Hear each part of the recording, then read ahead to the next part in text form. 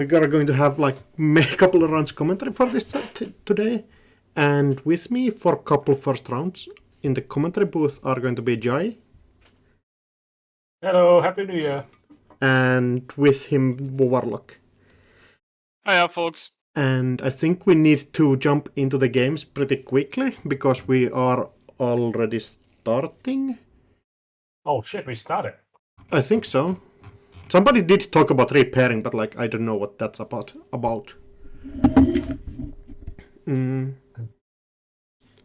There also, I think we talked about a couple of games that we might be want to see. Like Table 17 was a consideration. If either of you can jump in and ask if that's alright to be streamed. Just gotta find it. Absolutely, I'll jump in. Yeah. But yeah, just scanning. Looks like we have 165 players today by my count. That's a very respectable number. Of course, not quite the almost 200 of the last year's World Showdown, but you know, still amazing to see such a big number of people. Yeah, especially into this part of the metagame where it has gotten people know what decks to expect.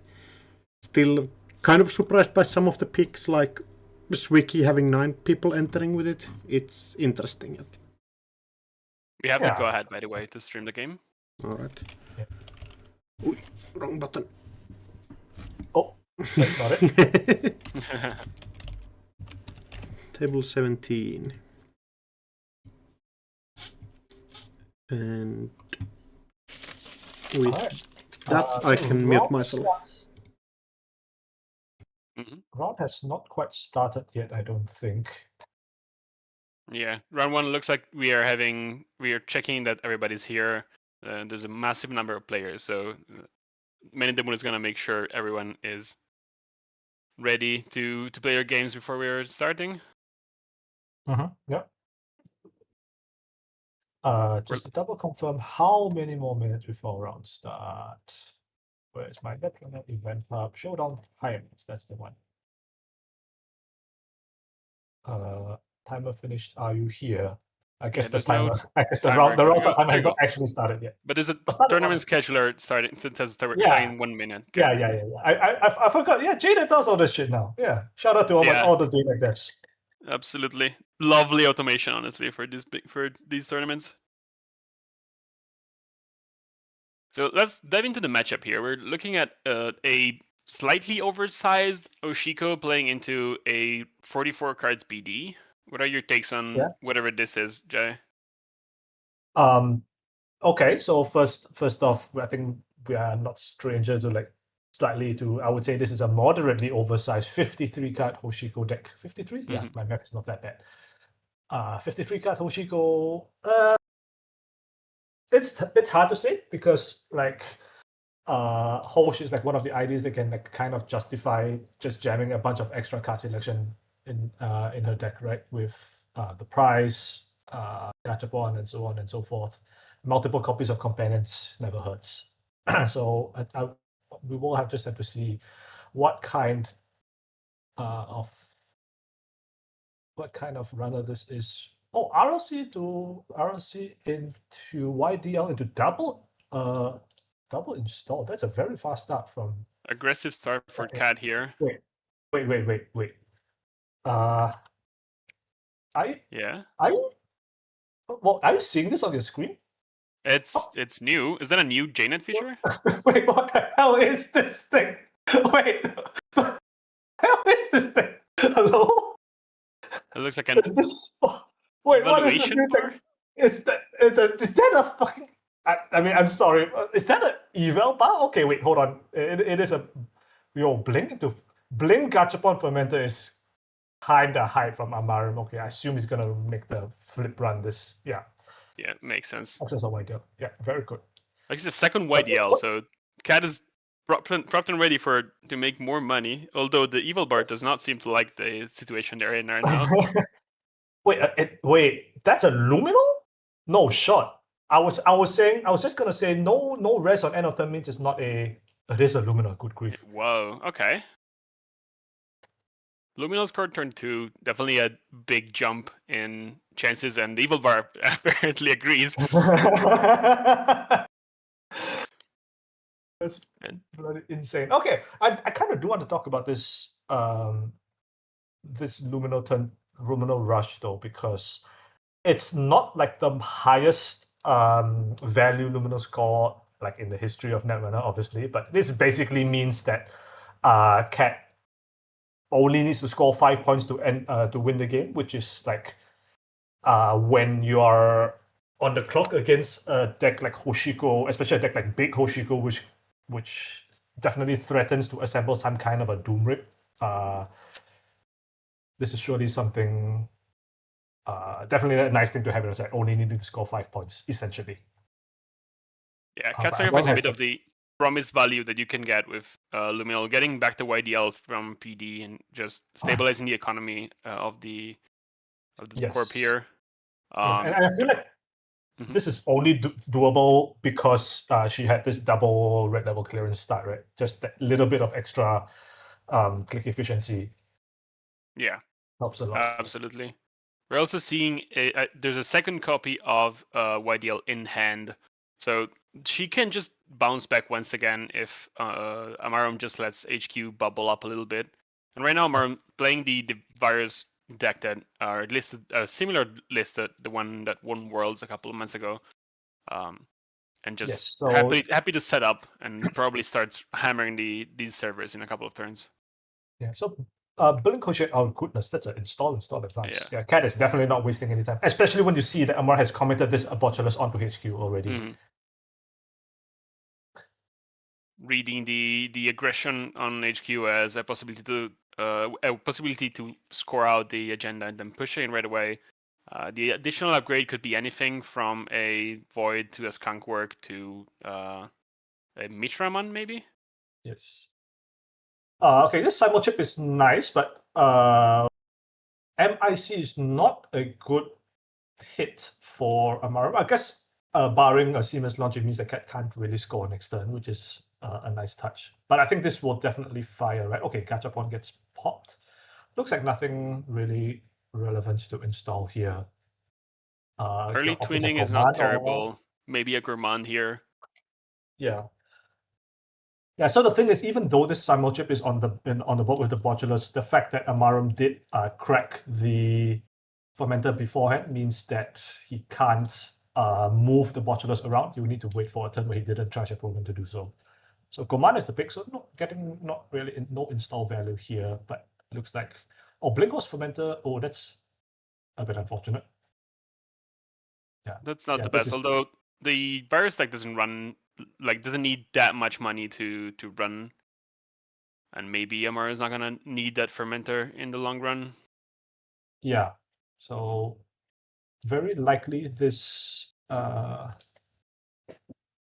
will simply fire, but we will need to see what Cat's next econ solution is. So worth noting. Okay, hold on. Maybe we spoke too soon. Wait, hold on. Where did that R3 come from? Was that in the They probably got trashed by the first price, turn 1, when we were still commenting about the new features. Yeah. Okay, so Amarum can get in. The problem, of course, is Cat can crack this Mick to force the run, and I don't think she really wants that though. And worth noting that Amarum can pay for Skunk Works if this is the risk. So very nice trick that Amarum has just pulled to... In addition to that, the Gourmand makes it so Amarum can just thresh something in Gourmand mode. So Cat decides to pop the ice, keep the server intact, ideally ice it up next turn or score the agenda. But sitting on 2 credits is a tough position. Yeah, I think your this turn has to be forced, right? You go click 1 draw, click 2 YDL, and click 3 ice something.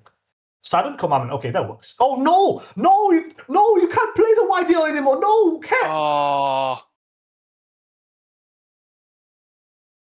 Eva has got negative. Wait, no, there's no way. What the hell is this? Eva, there's no way it goes negative. It's still turn 3, bro.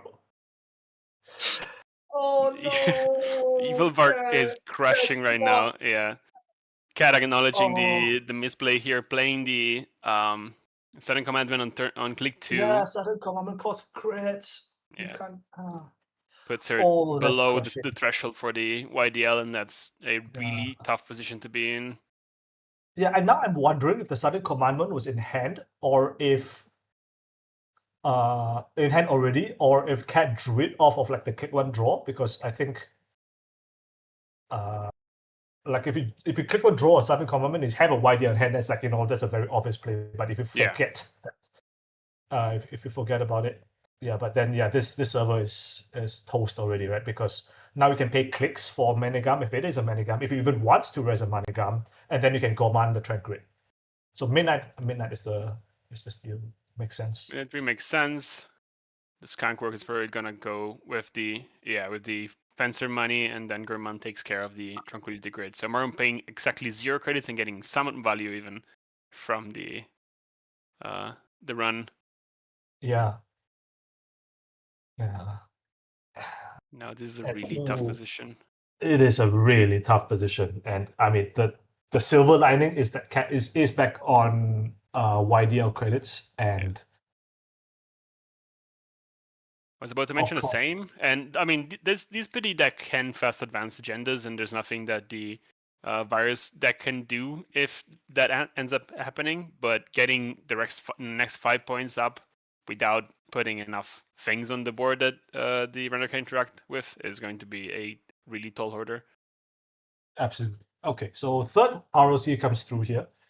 We're gonna cards and credits, and then YDL. So back up to a respectable credit total. The problem, of course, is that this ice on HQ, unless it's like exactly Fly Swatter or like Samak Samun or whatever, it's probably not resible at this stage. Yeah, interesting choice. Comes down, finds a bling. Yeah, especially by Cat to defend centrals here. I mean, it kind of tells me that she doesn't have anything to score right away, but it also doesn't improve her chances of scoring soon, which are going to be the way I think she gets out of this bind right now. So making a defensive play a bit like when kind of on the back foot already is. This is the very classic playing not to lose though. Right? Yeah. So I guess the silver lining is that it has induced the botulus install on R&D instead, which is fine if for Cat. Like, so this follow up play is probably like the intended result, right? If Amarum sees that, the second ice has been committed on centrals, let's just botulus it because since we're here anyway, because it's on the blink, right? And if Cat has just 2 more ice plus something to jam in another remote server, this is like still not great, but definitely making the best out of that situation. Yeah. Mario setting up again. The second symbol chip comes down, so more flexibility to deal with these eyes. And then with 1 click to spare, Mario challenges the remote and face plants into an Hagen. It's a reasonable card here. It's demands some commitment. Very cheap to res for the corp. Or Hagen. Yeah. So it looks like we will chip the botulus back onto this. So the ice on R&D has essentially traded for a simul chip just by installing it, which is like, I'll take it. Okay, and Spin Doctor is the res fop. Ashen Epilogue on the blend, by the way.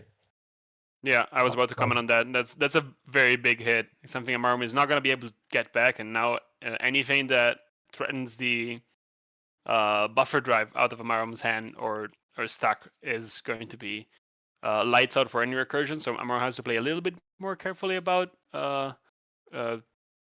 using maybe Lago triggers or stuff like that, because if the buffer drive goes, that's it for the recursion. There's definitely a finite amount of cards in the deck now. And very nice. So Cat has found a 5th ice, 6th ice, if you count the mic that got trashed, and has used it to overinstall the first botulus technically, seeing that 2 symbol chips have already hit the bin. So, of course, rezzing the ice is another question altogether. Like any ice, you will be hard pressed to find ice at this point that will face like an Audrey with 2 counters on it. But a start is a start, right? You got to start somewhere. Yeah. So twinning is the install and batch from Paladin. Okay. And running the remote again, we see this seamless launch in hand, so there is some threat. So Amarum is very wisely just checking, as you will. Commits Blink and a Cookbook to boost the Audrey strength, and then gets through. Finds a very important human resources, which you don't want to let Cat fire off. Yes. So I want to highlight is, out of the Spin Doctor shuffle that Cat got back a red level clearance, which is like one of the key pieces into installing a Wage Worker mid combo turn that this PD has. And that's like her way to get 3 points off of a 5/3 from hand. So that's something that it shows the reps on the PD list, and knowing that you needed that second or like the last red level clearance back in the deck to perform your more expensive combo lines. Absolutely. Yeah. And speaking of which, I want to say that this is really a lot of installed ice, or just ice in general, that we've seen out of this combo style Midnight 3 PD, right? Like we've seen 7 already. Okay, Drafter is the rest. Definitely nice small ice to have in this kind of deck, but of course, Audrey is not going to mind too much. 1 card and 1 counter. And here comes Thunderbolt. Really good ice for Cat. Very resistant to Botulus. And would give her money if Amarum decides to go through. Yes. Oh, looks like only 1 valid install on this Gachapon. Am I right? Just the Audrey. Yeah, which is not exactly what Amarum wants to install, I think, in this position. Yeah. We might just take the extra RFG. Yeah, you know what? You're right. I don't even know if Amarum wants to install this. This would be his last credit. And definitely, you can still like trash cards with Offensive out of hand. But if you don't find any cards, okay, does go for the Audrey install. This is gambling that there is something to trash with Offensive in HQ, because if not, you're just reduced to clicking for credits just to make sure that the fencer stays alive. Yeah, but luckily for Amarum, he has 2 counters on the twinning, so seeing 3 cards is a fairly decent chance that some of the hand has something trashable. We don't find anything that trashy, so you obviously find the Tattoo Bola in HQ right away. Yes. You know that's how it works with the card. The curse. Yeah, exactly. Yes. Mietia in chat saying his round ended in 2 minutes. That's sorry that happened, or I'm very happy for you. I'm not sure which. That's a good evaluation. Yes. Looks like the bar went a little bit up. We're looking at 25% for the quarter now. Yeah, I think that's about accurate. Like Amarum has kind of sort of steamed out, right? If there is, for example, as Mietia says, a purge, right, in the next 1 or 2 turns, and we don't find any way of like refreshing our Audrey counters if there's no commands. Speaking of which, there's only 1 command in the bin, so there is the option of. Although there's 1 removed from the game. Let's not forget. Oh, yeah, you're right. Yeah. Okay, RC for click. Okay, Cat is cooking, I think, but I don't know how much you can cook on this turn specifically. Very interesting. What is the play? No shot we can advance. Okay, we install it. Ooh, interesting. That's funky. Okay, so my read is that it's probably a Hagen or another drafter on R&D here. Yeah, I was expecting maybe the Tattoo Bola that we've bounced to HQ earlier. That's also valid. Yes. But okay, Stone Chip into Fermenter off of the Blink. So Blink has drawn maybe 3 or 4 cards this game, and discarded a couple more. So I think that's reasonable value so far. It doesn't look like Amarum needed extra MU anyway, which is the usual trade-off for playing Bling out, other than instead of Keiko, which is like the other popular honor console in these kind of lists. Yes, absolutely. And now we're sitting on a 5-counter Fencer who's slowly draining Amarum's credits, though. Yeah, and I mean, surely this Fencer has to like represent the return on investment sometime soon, right? Like earlier, it was quite good in getting rid of like the first remote server before the thing got exploded. But now it's gone all the way back up to 6 credits. Oh, that's a early pop. Okay, Simul chip is very critical.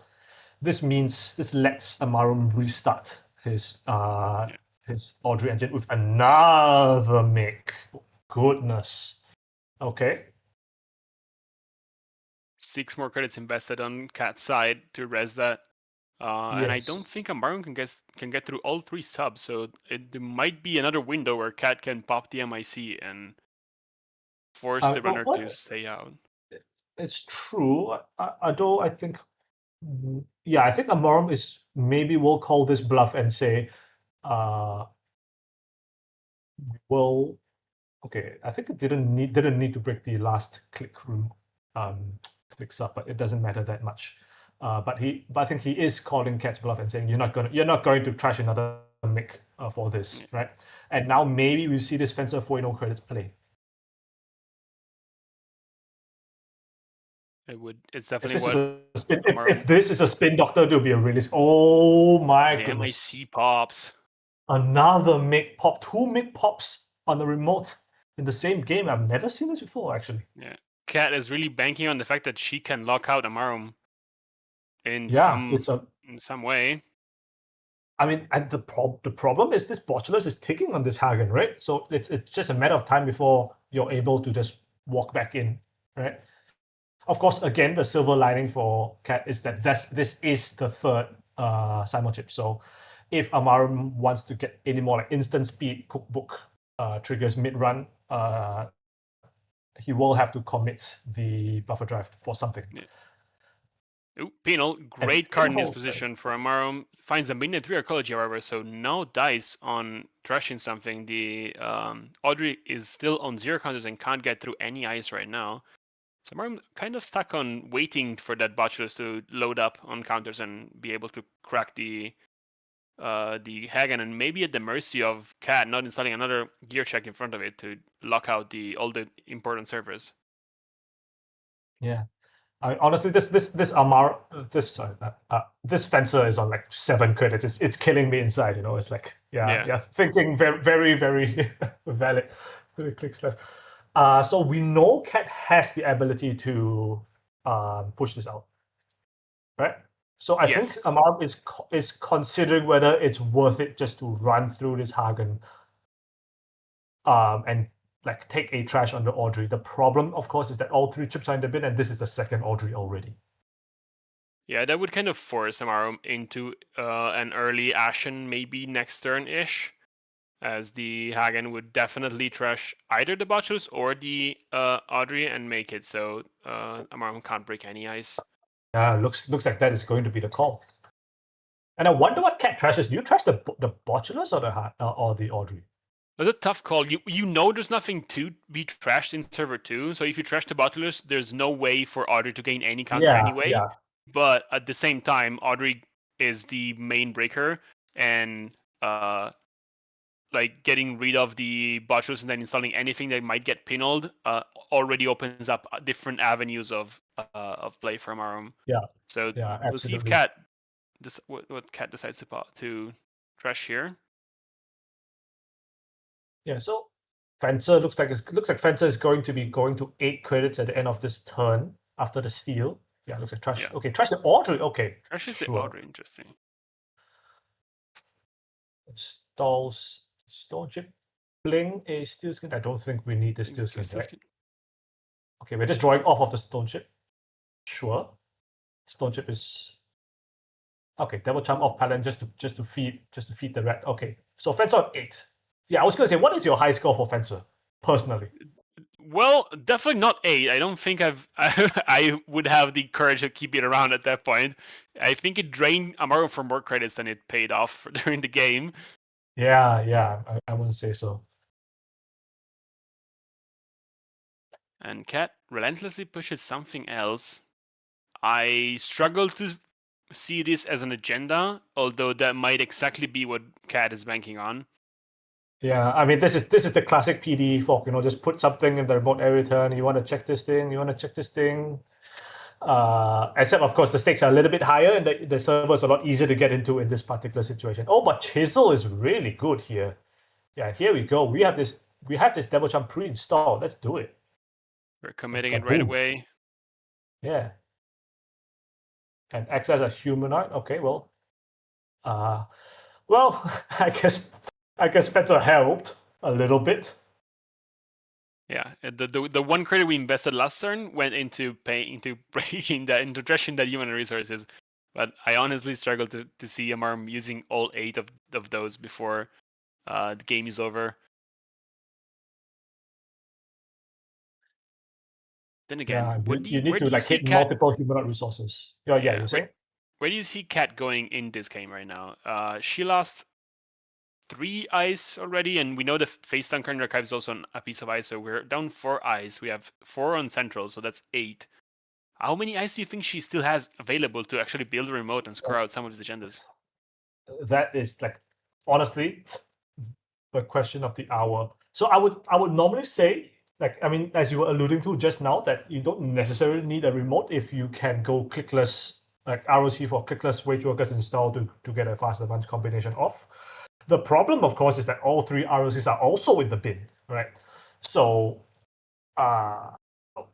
we have like 2 YDLs and a sudden commandment as well. We've seen 1 spin, so perhaps the play is just to like really just hunker down, fetch a spin, try and grab some RLCs back and set up a combo turn, because like in theory, if you go midnight and oh goodness, that's the 9th ice or something like that. Yeah. I want to mention, people might have missed it at home, but when Amarm trashed the defensive Fueno, the bar went in his favor, so looks like the engine with this move.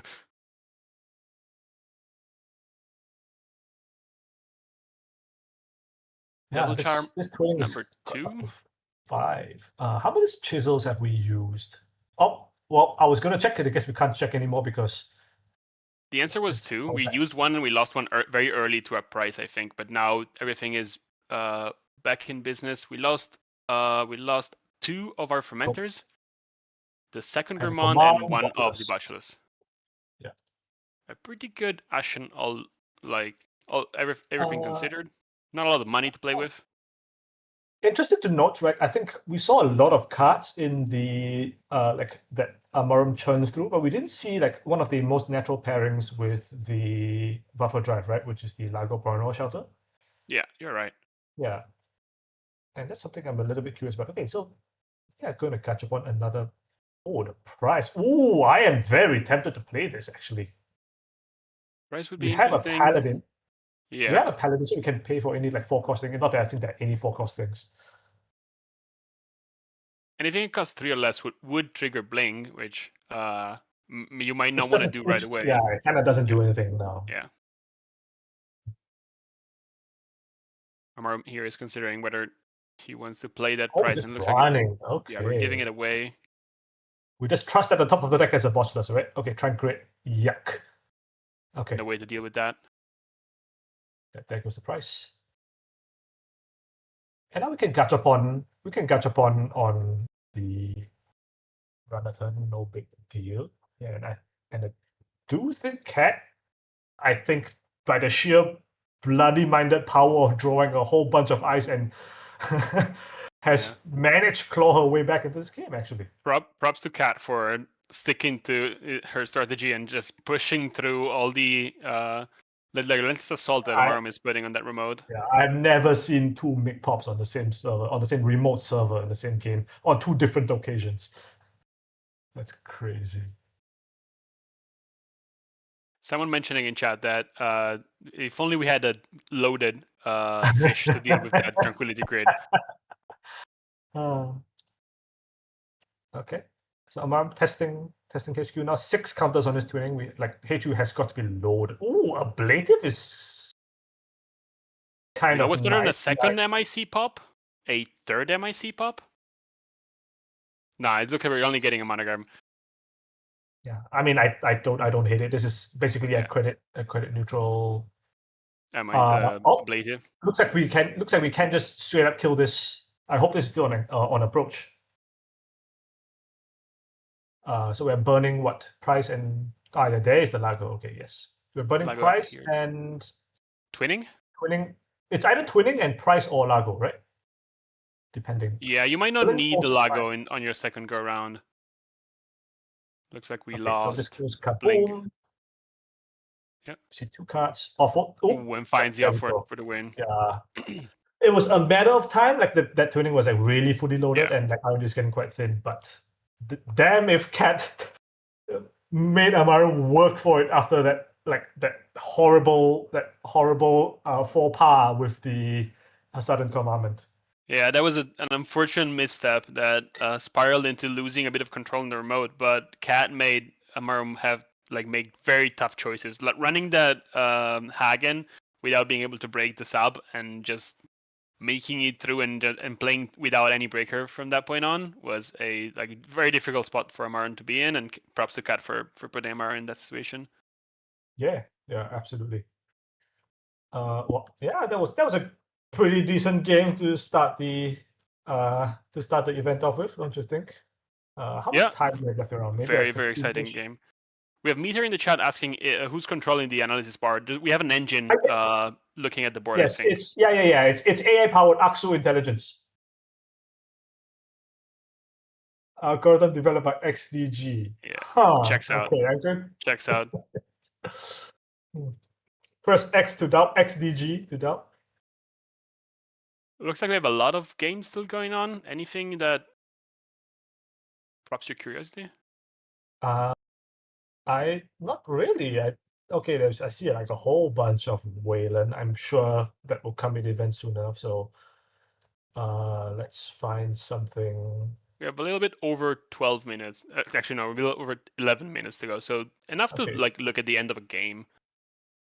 Yeah, I guess we should look at maybe some Restoring Humanity or LEO, right? Those are the most likely to be still ongoing. Still in the thick of or things. Maybe BTL. Good grief. I'm not looking for BTL. Actually, now that you say that. Okay, that's not actually that many BTL, right? There are a few.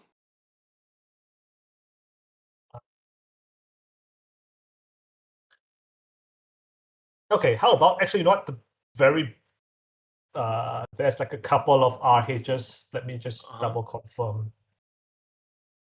We have table 33, table 74, I believe. They're mostly still here. Just let me jump in a moment.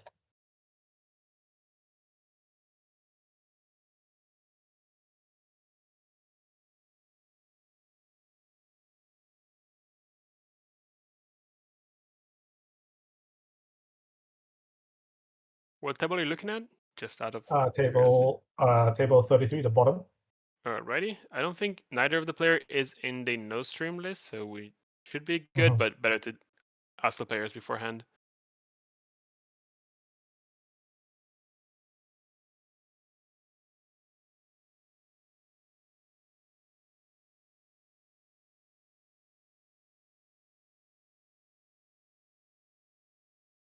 Baranvu says, surely we just find the Hyoubu game and watch that? A what game? Is there a Hyoubu game going on? All right. No, we're good to go for table 33. Good to go? Millie versus Trade-On. This looks like a very classic Jiteki RH versus Sable. Sable has the full rig setup. The problem, of course, with like a double chest V and all, the problem with it, as usual, is Shibboleth at threat 4, looking at your ye old classic 4-strength code gate like MIC on archives and going, wow, what the hell do I do about this? Yeah. That being said, I think Trade-On is in maybe not like the most comfortable position, but definitely sitting on 6 points and only needing like one good access to win the game. Double Chesve is great for trying to poke at the centrals, and having a loaded gun between Wake Implant and Twinning being able to access a lot of R&D cards. You just need to get through the upgrade at some point, which is not the easiest, but Yes. Okay. So how much is this? How many real credits is this to get through the Saisentan Emperor Assist? Tradon can spend 1, 2, 3, 4, 5, 4 real credits to get Wake Counter and a clickback. So that's like probably worth it if you think you can ever beat this R&D upgrade. yeah, that's the main. I wonder what the Evil Bar thinks about the position actually. It looks extremely runner favored. Okay, I was not expecting that. I guess Sitting 6 against 2 is probably what the Evil is taking into consideration. Yeah. Okay, so what I'm thinking is that there are 2 pinhole threading still in the game somewhere. We only see 1 in the heap. So I am thinking, okay, looks like Tradon is letting the draw sub fire. I think that's quite sensible given that we have twin encounters to spare. And the draw is not optional. Okay. The draw is not optional, but you can put the card back on R&D if you need to. So there's no reason for melee to just draw an agenda and just not hide it on R&D where it's safe right now. Yeah, absolutely. Yeah. So I was just thinking to complete my thought. There's only 1 pinhole out so far, which means that if necessary, Tradon will have the ability just grab enough credits and just pinhole archives, hit the R&D upgrade, and then run R&D and see like a gajillion cards of Twinning Wake, right? And this Wake has just been fully charged. Yeah, there's also a chance that the fact that the corp is only on 2 cards in hand, so even if that was a void, Tradon could kind of overload it by just running it a couple of times, assuming you have enough money to get through the Boto a few times. Yes. Okay, we see a send a message, Scott, so we will get a res and then a Hermes bounce. I don't think the Hermes bounce matters that much on this board, though. Now I guess you can force you can probably force the R&D Ice reinstall. That would be the most expensive way to push. The one thing that it does for Tradon is that melee can't safely push another agenda in server 2, which is something that RH would love to do here. Winslam the next 4-2 and then score it next turn. So close up the clock by 1 turn. But instead the corp is forced to play defensively, reinstall the upgrade on R&D, make sure the R&D is a little bit safer. And right now Tradon's sitting on 14 credits. We'll have to see if that's enough to get through R&D a couple of times or not. Yeah, and so I'm looking at this propel negation that's been scored, and of course the counter has been used. We can see that, but I'm wondering about the agenda spread in this list because I believe, unless my count is wrong, this is a 49 card RH list. Right, so very similar to the RH list that a couple of us brought from Tiebreakers brought to Worlds, but I'm not sure if it's just a single propel negation and a bunch of 5/3s, or if there's more to it than that, because there is never advanced potential, right? Yes, I think it's probably closer to triple prepare negation, 1 off-world office, and then the 3 send a message and a single Fuji that would get you to 20. With this off-run is just, it's a little annoying, but without any prepare negation to abuse the slowdown effect, and there's a big problem here actually, because if you if you use the half rune, right, and say Kurapura can't break or something, right, you don't have cards to use for this void that allegedly is on this R&D upgrade. Hafren ends up blanking the boomerang, and the other annoying thing about this position is that Hafren is a buyer, and you can just kind of farm it with Kurapura. So Tradon will eventually get through a bottle for very cheap because of the Hafren run res. Wait, hold on. We broke a Shibboleth instead of how much is it compared? It's the same price. It's the same price, isn't it? It definitely is. People forget about Hafren having double type sometimes. Yeah, I think Tradon missed the trick actually. Okay, so there goes. Okay, so this is your one and only void fire. Now Tradon probably wants to run this back, right? Almost certainly. How much is it going to cost? 2 cards, and no, wait, it costs you 0 cards because melee can't pay for can't pay the Can't pay Bodo for the ETR Bodo. side. Correct. Yeah. So you can just run this back, and like I don't think there's any punish whatsoever unless you are expecting multiple bites in R&D. And that's what's happened. Treadum pulls the trigger on the last click, runs the half run. We'll see what he ends up breaking with the boomerang on Boto, but it looks like we have enough money to get in. 1 second, using Shiba to break, unfortunately. I think Treadum missed the fact that. Yeah, I definitely missed the fact that half run is a barrier, but I don't think it might not matter here. So boomerang is breaking this for breaks the damage. Yep, okay. Can't pay for ETR. One downside of Boto. Boom. And yeah, we will see six cards. Jeez, that's like a lot. That's a lot of cards. That is over 30% of the deck right now, and Jordan just needs to find any point, any agenda will do. Yeah. And yep, there we go. And it is a proper negation. All right, GG. Whew. Yeah, that will do it. Just one agenda though. The density is low enough that if Jordan had missed that single proper negation, the game was going much longer and probably not in the runner's favor at this point. Yeah, the game is going to drag out if like a 6-card deck whiffs and there's no way to shuffle. Not that the cop would want to shuffle. You are just stuck there clicking for credits, right? And it's just miserable for both players. Yeah, absolutely. Yeah. So yeah, that's the second runner win in round 1. All right. And looks like I feel like we don't have that much time left in a round, right? It looks like we have just a couple of minutes, so yeah, probably not worth to jump into another game. We only have 8 more games going on. Yeah, I guess we can look at some stats. That'd be good. Yeah. Have you seen the ID distribution? ID distribution. That's gonna be fun. Let's take a look. Flashbang. Apologies. Ow. Okay. I guess we can talk about runner first because there are some outliers.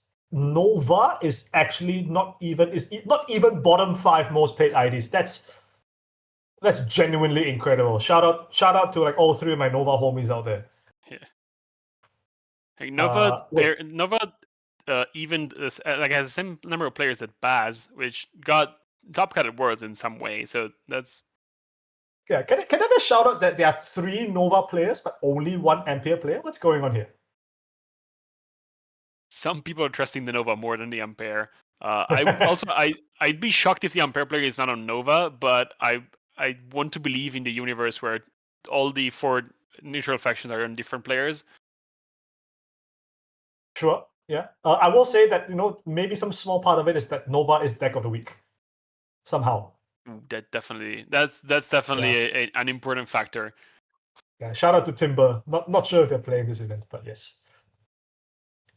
But yeah, other than that, 3 main runner factions. I think roughly, I think a very reasonable split between these. This is about what I would expect, right? Yeah. Hosh back on top where she belongs, but Sable led mostly in hot pursuit, as it were. Was it still sticking around, even though the most recent standard ban list got rid of Matryoshka, which was probably the main way Muzi had played during the Continental season and at Worlds. So interesting to see if and how the players adapted their decks and what ended up what the current Muzi deck ends up looking. Yeah. People calling out 10 Seps in the chat. Yeah. So Sebastian squeaking in at the bottom of the top 5 runners. I think well deserved, I would say. I think it's established himself as a very, very strong archetype. A bit of a weird matchup spread. But given that only 11 people, 6.6% of the field is on Leo. Okay, I guess if we want to lump like multiple Glacier decks in the same category, it's like maybe like 15% of the field is Glacier. Yeah. But other than that, I think Leo is a lot harder than RH or yes, BTL. I think for Seb, who can kind of get through some of the ice. But between Boomy and the 4 CTR, it's a lot harder for Sebastian to do that against Elio. I want to shout out the one Rio player because that's what I would have played had I played myself in the event. So I'm happy someone is still carrying the torch. That's pretty high. Okay, would you have called Precision Design being the third most played co-op ID? Because I think everybody could have guessed that AuCo and Op would be the top two, but I'm not sure that PD would have been my pick for third most played. I thought it would have been not Elio. on my list. I would have expected Elio to be a lot higher than PD. Yes. But I think there's like a couple of different PD builds floating around, and that might be the reason why we have so many today. Like I don't expect them to be all this kind of the Foot Gun Frenzy build that we've seen played in round one. I think some of them might end up being more of a reg PD style build. Sure. If that makes sense. Seamless off-world office, etc. Yeah. And we have Epiphany still there kicking. Yeah, I think like 5% Epiphany is about what I would expect from a deck like that. It did, yes, of course, win worlds, but it is NBN assets, especially like modern NBN assets, that it being so micro-intensive with all the federals and the balance coverages and all, not a clean experience to play, especially in the online format. So yeah, I think 5% also is about not as favored maybe into a field that has more Shiko than Sable, so probably a valuable consideration for people who decided to bring it. Like, probably some people decided to drop the deck because of how the meta ended up shaping up. Sure. Yeah. Yeah, a whole bunch of like Wayland IDs bringing it up. Do we have round 2 pairings?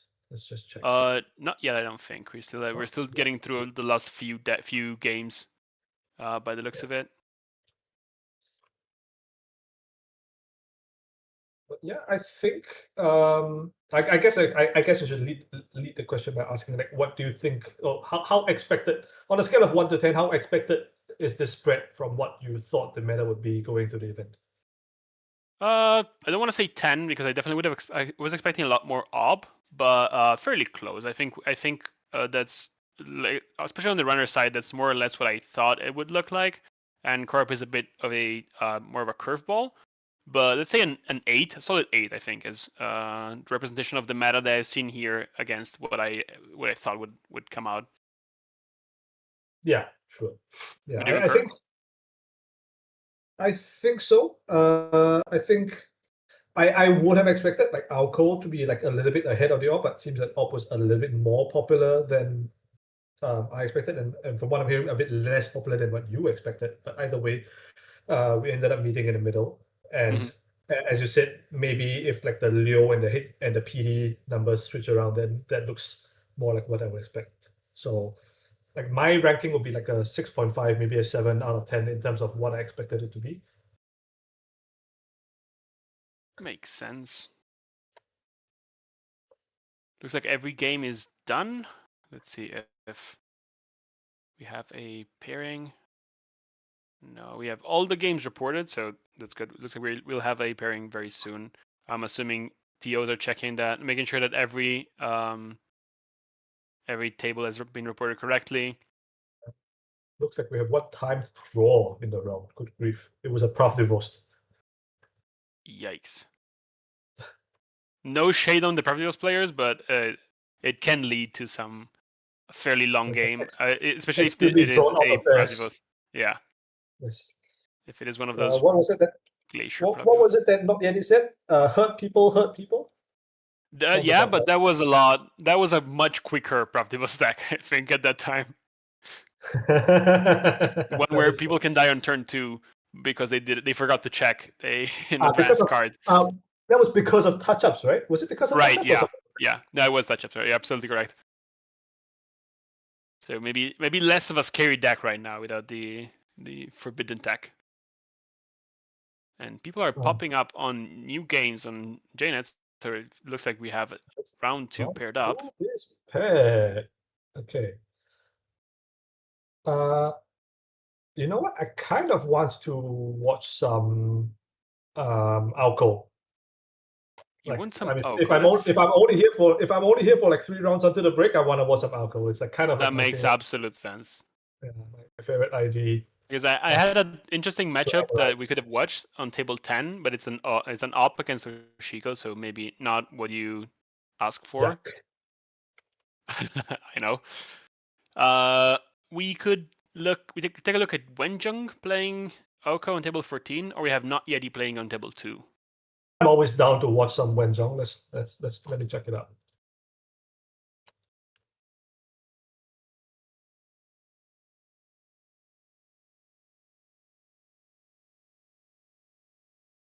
So we're still waiting for the opponent, so maybe give them a little, just a quick second. Wenjung has registered as Wenjung 26. RIP Wenjung 25 and prior, I suppose. Yeah. Wenjung is telling us that he's not playing A-Shock. We know definitely. That's exactly why we we jumped into the lobby, I feel like. Although it is strange when your heroes drop their favorite deck, you know something is up. Wait.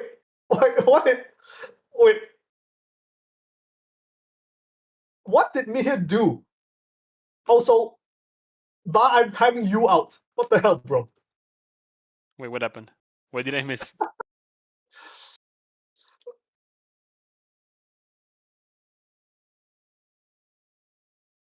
I will never know. Yes, mod powers. Yes. Are we getting some mod abuse here? Yes, we're absolutely getting some mod abuse in the chat. Wonderful. Not by me though. Mine was a completely fair and justified timeout.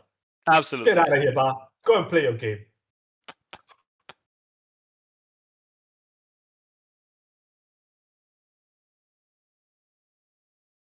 Speaking of play a game, we are still waiting on Wenjung's opponent, so don't worry about it. Please hold. We're still waiting on the round to start. Don't worry about it. Now.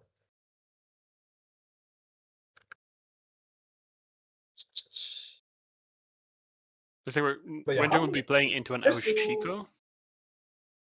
Yes. Yeah. What was I going to say? Oh yes. So just to shall we recap the tournament format since you're still waiting? How many rounds of single-sided Swiss are we expecting today? That is a great question that I don't have an answer to.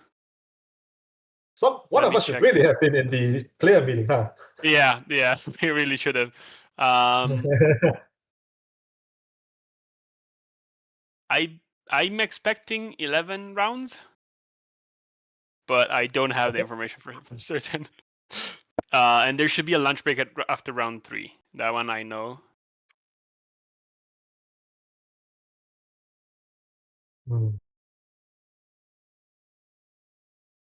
Looks like we're still waiting on the opponent, on Wenjung's opponent here on the table. For anyone still watching.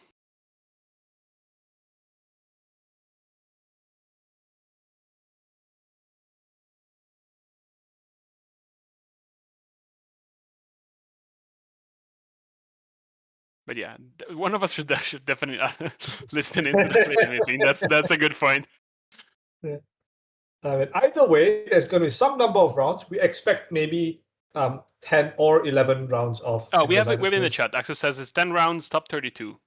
Top 10 rounds, top 32. Top 32 is joking? Massive. The hell!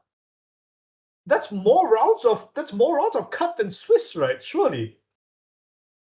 It's getting close. If you lose round 1 and go all the way to the finals, that's definitely like the same amount of games you played there the day before. Like, by God.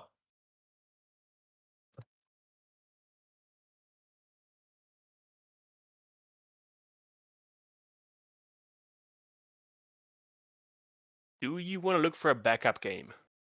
Yes, I was going to mention that actually. Let me double check.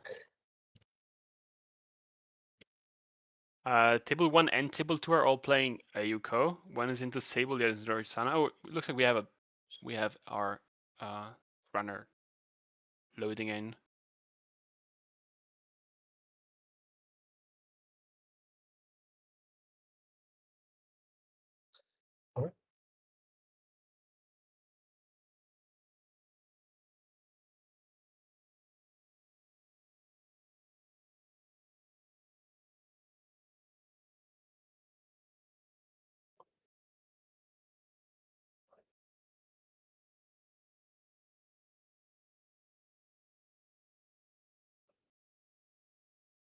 That is saying in chat that it looks like top 232 is just a scheme for people to ruin their Sundays. I mean, that's very valid.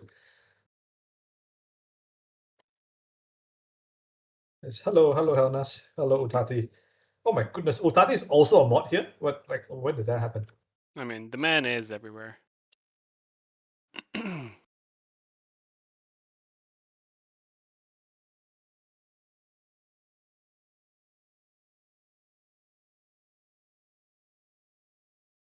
Thank you for checking in again. All right, we have the go ahead from both players. Sorry for the delay, folks. Yeah. You didn't miss a lot. We have Wenjung playing AuCo against Tratsnik, I want to say. On the Yoshiko, 45 cards against 49 for the Corp, and we went for a double install into an ice on server 1 without rezzing anything. So no FUT. Yeah, no FUT right away. So I would say this is like the second best opening that you can have as AuCo when you're not facing criminal, right?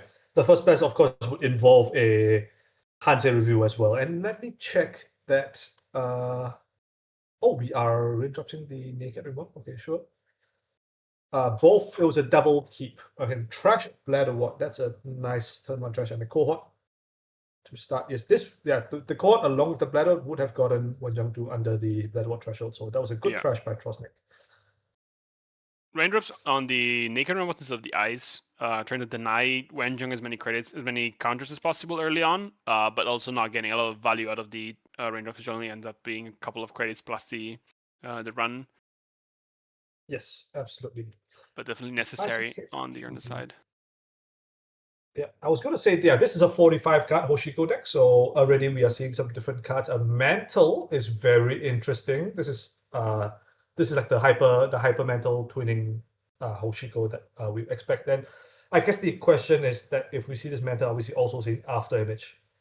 There is a Trickster Taka, so the odds are low but not zero. Yeah, Trickster Taka it feels like it fits into any of these regular Hoshiko builds. Mental a lot less, so yeah, I would expect some kind of stealth payoff, and since we don't have Vantage Point yet operating on this in this tournament, we don't have any of the new fancy cards that we got spoiled at Worlds earlier. Yeah, shout out to Vantage. Speaking of spoilers, I mean, I hope everyone in chat has already seen the Vantage Point scoop that got scooped earlier this week by the Now Signal Games website. What was it called? Underdome Irregulars, I think it is. Irregulars, right? Oh, okay, there we go. Oh, we remove the pinhole from the game, and then we just straight up have the second pinhole. That is an excellent rebuttal. A naked. That's cheeky. That is naughty by Wenjung. The naked cohort. Of course, this is like a fine play because you don't expect Hoshiko to check the board on the flip back turn. Of course, you expect a pinhole to come out if there's a pinhole, but I think Wenjung will have to find an ice here to protect this second cohort investment. Paddock Cash from Archives, excellent. And we do have the third ice. Yeah, instantly ice protecting the court, installing something in server 1, installing something new again. Installs. Yeah. And we'll see if Tratsnik decides to flip back, take a turn off, and let the court fire again, or if they have some way of contesting it. Yeah, I feel like the answer might be yes. Yeah, look at it. Yeah, I mean, well, I don't know if I've ever told you this, but did you know I heckin' love installing SS behind ice. It's like my favorite thing to do in that manner. It feels like it has been your legacy for a while, and I definitely agree with the fact that it's a pretty good feel. Yeah. Although Wenjung didn't res anything, so it isn't an asset that generates any value. It might be something completely different. Yeah, what is this server one? I mean, it still could be an agenda, right? Like a longevity serum that's slow cooking. No real need to score this sooner rather than later if Trosnik is not representing any remote pressure. With the Spin Doctor on the board, I was expecting maybe even a Genesis, but Wenjung is just firing the AuCo, so it's not that. or at least we're not scoring it right away. Yeah, it can't be a sting because that gets you disqualified. But we are just and continuing to install new cards. Maybe it also this could is not just be. like a see how they run. Ooh, Like, we that's a don't know. good shout actually. Yeah, I mean, we see this bladder ward, so there's an option of it being the look, more assets behind ice. Okay, ice on archives as well. And here's the fun. When Okay, FUD very gets good. rezzed. The board is slowly getting out of hand here. Jurassic needs to find breakers and some money to deal with this. Did you? Yeah, side hustle is nice, but of course you can't install it. A buzzsaw is the install of the gadget. This is install and pop gadget. So this is not like a Copton Yeah, paladin so or we wouldn't whatsoever. get any extra value from installing the fencer right now. We are going to Yeah. remove the extra gachapon and the side hustle right now, and That feels bad it's- removing side hustle yeah. against AuCo. It's not great, but if it hits the board too late, it's not gonna be. It's not gonna become enough money anyway. And shuffling back in is not exactly where you want to be. Yeah. Okay. Okay, something is going on with the eval bar. I'm not sure what. I'm not sure why it's so called favored, especially when the third pinhole has just hit the tower. Yeah, there we go. Okay. Goodness, it's going down real far. What the hell? It is. Our engine is still taking a little bit of time Yeah. calibrating in this game. Yes, yeah. We're still using what's the word they use? Training data. This entire Yes. tournament is whoa. So Dresden played their Okay. third panel, getting rid of the FUT, and instantly steals 2 agenda from the twinning, Yeah. getting rid of the Regenesis and hybrid release. So we're kind of getting a bit Is of this a sneak peek into Wenjung's agenda suite. Yeah, is this game scripted? What the hell? That turn could not have gone better for trusting if it tried. Like, it's credit perfect even. Yeah. Although sitting on 0 credit is not great, but Oshiko will not lose you any credits next turn. Oh, ooh, okay, that was just a hybrid release cooking. That's cool. Ice of Installing an Archives. ice on R&D. Nothing, no assets to be installed. So Wenjung here is sitting on. Oh, never mind. I was about to say Wenjung sitting on empty remotes, but that's not the case. The first advancement came from a court guidance program, and now we have enough clicks. Wenjung has enough click to install 2 new cards. We'll see if any of those are agendas and or assets. Okay, it's a little bit of a shame. So we have this mantle and the twinning, but we don't have any breakers that boost for only 1 credit. I believe in this rig it's only Buzzsaw. It's only Rising Tide so far that we've seen. So we couldn't actually get the often trigger. But cohort, trash, double advance, and ooh, very nice. Very and another hybrid. That agenda just popping up all over the place. And this triple hybrid release makes me think it's not actually as the see how to run kill deck, but I mean, who knows what modern AuCo agenda suites look like, right? I was about to comment the exact same thing, actually. It looks more like a very aggressive scoring deck going forward and like pushing points as much as possible, although we haven't seen any influence, which is kind of weird. It might be sitting into ice since we haven't seen any ice rezzed, but it doesn't look to be in assets or in operations right now. Yeah. So worth noting actually that when Jong used powers to install the FUT back in a new remote, and here comes the Maximum. Probably say not to res it. Yeah, exactly. Decides not to res the FUT. Is it in under server 1? Do we know? No, server 1 was the hybrid release. Server 8 is FUT. Oh, and FUT now gets rest. Okay. Forcing a jack out. Okay, I suspect that Wenjung maybe jumped the gun a little bit on that one. I think you're supposed to wait for the runner to commit to access. That might have been on Wenjung a little bit. That's a little bit of a miscue. But okay, I don't think Wenjung is particularly sad about the situation. It looks like there's an agenda in server 1, and we've Wage Worker. We're going to score it right away. Okay, well, yeah, I think Trostnik is a little bit kicking himself that he didn't. That they didn't. The powers that be is triggering for the third time this game. How many triggers do you feel like is a great powers that be? I know you're a fan of the card. I mean, I think 1 powers that be one powers trigger is enough to like justify the inclusion in the deck, but two is like where you start popping off, right? Especially when they're in combination with cards like Hybrid Release. Like that's when it really starts cooking. A Bladderwort into the root. Okay, I see it. You're only on 3 credits. Yeah, Wenjung has to kind of set up some semblance of economy while installing all these cards. I think we've got a Bladderwort, we've got another install, we have a couple of shuffles to get the AuCo counter again. So R&D back at I want to say healthy 20 cards. It's turn 8, by the way. Just AuCo. Here comes the Rising Tide. So now we can get our twinning engine really churning with this mantle. It is a bit of a scary situation, although we're sitting on 0 MU and we can't deal with any sentry. So running against AuCo is always a little bit scary when you have to deal with so face down stuff ice. Like Anemone, Woolpecker, very big punch here. 1 Steel Skin's been used already.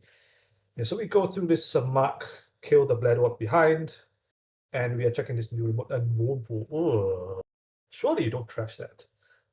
Oh, you do trash that. Okay, goodness. I think you kind of have to. The Moonpool could translate into a Regenesis Fast Advance if enough agendas are in archives, and that would seal the game for Wenjung. So I think Dredging has to take the aggressive line here, spend the cash, and make sure the board doesn't allow Wenjung to score out.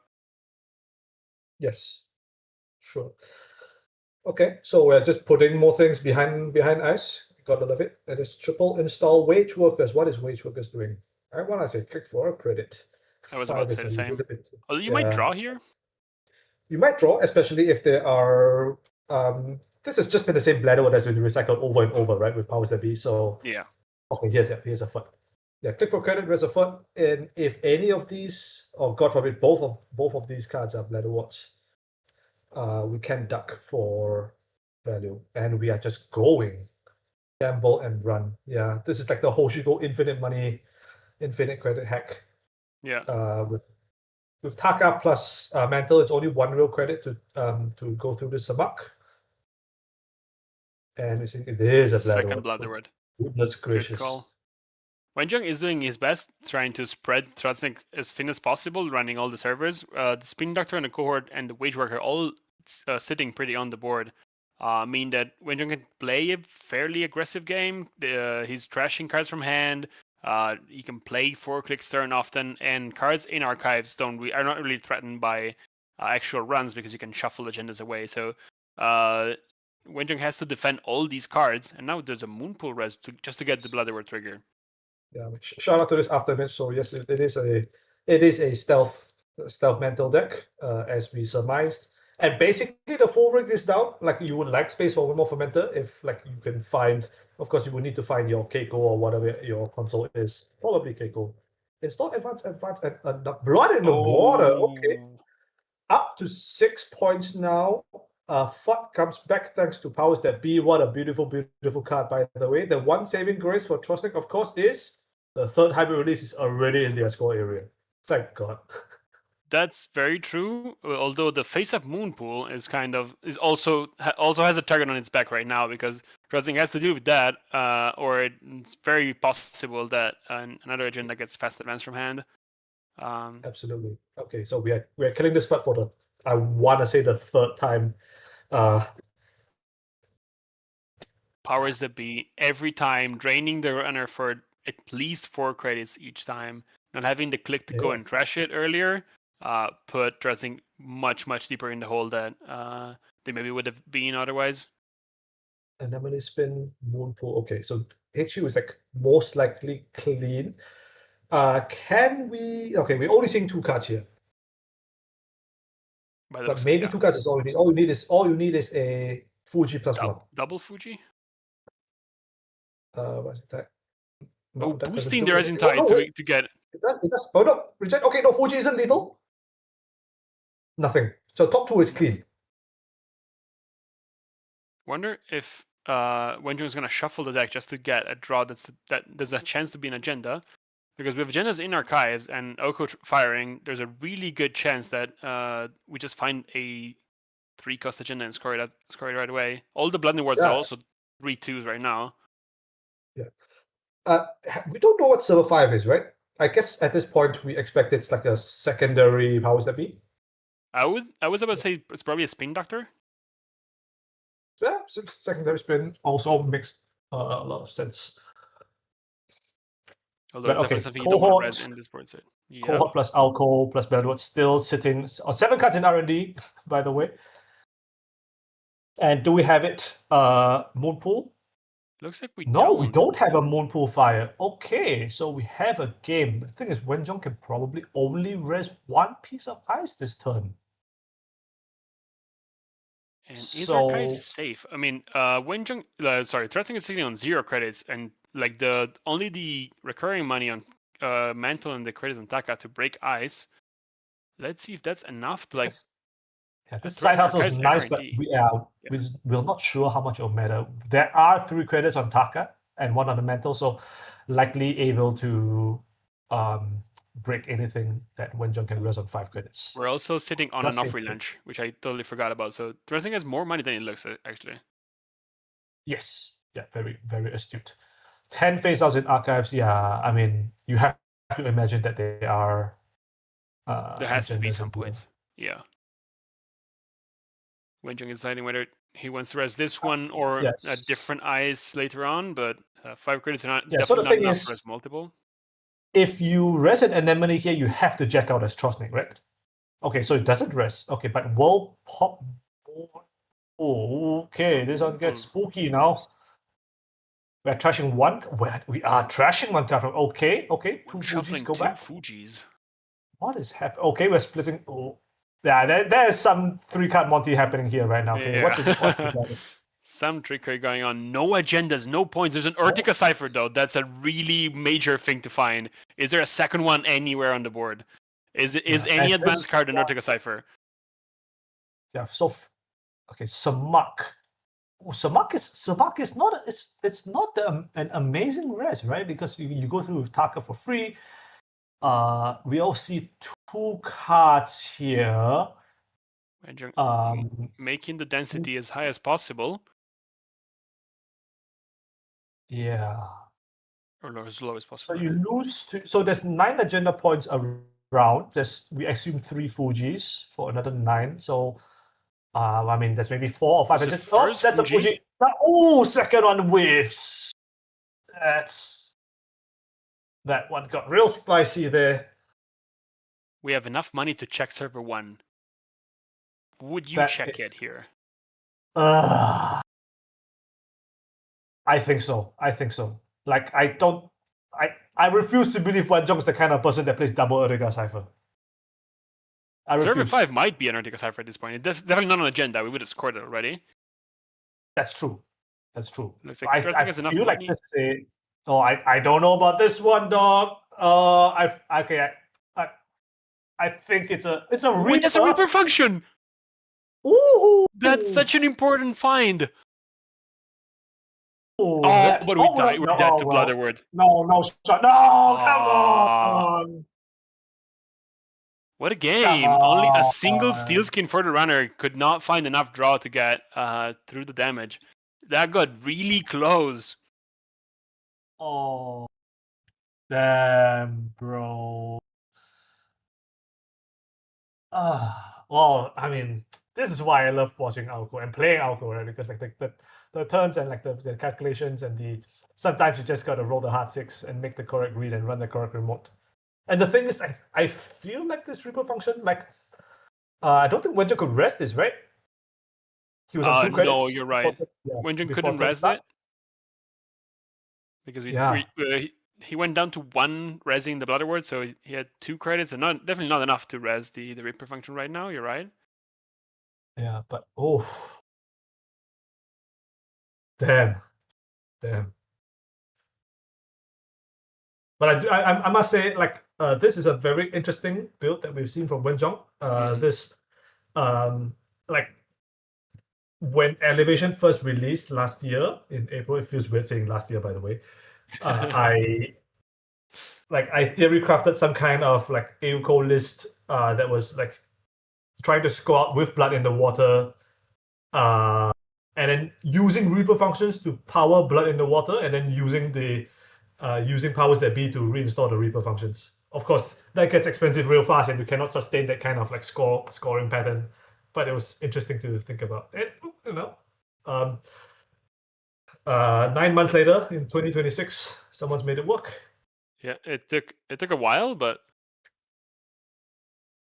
we got somewhere with that idea as well. Anything that speaks to you out of the matchups you're seeing? That's an excellent question.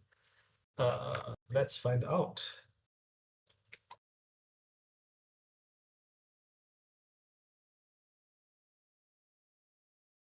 I'm keeping an eye if I see the Hyoubu matchup still going. Doesn't look Hyoubu. like it.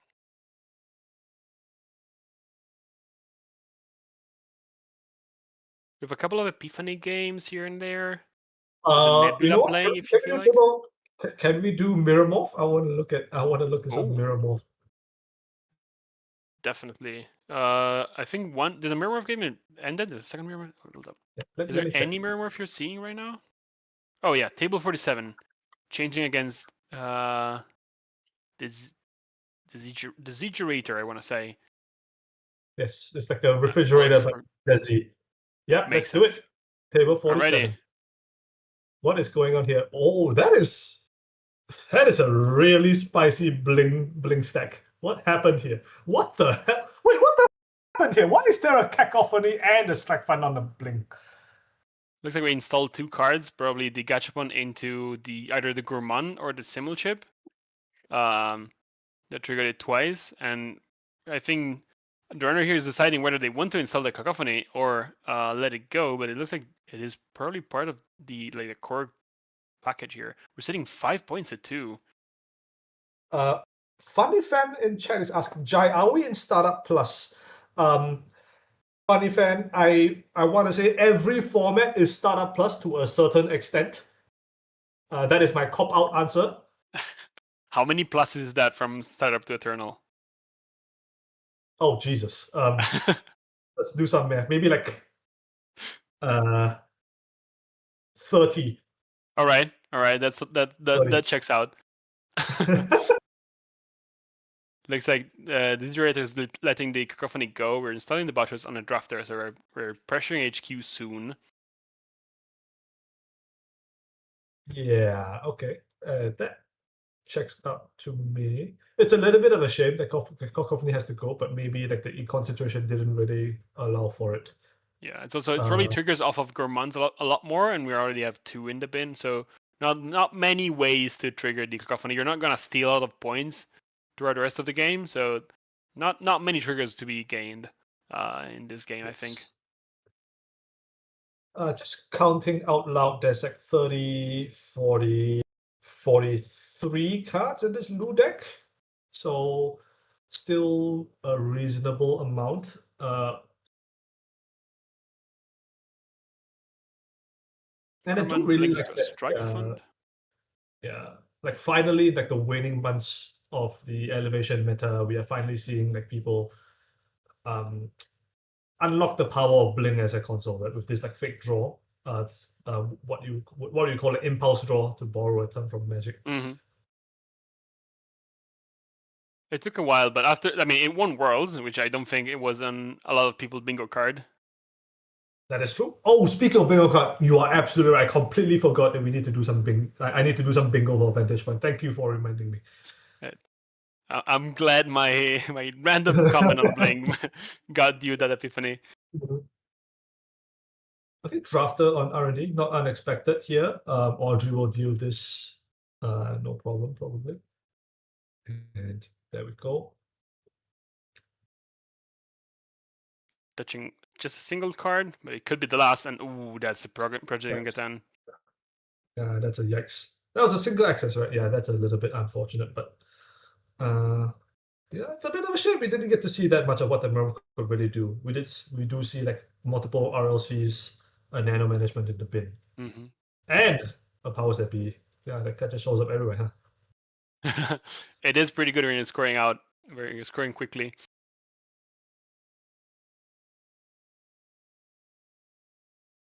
that does it for, I think, the only mirror morph left during the round. So unfortunately, we have to change ID It's in the at chat. least. Let's see.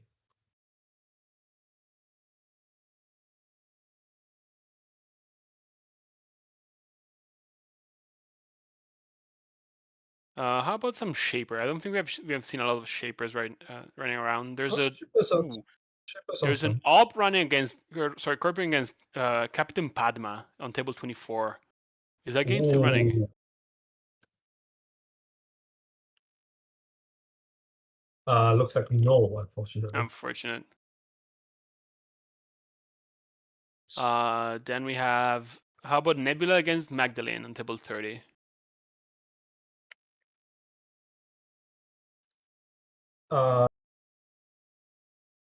Yeah, let me jump in real quick. Okay, what is up with? Okay, yeah. Give me 1 second. Yep. JNet is lagging.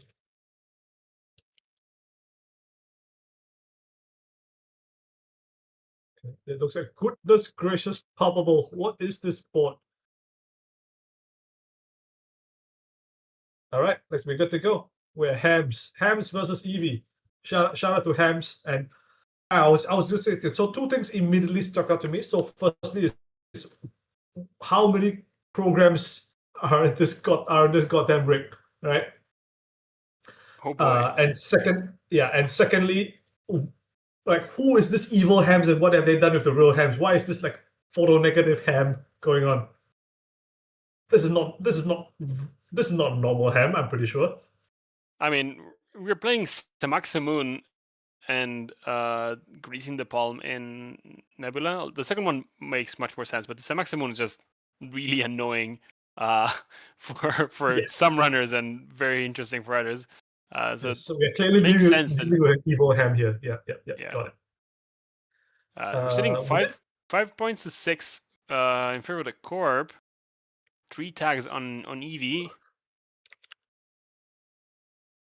And a fairly tough road ahead. The remastered, the one counter remastered means that Hams can score any 3-2s, and I think there's at least a couple still left in the surely deck. there's, yeah, exactly.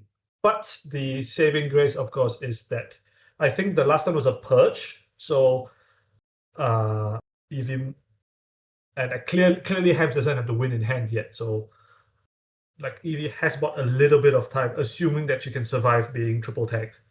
Mm-hmm. Oh, looks like we're just sending it. Knick-knack Principia, okay, that's good value. Going tag me, I think.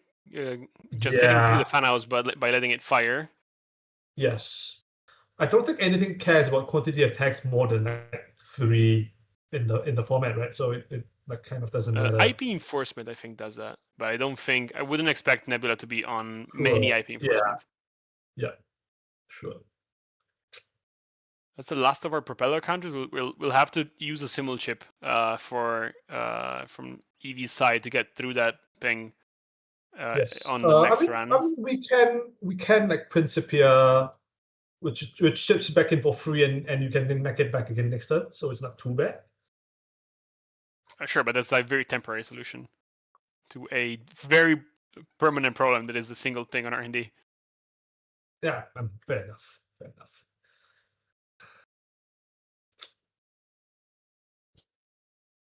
Magdalene, 3 cards left in the deck, 6 in hand, so just enough to install with Maggie.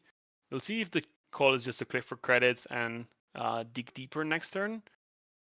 Yeah, this is very interesting actually, because like I'm seeing a lot of we are looking at this funhouse on R&D, of course, and I'm looking at what is the tag punishment in the deck, and of course we see Shimmer from Blood Disperse, which is a staple among like scoring NBN with like taggy NBN. With a sudden commandment, with the business as usual that we've noted already, planogram is reasonable. Like tag punishment is maybe like wrong to say, but definitely it does something. And yeah, here comes the Rising Tide. That's a permanent solution. Now we can sell whatever propeller we want. And we are going there's a on major tag punishment card on the board right now, which is Greasing the Palm. Just a really good way to get agendas out of hand if the runner decides to float a tag. Yes, absolutely. Okay, so Principia is the install, down to 5 cards. So we can die to any kill combo, but I don't. With this influence spread, I don't expect any damage to come out of this Nebula build. Exactly. And Hams Okay, here is so looking Hams- for the agendas to win. I couldn't tell you how deep the last Conduit run was, the one before the purge. Yeah, so I want to check. There were three conduit runs before the purge. Okay. Of course, not sure how many cards were in between those before the purge actually happened. So petty cash hedge, and looks like we are over installing on R&D. That's very reasonable. Hams is Just satisfied thinking with about- the agendas, with the amount of tags that he got with the Funhouse, and just put in more eyes, something that EV probably has to pay through to get into R&D. Yeah. The thing is, of course, with this Principia and of course the Samuel chip, that we are looking at a good amount of sustain. So like whatever this R&D ice is, it better be like quite good. That's quite good. Yeah, that's a decent one. Yeah, no complaints here. Although we are facing against a 5-strength Rising Tide, so it's not as good as against most runners. Yes, it is worth like it's a 4 credit tax. If not, you put more pings behind it or whatsoever. So the Principia gets through it once. I should say Knick-Knack hitting Principia gets through it once. Mm-hmm. So he needs to survive this run and manages to do it. Got spicy there for a sec. Yeah. Simon feels chip like Principia, most likely, unless his coalescence worth more money. Yes, sense. it is. Yeah. Yes, Just so a couple more coalescence credits. it does let you run again. Yes, this is credit perfect to run again. Mm-hmm. One more access. EV digging as deep as possible to find the last points. Yes, so there were no treasures. So this is like only seeing one additional card. Maybe this card is worth the. It's not. Oh, it's so close. Rough. And now we don't have a lot of credits around that. I'm so very afraid. Yeah, Hans. Same, bruh. Same. That checks out. Yeah, Evelbar, I think also favoring the cop, but I mean, who knows how long this can last? Like the thing is, at the end of the day, Hans is still R&D locked until he can actually play this. Okay, here comes the purge, and I think with this, Hams is good to go with like next thing, finally clicking this next big thing counter and breaking R&D lock. I was about to comment on that. If next big thing finds Hams the point, we just have to remember to use the petty cash before. So we have enough clicks to score practically anything. Remastered Edition will give us the extra advancement. We're digging for the third embedded reporting. Hold on. Game Dragon Rising Tide. This is a big ass. This is a big ass tide, y'all. It's still a few more credits than EV has, but you can click through some of the brand. Yes. So you definitely can get in at least one more time because of Knick-Knack. So you can Knick-Knack the buzzsaw, let's say, right? Mm-hmm.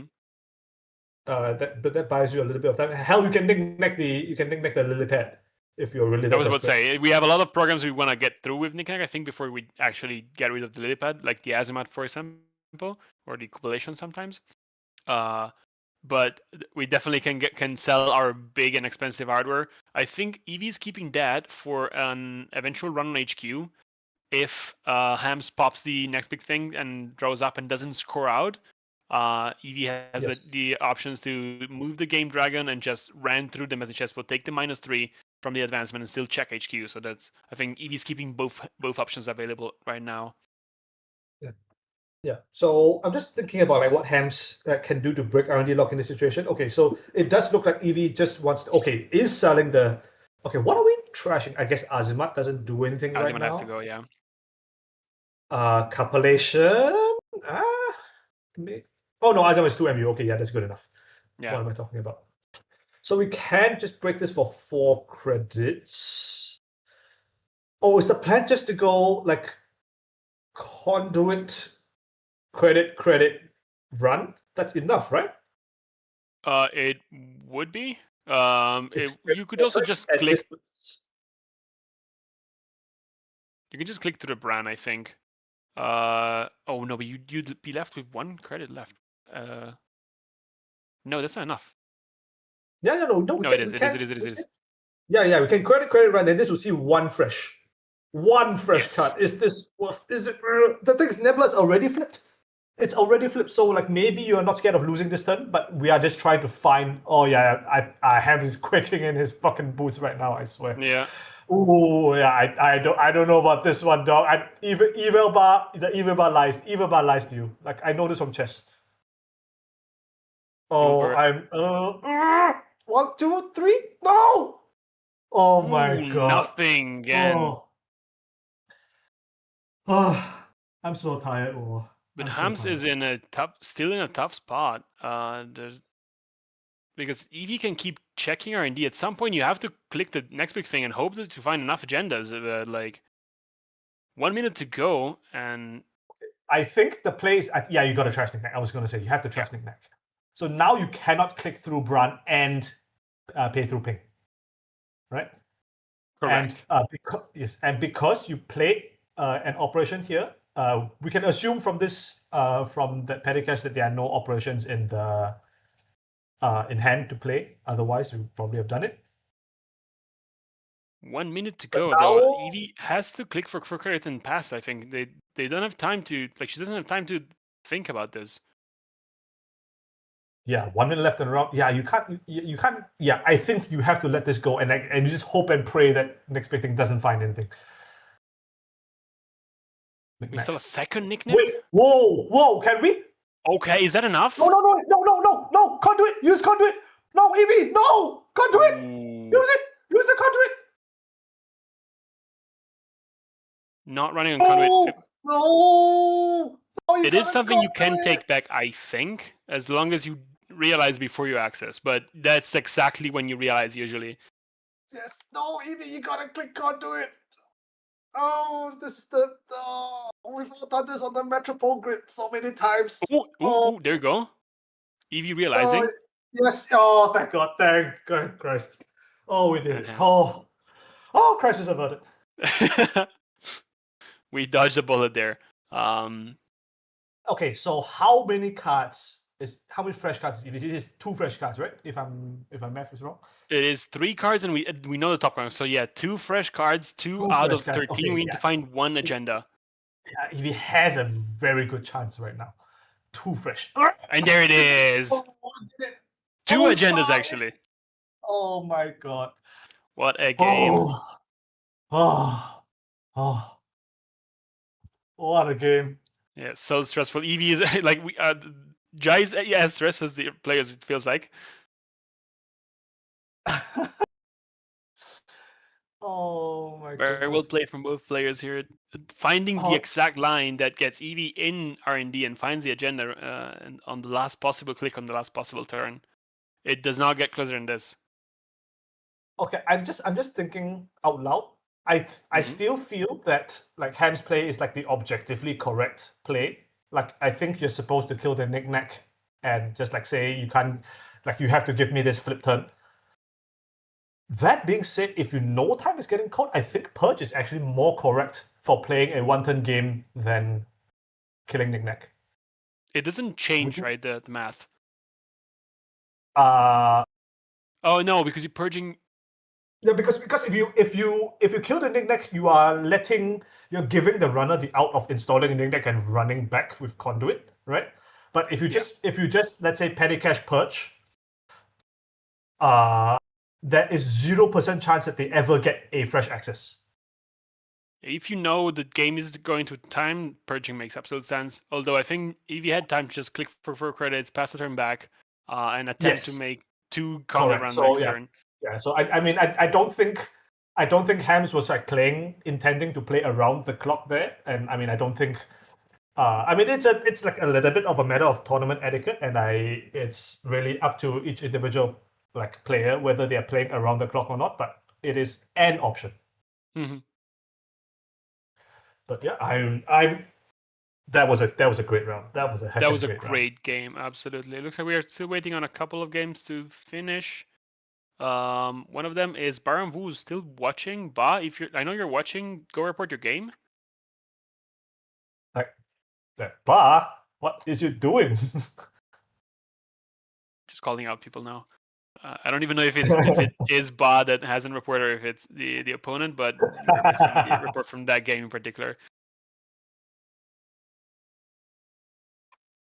I'm now seeing that Aksu has pinned a message from Utati saying limit 1 Jice per juror. Like I'm sure I don't know what that means.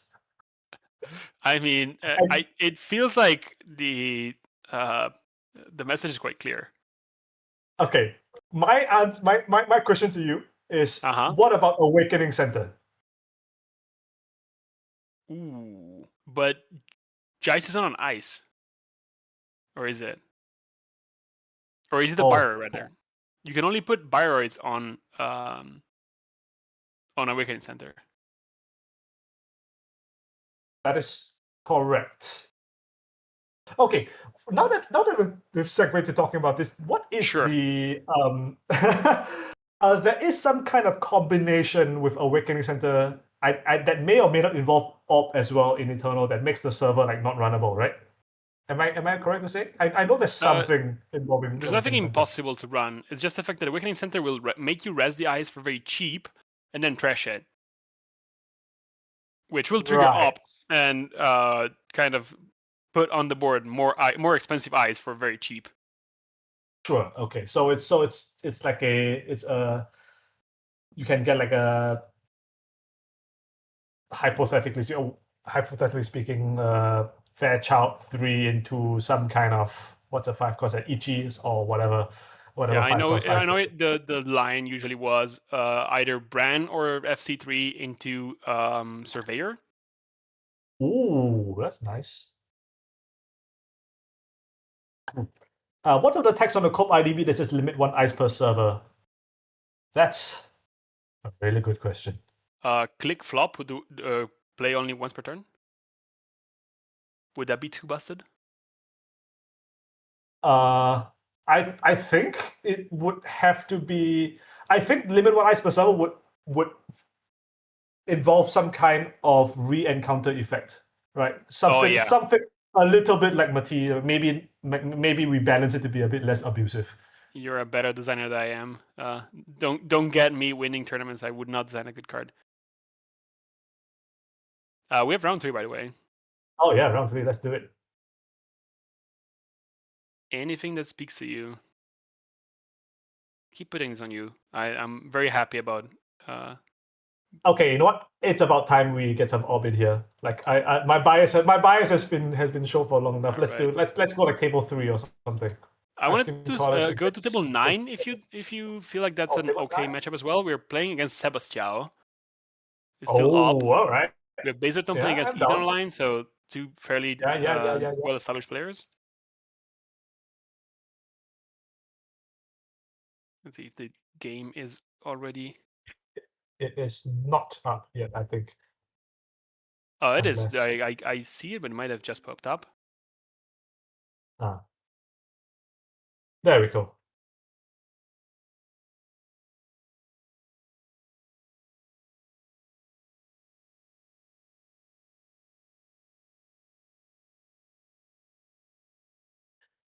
Eden against Bezerton. I wonder, like, these are like as you say, fairly well-known players. Yeah, it looks very good to stream. Excellent. We're good to jump in.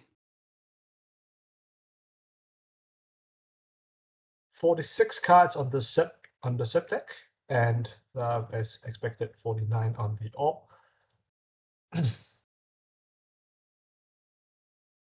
And the round will start probably shortly. Bear in mind, to everybody watching the stream, there will be, at least I say there will be as if I actually know, but I'm pretty sure that there's going to be a break after this.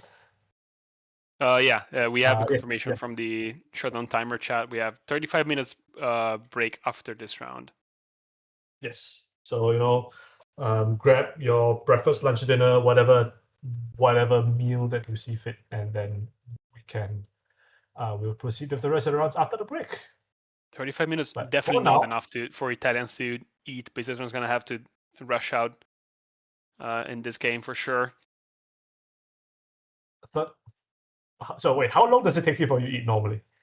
Well, I mean, 45 minutes to an hour. Damn, all right.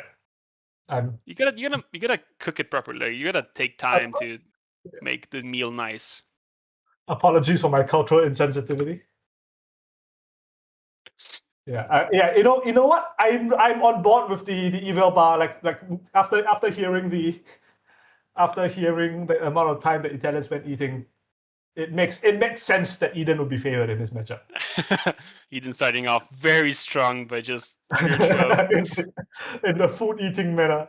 Yeah, geography is playing a big impact in this evil bar right now. Oh, we see some Italy flags in the chat. There you go. Looks like we're starting, both players are keeping, so we'll about to see fireworks, I think, from both sides, or at least fairly good starts. All right, let's get it done. So and we're off. As you say, double keep.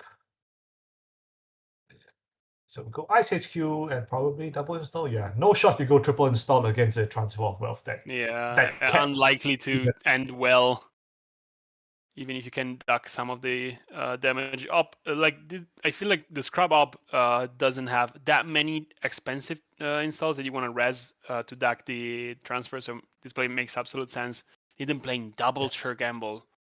That's incredible, actually. Draw, gamble. What a turn one. Actually, like that's. Is there a more comprehensive assertion of dominance than the double gamble turn one? I guess if you also have a class act. But okay. Sure. Based on setting up more of a board, we only res the wall-to-wall to get all 3 triggers. Yes. Yes, this is apparently an evil bar. It is being run by our training data enabled AI. AI standing for Aksu Intelligence. And already with the double gamble into Transfer of Wealth, we are looking at a 80% win rate for this set. The hell is going on here? Which bounced back right away as soon as the after got rezzed. Well, I think we need to send this one back to the store. This is this is definitely a defective. I think we're missing a bit of training data on Sebastian in particular. Definitely. And good find. That's a really Eden's. good crash. Yeah. Yeah. But just didn't have the money to res it right away. So not as necessary right off the bat, but getting off the table means we don't have to worry about it later. Yes. Okay, so we go. Okay, so this is a nice play from Basin, replacing the ice on HQ with a regolith and then double clicking. So probably safe from any more future transfers. Eden can of course go through this tithe again. What did it lose? It lost a Devil Charm on the face check. That's not great. But we have wheels now. Okay, and we kill this Fidago. That's a very important trash. Wheels kind of a staple in Seb. Right now, I think down to 1 copy with all the tagged kill decks getting a bit lower in popularity. A bit of a shame installing it for the actual retail price instead of getting the discount from Seb. Mm-hmm. But getting a click back is already worth it, probably. Absolutely. And getting maximum Goman value. Media saying Corp is very ahead right now. That is a take. But okay. Oh, track grid. Very nice. Okay. Ooh. Wait. hold on. Track grid is not the stock. It's not a stock scrubs include, right? If I No, remember definitely correctly, not. Two influence it was that definitely changed from the base version, the version that got played at Worlds. We'll see if this ends up taking the spot of one of the two wage workers, or if some other influence got shuffled around. brother. The eval bar went down by 20% when the track grid got rest. What the hell is happening here? Okay, spin is the trash. Friend of a friend. big. Lago. Okay. Honestly, if I base it on with this 20 credits and extra cards in hand, I might be tempted to kill this Lago. I was about to say the exact same thing. You're starting off with 8 cards. The chance of trashing one key card off the board is fairly high. We're also drawing with wall to wall. Oh yeah, wall to wall is like this. It's not. Trank is not an asset. It's an upgrade. Okay, we're getting max value of this. 21 credits. I mean, come on, you gotta kill the Lago, right? Okay, looks like we're not killing the Lago. In server 5, not putting it on the trunk grid, not getting the value right away. So it looks like we're probably going to install something different on it. We're just keeping it empty for the future. Yeah. I mean, surely if you're keeping it empty, we just put the spin in here. I don't think it makes any sense not to, especially when you're going to be discarding. And I think Eden will be quite incentivized to run archives here, regardless. That makes sense, yeah. So yeah, there we go. We're basically instantly putting something in server 3, gaining the value right away, up to 29 credits. Okay, so there is one spin in the heap. Yeah, one got trashed earlier. I expect that Eden at some point this turn will click wheels on spin, if not wall to wall. Feels like but it is on. Yeah. I was just gonna say that whatever it is in server 3 has to be like worth not trashing the Lago for, because like we all know, like these objects do tend to like install a lot of cards in the root of servers, so this Lago will get a lot of value if it's left unchecked. But spin, shuffling 2, unseen. Okay, so leaving the third spin on the interesting draw and amanuensis. Okay. Eden decided to focus on the setup instead of running down the wall-to-wall and possibly contesting the trunk grid remote. Recognizing the fact that Bezden could have ice that you can res that Audrey cannot get through. With 30 credits right now, the possibility of resing an envelopment and just stuffing any run makes sense. So Eden decides to put more priority on just getting the amanuensis down and getting the draw to find all the necessary pieces to get the engine rolling.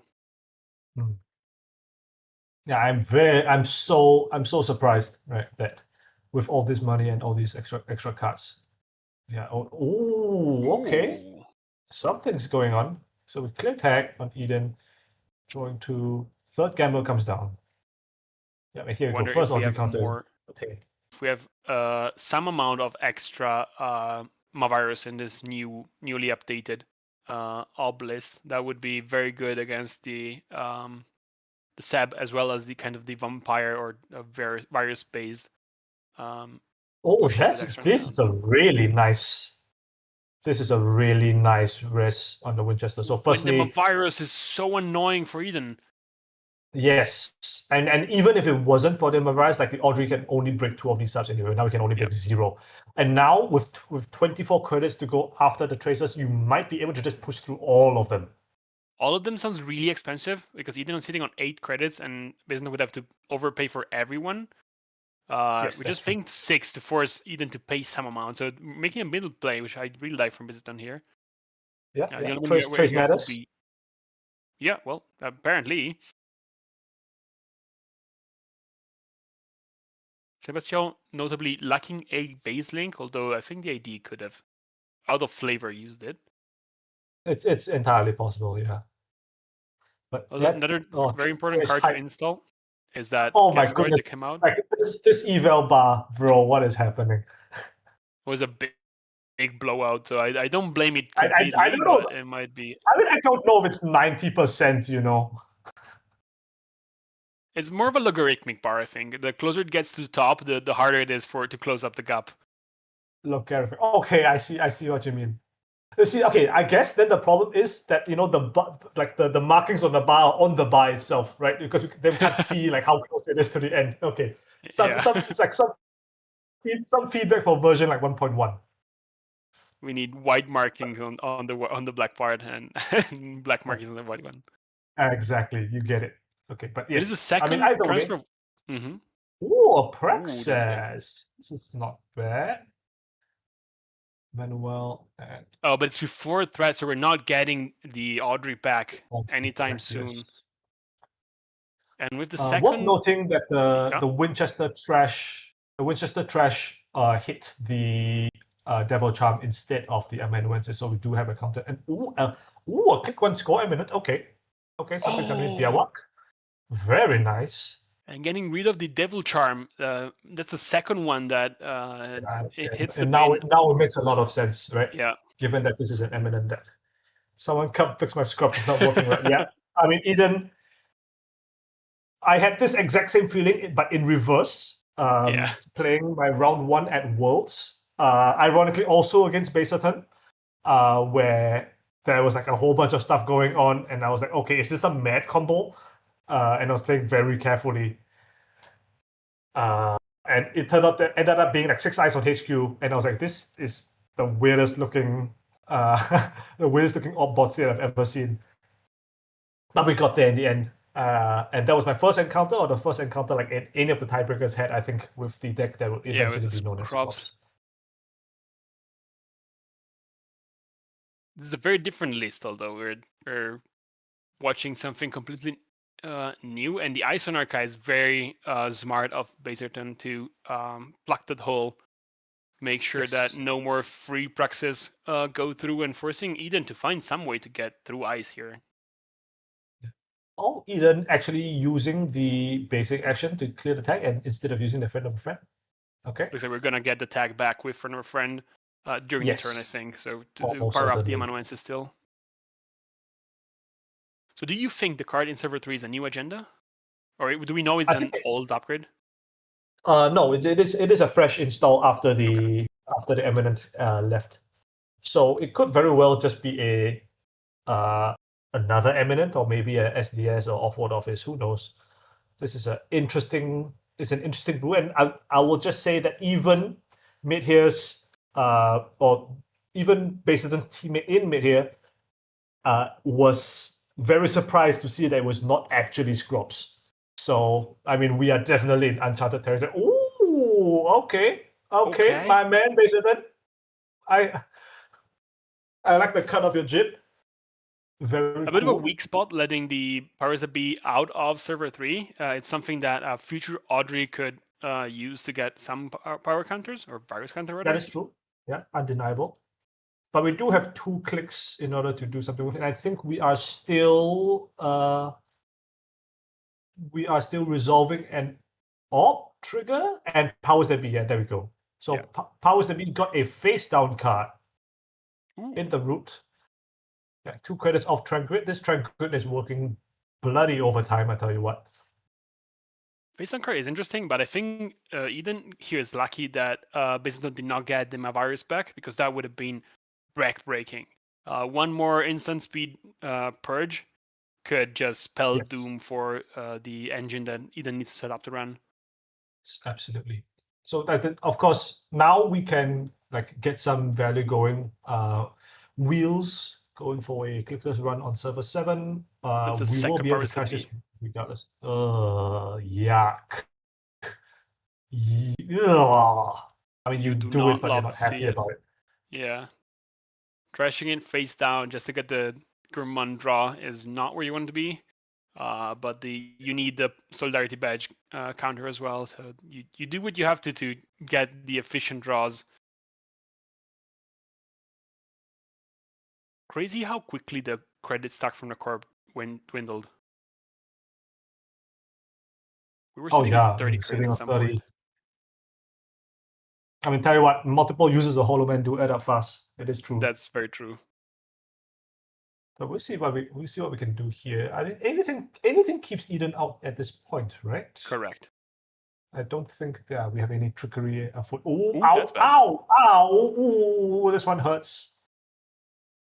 This one will definitely take care of some of the cards on Eden's side of the board. What are we killing here? We kill friend of a friend. Is that good? Is that correct? That Or would be Lago? my guess, although maybe you want to remove something more permanent. It looks like Bisdon takes the immediate value of a friend or friend off the table. Double Biawak. Man. I'll tell you what is going to happen. What's going to happen is like Bisdon will make the cut today and post the write-up for this op, and like people will look at it and be like, ooh, such a cool new op deck, and then by CBI everyone's going to be back on Scrubs. God yeah. So you're saying he's not going to stick?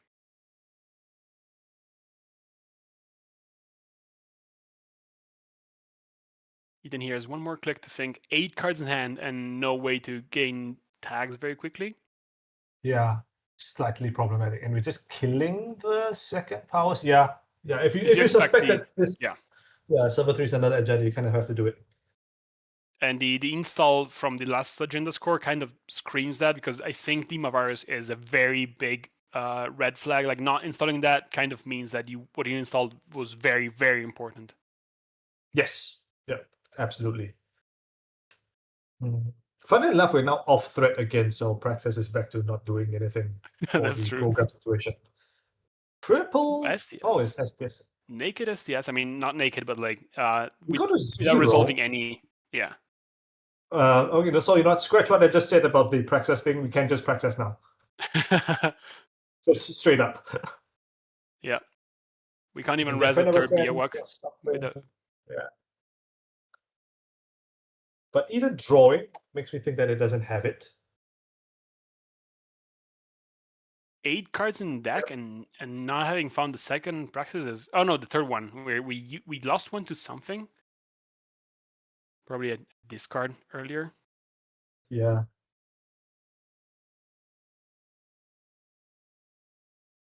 Yeah, something is going on here. Like Basin, I think, has elected to push this extremely aggressive line. I think the implication is that he thinks that this remote is not crackable, which maybe is a little bit presumptuous. This is Seb after all. A lot of bullshit can happen even with 2 Devil Jumps in the bin.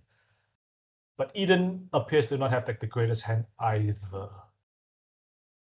Yeah, and Eden really needs to capitalize on this turn to get some momentum going. Otherwise, it's a tough position to play from. Devil Here Charm we go. comes That's, in. there's third Devil Charm and the second Praxis. Okay, so we can't get. Okay, we can get. Okay, we're getting Crew and Valentina. Okay, so that's not what I expected. I thought we were expecting the. And you see what Eden did here actually. Eden used Valentina to gain 2 credits on threat instead of removing the tag. So we're saving the tag removal for probably the amanuensis badge combination. And using the money gain to clear the server completely, which is definitely very important. Armed Asset Protection. That is a card that you probably only see ever in Nuvem, and that even then only as like a one-off sometimes. This is a very interesting. Yeah, so Eden is definitely back in the game now after. One would call this an overextension by Basidon. I think it's reasonable to say going after this SDS, but maybe you can just slash and burn out behind this Winchester, and it's perfectly fine. And this is why Basidon feels comfortable pushing out this far and like conceding the remote server to Eden. Yeah, Wayland famously known to fast advance 2 points very easily, and Slash and Burn is the newest and hottest tag to get that done once Audacity rotated out. Yeah, absolutely. So not wild to expect a fast advance score out from Basidon at some point during the game. Yeah. That being said, bear in mind, so that's the last Devil Charm. How many crews? Yeah, there's still 2 more crews somewhere. Looks like there we go. That's one of them. Just hit the board rather. Yeah, and now we see if Basidon has the finish.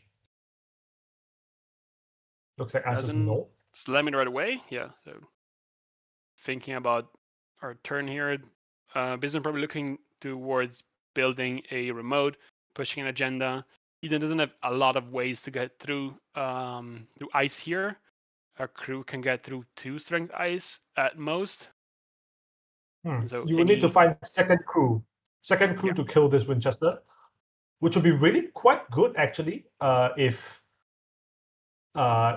Eden can find the last crew in the deck, and combine that with, I believe, the third transfer. Yeah, and with 4 cards in the deck and a mana assist ready to pop as soon as Eden starts a turn, with 1 click you can access almost every card in your deck, and chances of building up that second crew into transfer is fairly high. Yes, absolutely.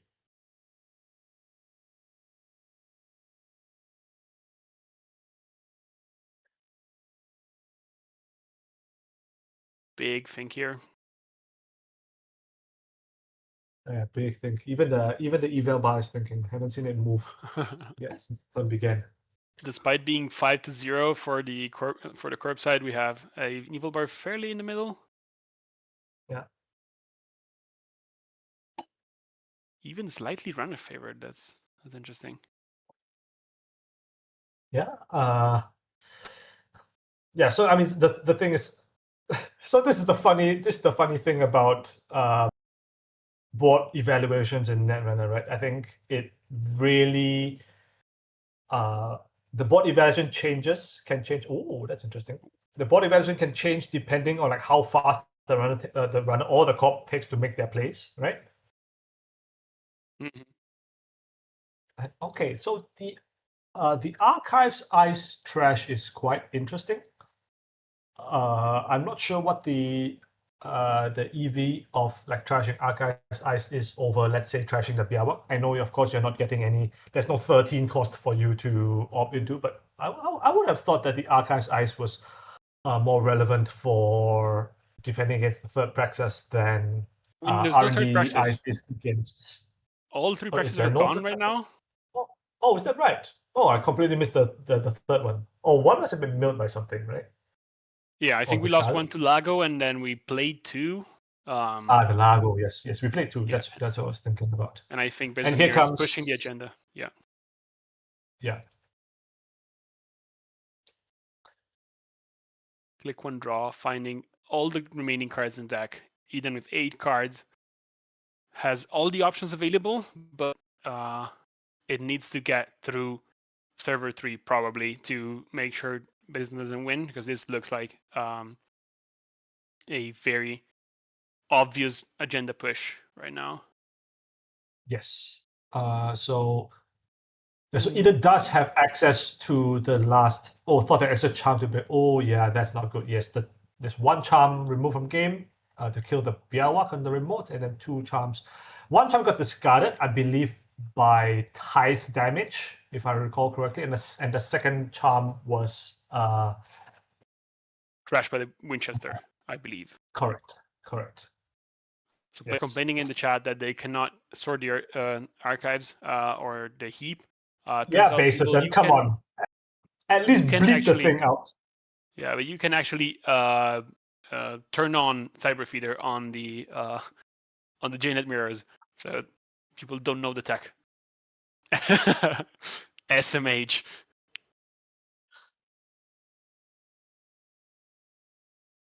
SMH yes. coming from Jai. In theory, Eden can still like try and push this. It's a little bit complicated. Okay, so here comes Audrey. I wonder what the. Okay, so the line is we can go double crew on Winchester HQ. Okay, this works as well. Exactly what Eden is thinking here. Yeah. Manuel is going to let us see 2 cards, and we're praying, hoping and praying that these are 2 trashables that let us get through server 3. STS is not what we want to see. Yeah, it's close but no cigar, you know. Exactly. You know it's there. If you find a way into server 3, you can come and get it earlier. Or later, rather. Ooh, there's something you can press. Right? It was really close. The line was really close. Damn. And now I think with Audrey, there's a way, maybe, to get into server 3. Yeah. So one of these eyes. No, okay. One of these eyes needs to be exactly white space. White space or flash. Correct. No, flash water also stuffs you. Those It are has to also be exactly also white bad. space. Well, Yes. Flatwater on the back, like on the second half of the server in the innermost, is also okay if you use Audrey to break the first one. Yes, correct. So it has to be exactly flash water innermost or white space anywhere. So let's see what Basedon has on this remote. 9 credits. You want to keep some to push the agenda. If you res all the ice and you can't score the agenda, is a quite tough position still. Thinking declared by Basedon. Do not tell me this is the third Biawak. If it's the Biawak and we're here for like another couple of turns, I mean, that would be looks like somewhat distressing.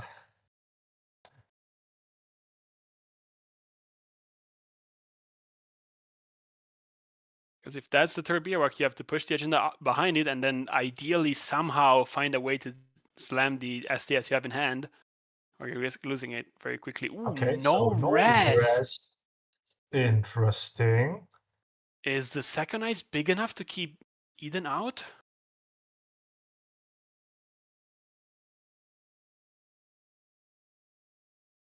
I mean, I guess we're not sure. Okay, Oh. it's just... Ooh. Exactly what I was thinking. And you can barely break this. That's nasty. And Hafrun, okay, I guess you can't break this. Okay. I don't think it's that big of a deal though. Like Eden is probably going to Ashen Epilogue next turn, right? I suppose, yeah. But the thing is, I guess we know that this SDS is going the remote next turn, right? Yeah, but you don't have the money to score it. Correct. But like, let's say we go install credit, and then we go next turn advance credit. I think that's credit perfect to win in 3 turns. Basedon saying that is language.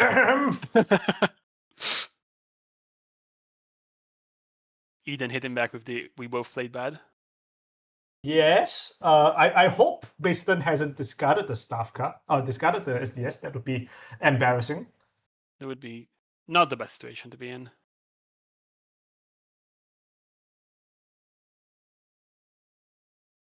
Something is going on here. I'm not sure exactly what. So Stavka's going to fire, right? We can agree that Stavka's fire? We are actively editing the chat so we don't have swears on the screen as we speak. Thank you, Aksu, for being ready. What do you mean, Aksu? This is not Aksu talking. This is the XDG bot. You think it's still the XDG bot? I see. I didn't realize it was related.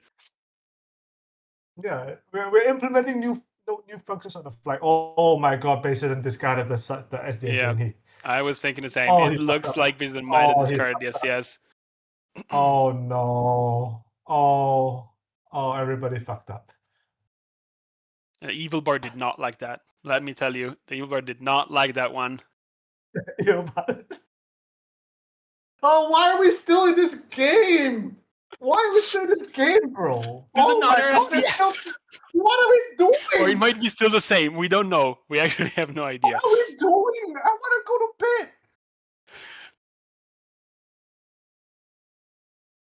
Second Devil Charm. Let's take a look at what Ashen removed. We got rid of one of the transfers, one of the friends, and then looks like nothing terribly important. Although one of the Audreys is gone. Basedon jamming 2 cards. Basedon, clicking for third Basedon, credit. oh buddy, oh pal, 3 credits is the exact wrong number of credits to be on with an open HQ.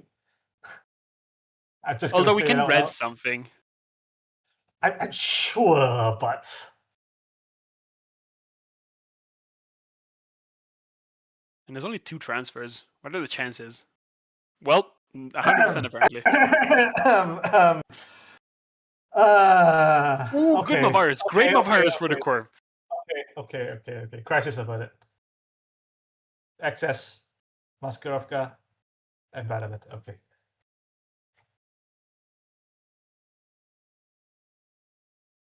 Will that virus become another regolith? Okay, we farming this. Cool.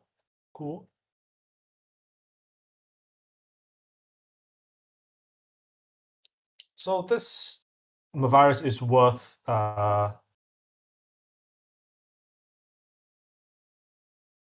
Okay, descent. interesting Descent is pretty descent. cool. Okay, this is SDS, right? Okay, There's the this is SDS. Sure.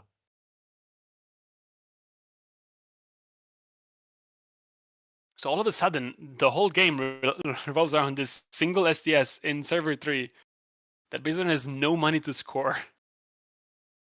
I thought this game was a lock, and then there were like multiple throws involved. This is, you know what? This is no longer like the evil bar is no longer for chess matches. Feels more like a tennis match at this point. It's going up and down very quickly, very often. It is going up and down. I'll tell you what.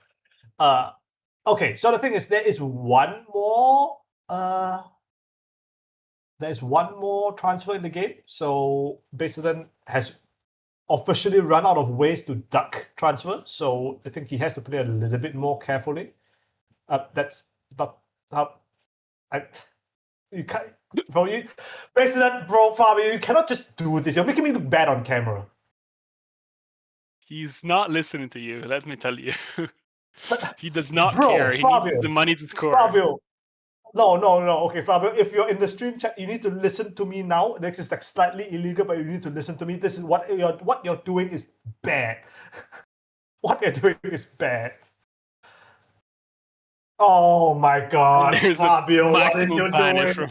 Bro. Fabio, what is you doing? Is it even an extract? Oh, I'm so done. I'm so done. I mean, at this point, it's safe to click for credits. We'll see if Fabio clicks for all three. Doing for the past 2 turns. Yeah. SI, what's this bar? It's a. Thank you, Axel. It's the eval bar. The bar went way down when the third, when the last transfer hit the table. How did we get here? How did we get here? Like, for real? That's a really good question. Gorman trashing the envelopment. So Extract is still in hand. And Eden does not have a lot of ways to deal with it. Okay, I just honestly just realized there's 10 cards left in R&D. Like, good grief. Okay, another command. Very good.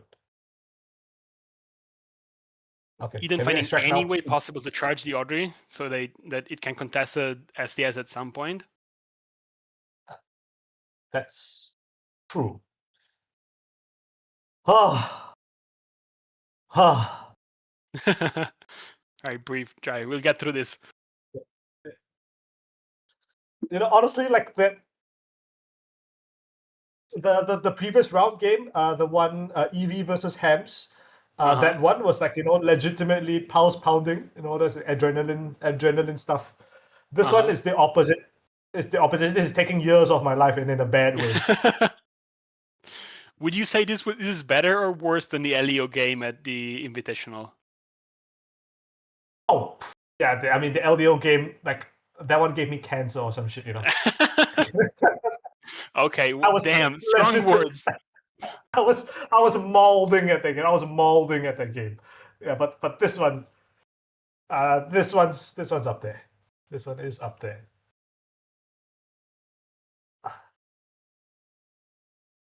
Based on here, I think choosing what to trash with Extract. Says no, never mind. Purges. Purge is, I think, not a bad call. Mm-hmm. How many commands are there left? Is this the last one? I think that's the last one. No, there's one more to go, and there's all 3 practices still. Yes, so like Eden can just keep on slowly fishing for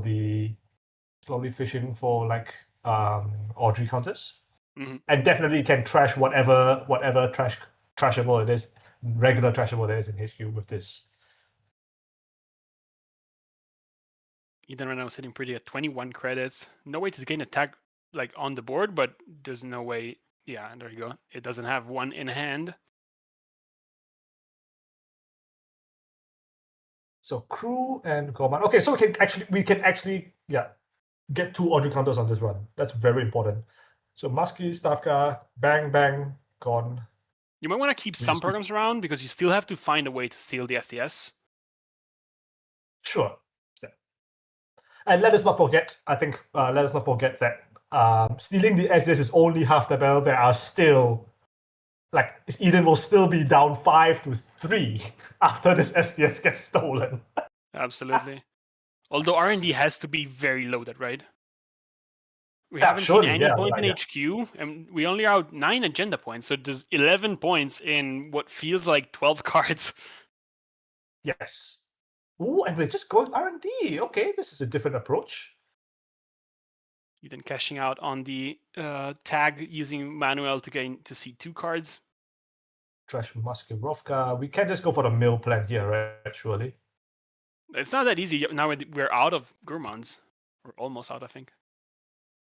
Yes, but we have Praxis's. I think we're not like super worried about it. Sure.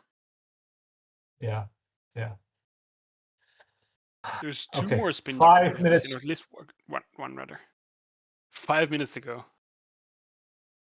Can Bezatun stall out this game? With 7 cards in R&D? I don't know. I guess you pull up your copy of Moby Dick.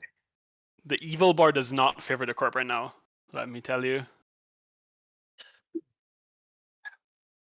Moby Dick is such a dated reference. I suppose we have to, like, we in the Netrunner community have to, like, think of some more modern books. Maybe Dune. I'll pull up my Dune book. But yes, I think definitely Eden has a very real chance of like milling the corp out. 2 Praxis's left means 2 Gourmands. Let's say 3 Gourmands left. Yeah, there we go. Yeah, if we Gourmand 3 times on R&D. Okay, two crews and a Gourmand. Okay, time to go R&D.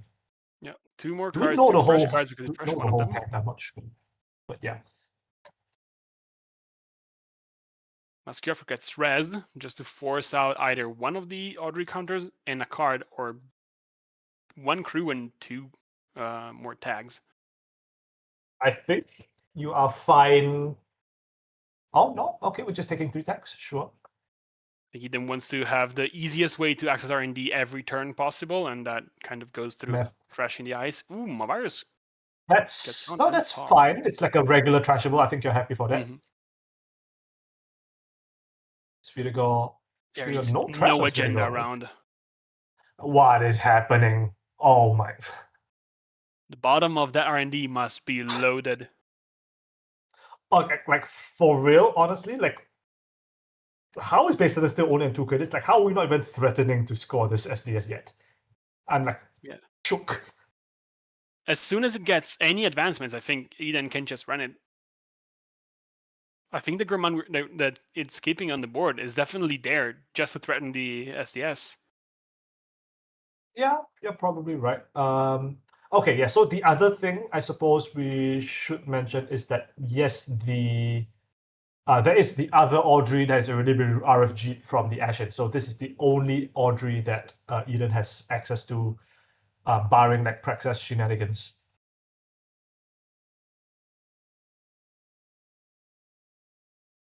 Based on in the tank again.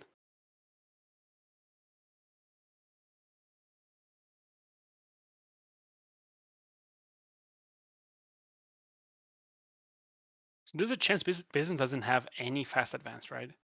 If the deck is built around rezzing some amount of Biawax, there's I mean that's the thing, right? We have seen so little of the agenda suite, despite the fact that it's 5 minutes left in the round or some shit. Yeah, and we know there's at least 2 SDSs, Azif, Eminent. Maybe there is no slash Eminent. That's like shocking. Yeah, the last 2 points might be just the one above the law. Yeah.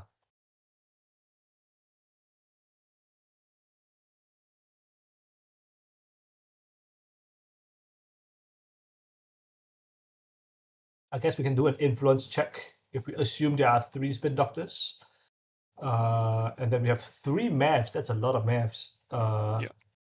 And then Hafrun, Hollow Man. That's like 5, I think we're 8, seeing 11. 12, 13 with the extra spin doctor. Oh, and the 2 powers.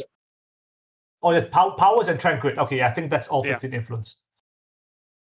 Okay, Purge is annoying.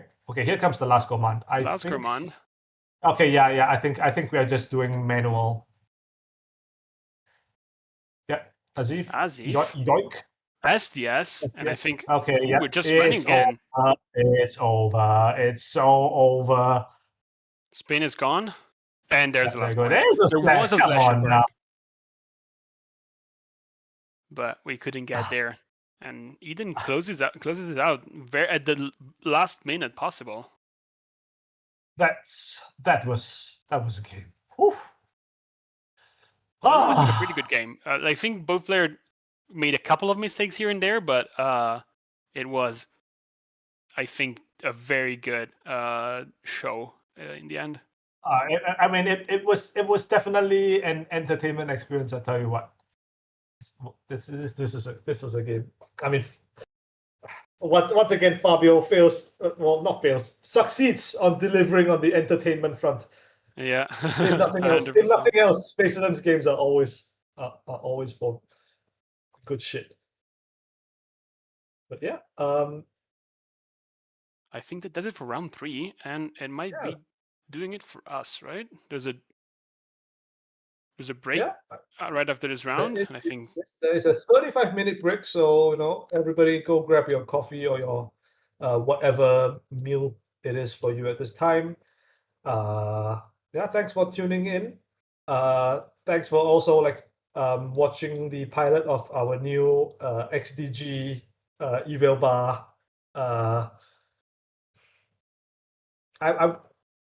Let's call it a pilot. All right. I'm not sure how else to more politely describe it, but yes, we are definitely looking to take some feedback and make improvements on our software in the future, and build up our AI training data.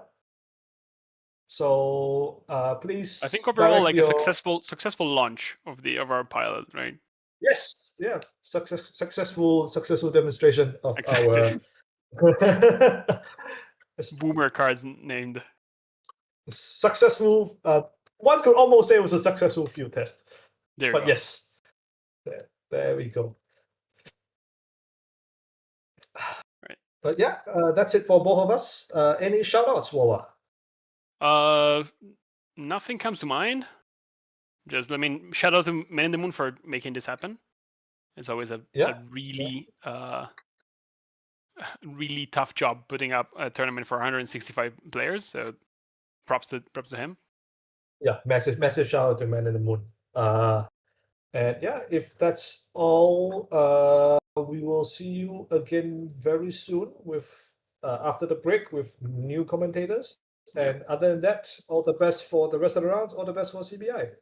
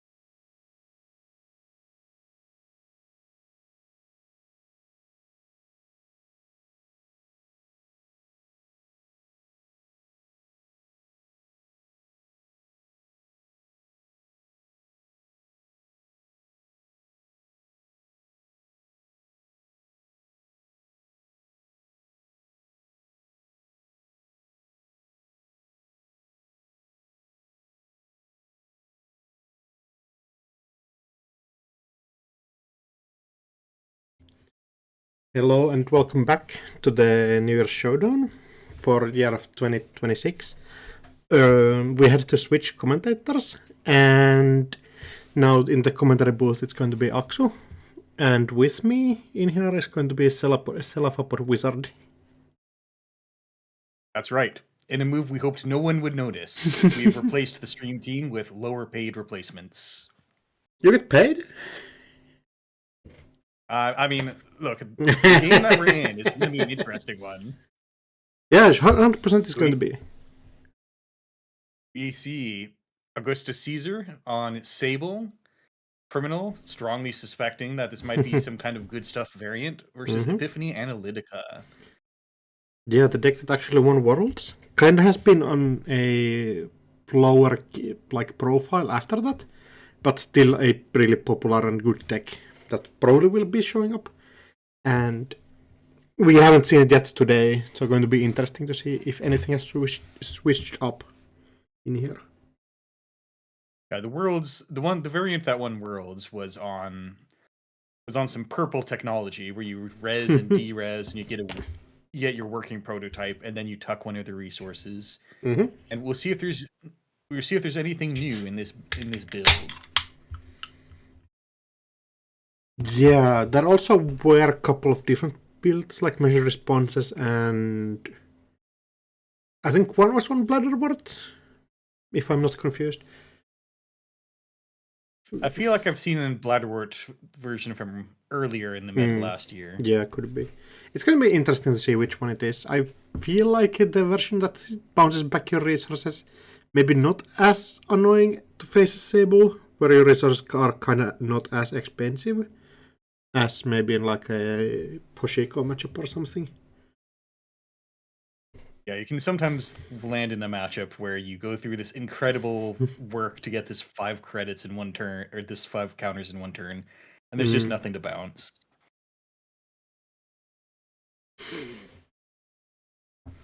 The people demand their emotional support bar. It's in the workshop to be updated for next 2 rounds. We got feedback for the evaluation bar being quite lacking. Oh, this is loud. Everybody forgetting to mute the new version of JNet that we're playing. Hosted by XTG. Shout out to XTG for allowing these huge online tournaments to work out well. Turn 1 installing wage workers and what's Regulus mining license? Probably being taken care of here. You just cannot leave a Regulus mining license out there like that.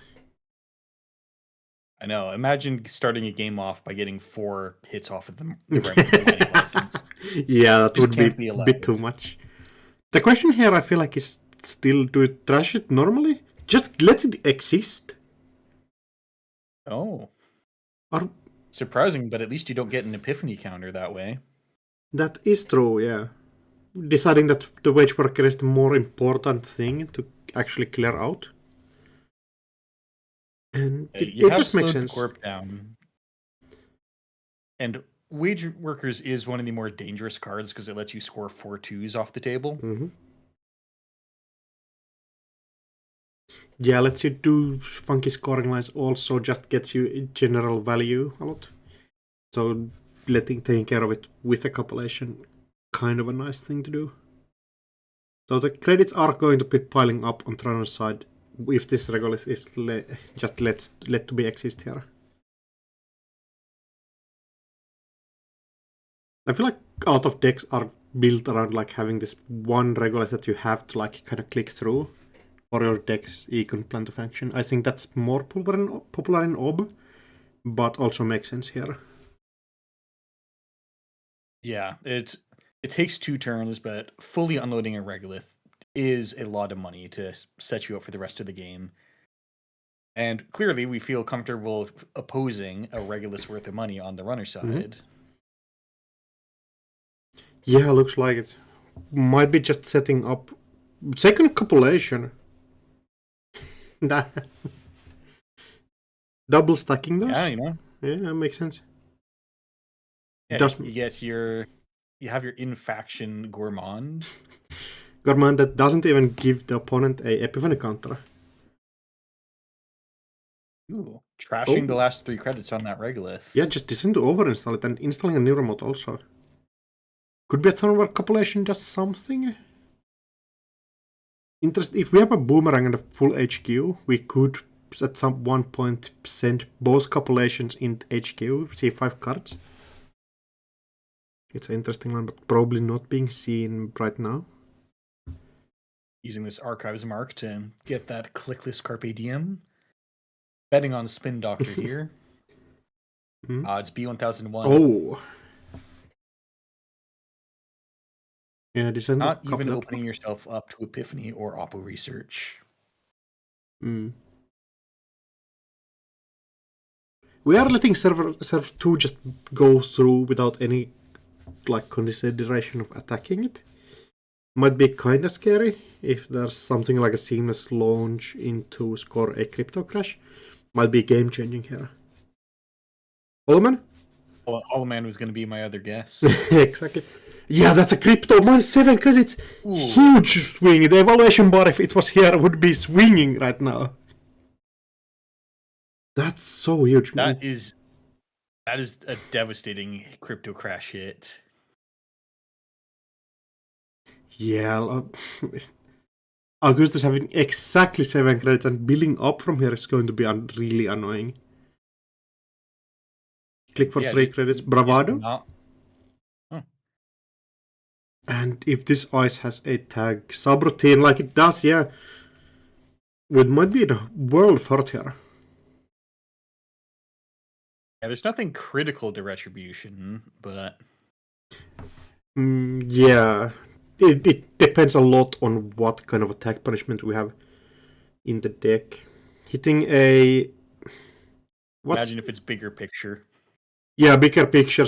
Steal 5 credits. Install a card in server 2. In the best. Okay, we have to clear the tag with a click. We also get with the ID trigger. Still frustrating. You probably are not in a good spot here as Augustus.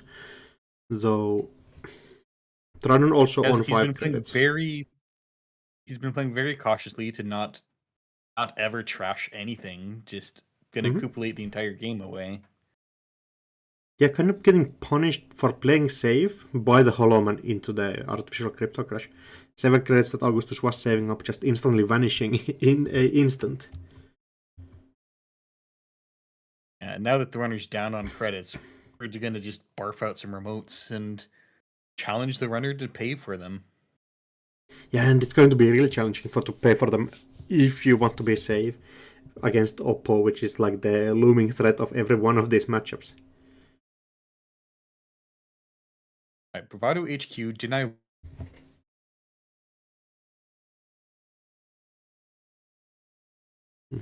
Yeah, ping it ending the run. Going to be frustrating, but does make sense for both sides. Ported B in server 5. Probably not being taken out right now. Gotta just leave it in there and focus on more of the more immediate problems, I feel like. Clear tag. Do we let server 4 stay? No, apparently just designed to install a Kurupira. Public access plaza? Yeah, you probably wouldn't trash that anyway. Such an annoying card to shift from the table after we reach that critical threat to kind of a good point to rush that public artificial crypto crash even out there. Second Ice HQ, click for credits. We are securing that really weak ping from the Kurupira that just was installed last turn. Maybe Augustus overplaying his hand. Saving the Kurupira for a turn where you can line a crypto crash might have been huge. Not crypto crash, transfer of wealth. It's all the same. We just make credits disappear. Yeah, exactly. Do you have any guesses on what's the second ice? The second ice? I think one that you're always worried about is hitting a mess in a chest foe, losing a ton of money to that. Yeah, that is definitely a one that we have to be afraid of. Luckily, 4 credits on the corp side. which wouldn't. It's like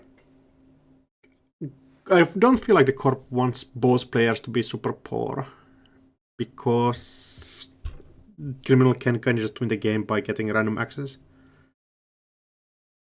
Yeah, you need to make sure that you get the full value from the crypto crash. Mm. Feel some of that emotional damage. Yeah, you hate to see emotional damage happen.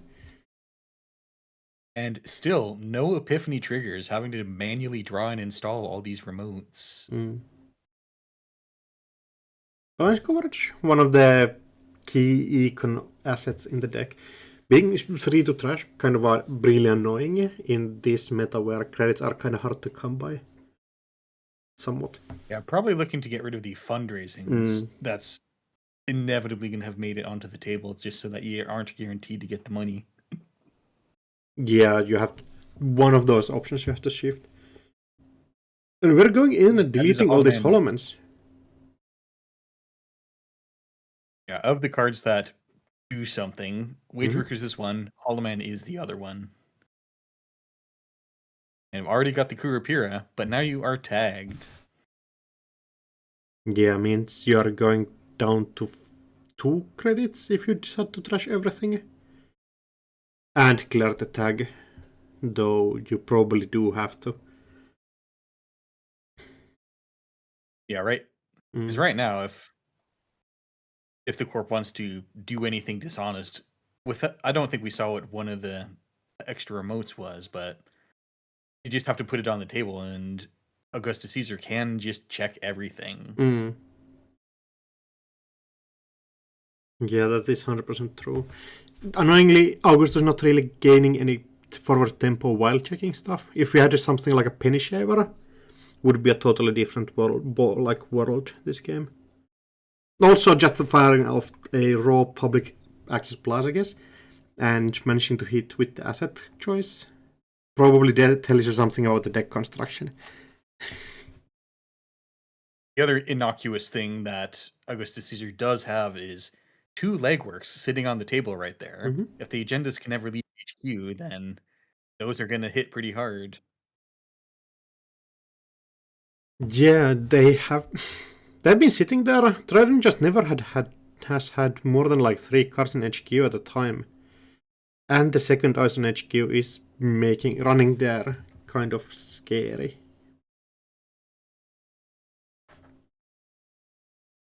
First click draw, getting the class act value. Kind of super is to not respect the class act that much, but definitely adds up in the long game. Yep. There's the federal. Make sure the balanced coverage isn't guaranteed. And with no credits left, do you check server 1? Yeah, decided that server 2. He just can't. Not enough credits. Staying down on 1 would be kind of nightmarish. Oh, and balance coverage missing? Go ahead. Yeah, balance coverage missing without the public access plaza. Sorry, federal fundraising. But now we're going to just know what it is using an Epiphany counter. And with the public access plaza sticking, it's going to be harder and harder to actually keep the corp down on money. As much as the runner's the one currently down on money. Yeah, we probably have to pivot into just finding a win condition and trying to get the win on central servers at some point. Working prototype getting rest. That is also a second econ option for the corporation here. Starting to pile up the credits. Yeah, we'll take our funny looking Regolith mining license now. Yeah, seems pretty good. Oh, lining up the transfer of wealth through HQ. All right. Virtual service agent. That is frustrating, but at least we do get through, and we will get the tag from both Not sources. if there's a B1001 hiding on the table. Oh, that would be so annoying. We are going to see after this ping. Yeah, Looks like doesn't look there's like it. none to be found. Second question is, do we use one of these compilations to see 2 cards? Doesn't look like it. Just a shipment in Looks hand. like not. And a good reason to clear 2 tags. Yeah, 100%. Cannot be floating those anymore. And that's going to eat up all your clicks. Mhm. Server 10 probably goes unchecked. Yeah, but if the corporation is like brave enough to just push our agenda there, they are allowed to have it, I feel like. Ooh, Retribution. The second is not clear tag. Getting this Kurupira blown out right now would be kind of ruinous for Augustus. And that is the hardest part, when you have to clear every single tag. Mm-hmm. Yeah, cannot be floating anything. And being Probably thinking about AuCo research if he's lucky. If he's lucky, yeah. But we know 2 cards out of hand, so probably Augustus safe for now. But those oppos are going to be coming up at some point. We might Fortunately for the runner, we're not on threat 3 yet. You can't get 4 tags. Yeah, you can't get 4, but in this credit total, I feel like 2 tags is almost good enough to like bankrupt the runner completely. Yeah, you can probably keep increasing your economic lead and hitting the prototype. Up to a certain point. After a certain point, we also have to actually win the game. And currently, there's nothing on the table that actually lets us do that. But probably some ice going to be on the remote at some point. We're about 20 cards into R&D, and we've seen 1 agenda. Mm-hmm. So there should be 3 more floating around here, if we believe the averages. Yeah, technically, that's true. The averages are hard to believe sometimes, though. Ooh, might be there. We're getting an ice on server 11 also. And not a lot of ice in your typical Epiphany deck. Probably about 8 to 11, maybe. And we'll see if this is a good piece of ice or something underwhelming. We have a very timely Shibboleth install, because usually the only real ice in these decks is Mesnichestvo. Yeah, exactly what we call on the remote. But I think it didn't have enough money to actually break it. Yeah, missing 4 crits, I believe. Definitely not enough. Popping Spin Doctor to shuffle R&D before start of turn are both Holomans back in. And still manages to call the public balance coverage correctly. I feel like it's going to be around... assets. Yeah. You just name asset every time. Yeah, around probably like 50-50 to call it correct. Even row on the table. Advance. So kind of a super clear option what's in the table. But getting in there is going to be difficult outside of if we see a boomerang come on the table. I believe like if you just click for a credit boomerang, that's enough to get in. And the like counter of messages actually doesn't do anything at that point. We are getting close to... If you had 5 prototype counters, would you tuck a class axe just to shut off the filtered draw? It's tough to call that a correct option, because like the filter draw is nice, but you are still using a lot of value that you have put into the working prototype, and currently it's kind of like making sure Augustus never can be comfortable enough to actually put a resource into the table that generates that credit value. Your open markets and side hustles, stuff like that, just cannot be installed at this point while working prototype is sitting in there. It is pretty cheap to go get the working prototype, but it's still just 3 times as many credits as Augustus Caesar has. 3 times as many credits. Also gives an Epiphany counter. Also opens up you up for AuCo. Oh, transfer of wealth with Chessboard going in. Does this let us have the entire run? Yeah. Does this let us have enough credits to actually go and clear out the mess in Chessboard remote? Would mean you have to float a tag. Probably not optimal in this world. And maybe at this point you cash in your copulation and sweep HQ. Yeah, the problem is we know 2 out of the 3 cards in hand already.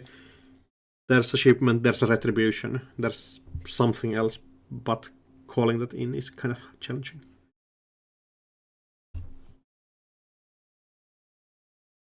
Now we have a chance to crypto crash the runner and send him back to the Stone Age. Yeah, looks like it.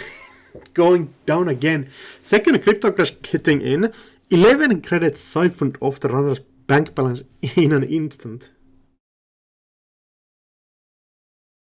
And getting a powers that be trigger, installing the wage workers into the remote. That's tough. Yeah, because that brings scoring back online. It brings this expensive. It's not quite must trash, but it is something that's going to lose you the game if you can't find a solution to this. Yeah, goes down on 2 credits, but with so many economics on table, I think the economic leverage has been found on the corp side. We haven't seen a console yet. I don't know if this is a Hermes that we just didn't find, or if this is some innovative alternative console choice. Yeah, expecting Hermes. I know Augustus is the one person where you probably shouldn't call it before it happens, because we have seen stuff like Demolisher out of this player beforehand in serious tournament decks. But we're expecting Hermes. Demolisher would have been a pretty good choice this round. Yeah, this match it would have been paying off. But in typical fashion, if you play Demolisher, you would never draw it in this matchup.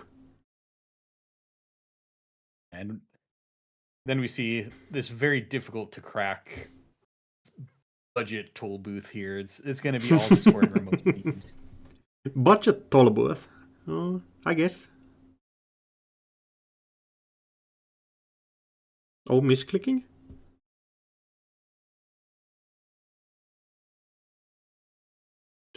Yeah, probably not going to be getting the trigger of wedge workers this turn then. Yeah. Still leaving that working prototype hanging over the runner's head on any attempt to get economy. Yeah, it's going to be challenging.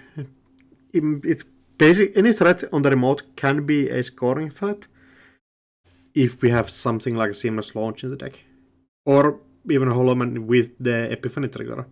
Just insta wins the game. Clean getaway going HQ. HQ mark, but Shibboleth now doesn't have the right threat value. Now you got to pay to boost to get through the VSA. Oh yeah, Shibboleth is so bad. Getting punished from the opponent actually scoring the crypto by losing credits, and then Shibboleth just turning into the worst card available. Ping Retribution Oppo Research. That last card you don't want to see there. You don't want to see at this credit total. Now you just tap the prototype twice and then oppo them. What are they going to do about it? And I guess you're just not going to steal a trash cards for the rest of the game unless you win in one turn. Yeah, I feel like that's probably going to be what you have to do. Could be a game right here. So probably unlikely. Probably unlikely. I think, ironically, spinning back both the Hollow Men means they weren't around as an option to bring back with the powers that be. Yeah, getting actually punished by that. Kind of like HB-esque line, where you keep your spin doctors or something in archives for the drafters to get in. It's just like playing Foot Gun. But speaking of never. combos, Yeah, Hollow Man getting installed by Epiphany? I think. Yeah, means that you actually still get the trigger off there. letting you score this artificial crypto crash basically from out of nowhere, and ciphering the credit totals again from Augustus. Now Augustus only lost 2 credits, but those were some very important credits that were lost there. 100%. Also, we have to take the tag out of this run because Chipolet is kind of bad. I know. I'm cutting Shibboleth more and more frequently out of criminal. Now you have to use your Sable tag just to clear. Oh, it's so bad. Yeah, it's not happy. Federal fundraising getting rest. And you kind of have to clear this hollow one. Any turn could be a win for Tradon instantly if we find a card that we can score this turn. If you find a 2-pointer, you could win right now. Yeah, specifically, I think tomorrow's headline is the only one that can win us the game right now because we do not have the Epiphany counter to let Holloman get do 3 not have counters. the Epiphany counter. Still, that one is pretty easy to win with. We probably have also other 2-pointers in there. Now there's a B1001 on the table. That's trouble. Oh yeah, hand up here. Working probably getting clicked, not deciding not to dress cards to actually get this twinning out of here. I feel like that's a card that you at least have to just get rid of. I don't know. I think just having the money to threaten AuCo is, as well as the Hollow Man. Like, you're so far ahead. What's 1 extra access going to do to you? That is fair, although like a single access are a way to win the game. Especially at this point, like I don't think Augustus is getting a lot of access in here. So even getting those couple without extra a Hermes ones to make this snowball out of control, I just don't believe in it. Yeah, you're fine to not to believe. I still say it's a scary option. Oakling it away, going archives. It is our mark server. Seeing out thrown out retribution and picker picture means you can technically float a tag, but that's still sketchy with the shipment from Vlad sitting in hand. Even still. That sounds like a good way to lose your twinning. Exactly. And twinning has 1 counter already. Next turn we can go R&D, see 3 cards, and 3 cards is enough to win the game. If we play 3-pointers. Yeah, not letting Epiphany get the counter is probably a very important way to stall the Corp from getting just a fast advance win, because these decks often play just very few actual 3-2s, and they're like all 4-2s. And it's all fun and games until you have to try to score one fast advance one without an Epiphany counter.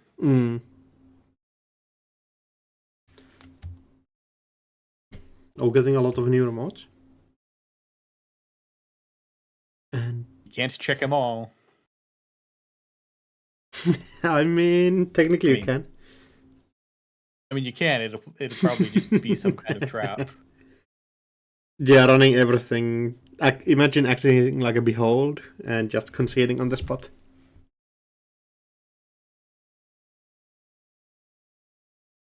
Imagine getting hit with the 4th crypto crash. I think Augustus probably would be really happy with that. Runner finally has more than 10 credits. Fourth crypto crash, call the judge, get the win. Would not be the worst outcome for Augustus here. I'm kind of wondering what these remotes actually are. Like, what's pushing Tradon closer to victory here?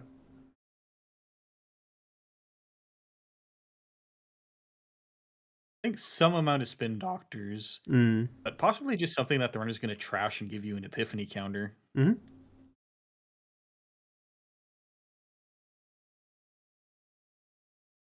Yeah, but Cheswick coming online very late. Oof. Han, was that 4 credits I just saw to break that BSA? Yeah, sadly that was. Using all twinning counters right now. Accessing 3 out of HQ. No agendas though. Opporis are shipment from lad and wage workers in there. 2 cards we knew, 1 wage workers that was hidden, but 1 already on table, so not the biggest deal. Rest of the Maybe points it's just looking like... one of... Mhm. Maybe this 15 through 17 server is just the gambit of one of these shell games is the agenda. You got to check it. Yeah, that totally could be like you install 3. One of these is a agenda that if they don't run, you win the game. If they run, you just hit them with the Oppo right here. Well, I guess 2 federal fundraisings will get you closer to winning one way or another. Yeah, you basically get the perfect hand out of these 3 federal fundraisings. Does also mean top of R&D is top of R&D is extremely safe at this point. And we're just 1 res away from putting the twinning back onto the runner stack.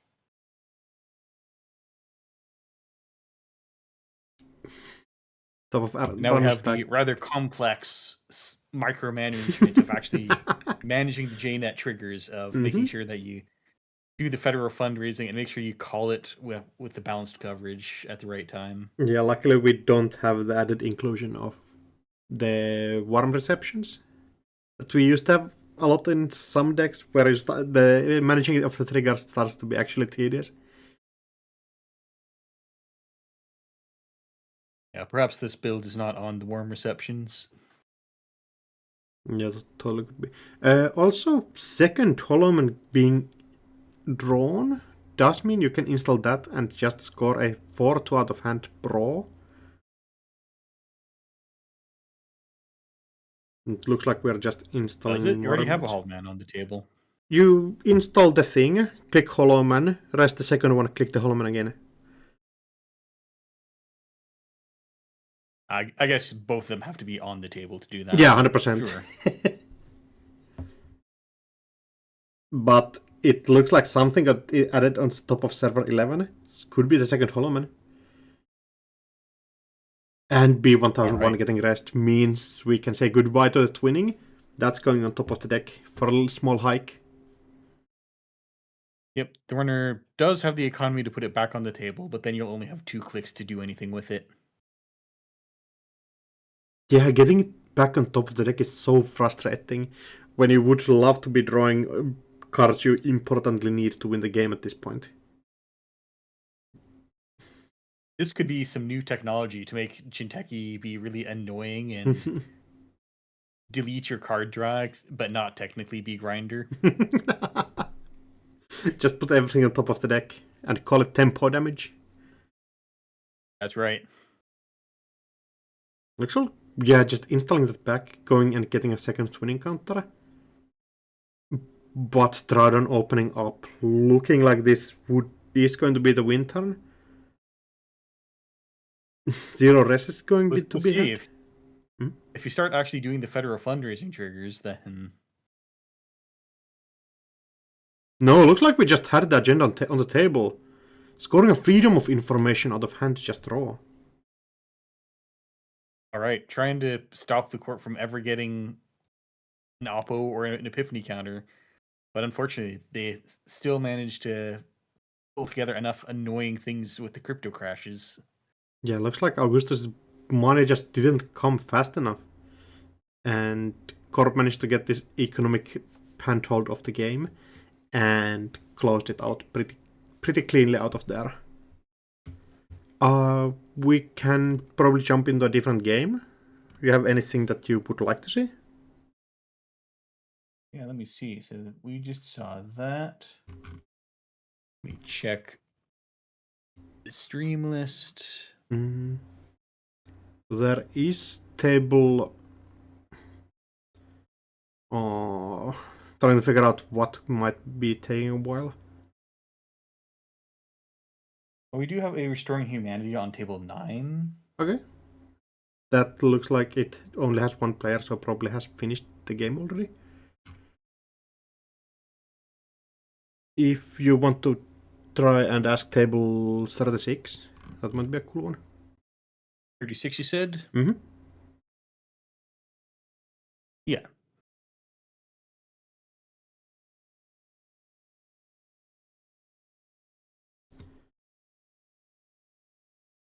The classic problem of trying to find the game after the round has already finished. Kind of really hard to know what is a good game to jump in. Yeah, in person, you just know that there's no point that even pretending we're going to switch games. You say, hey, see you in 20 minutes. Looks like they're currently resolving a run right now, so we'll see if everyone notices. Mm-hmm. For real life tournaments, we definitely need like a way to get the second stream game going on, or to just like keep the streamers locked in the dungeon and keep feeding like people to interview in there. That's right. Or we could keep the players locked at the table and say, hey, can you play an exhibition game? Just for the fun of it. All right, I think they're locked in. Let's try another table. All right. Table 35 looks like another promising option. Yeah.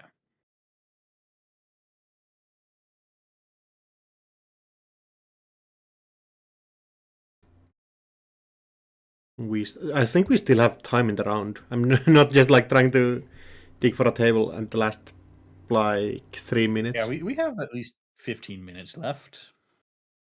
All right, we're good to stream. Table 35. All right. Apparently we don't. We have just 6 minutes left on the time. The last game just flew by, apparently.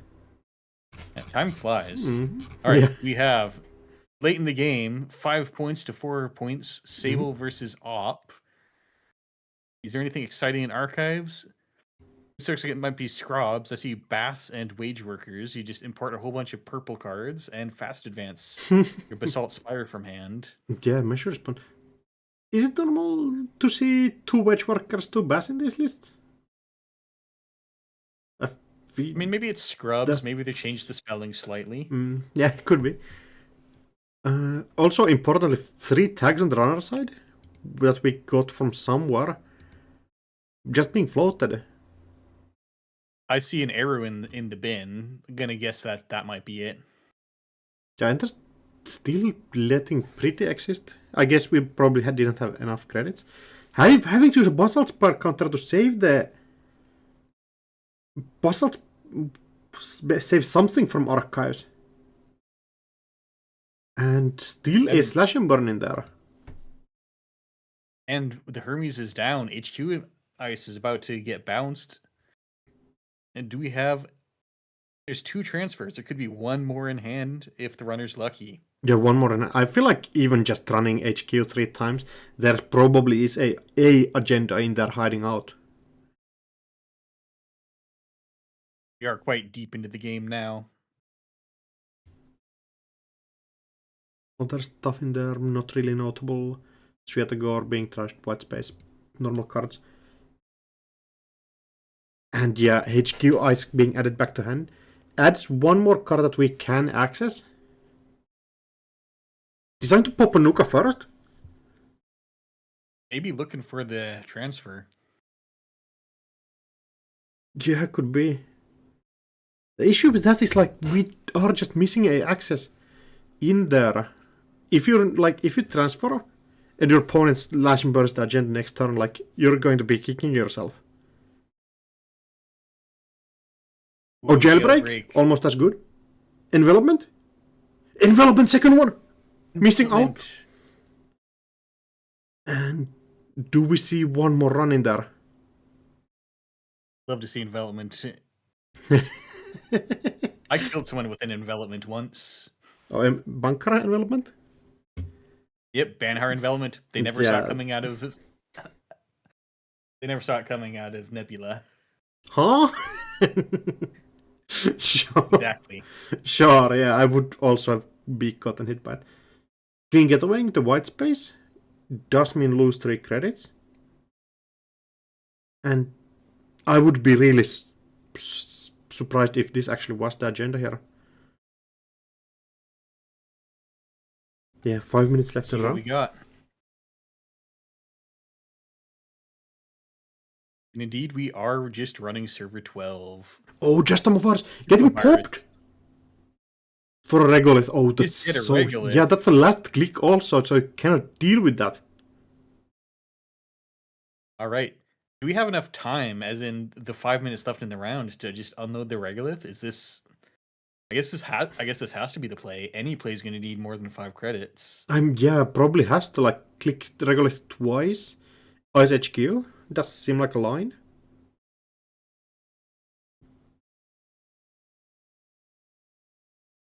HQS I feel like HQS has to go there, but the runner just has so many credits that it doesn't actually matter at some point, maybe.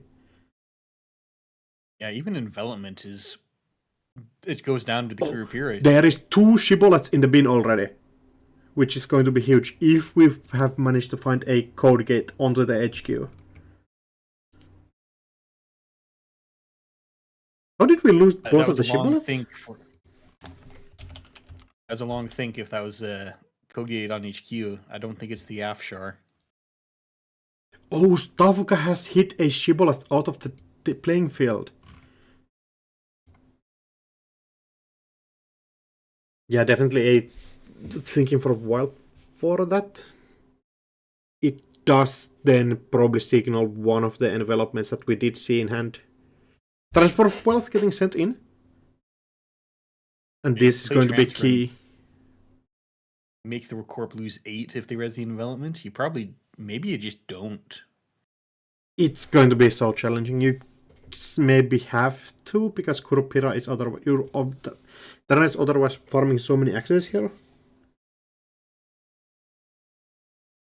And you just have to stay alive. Only breaking the envelopment, not letting the ob fire. It's interesting. I don't feel like 4 strength stuff is a threat right now. Regulus getting killed. Does make sense. Gamble also. Not running through HQ more times. And 3 credits. So what are you worried about the corp fetching that costs 4? What do you have to... I don't know. I think the evaluation bar probably would have fluctuated a lot if we didn't thrash the envelopment, I feel like. Like, the first... I feel like the biggest weakness right now is that your 4 strength, 4 cost stuff is just not as good.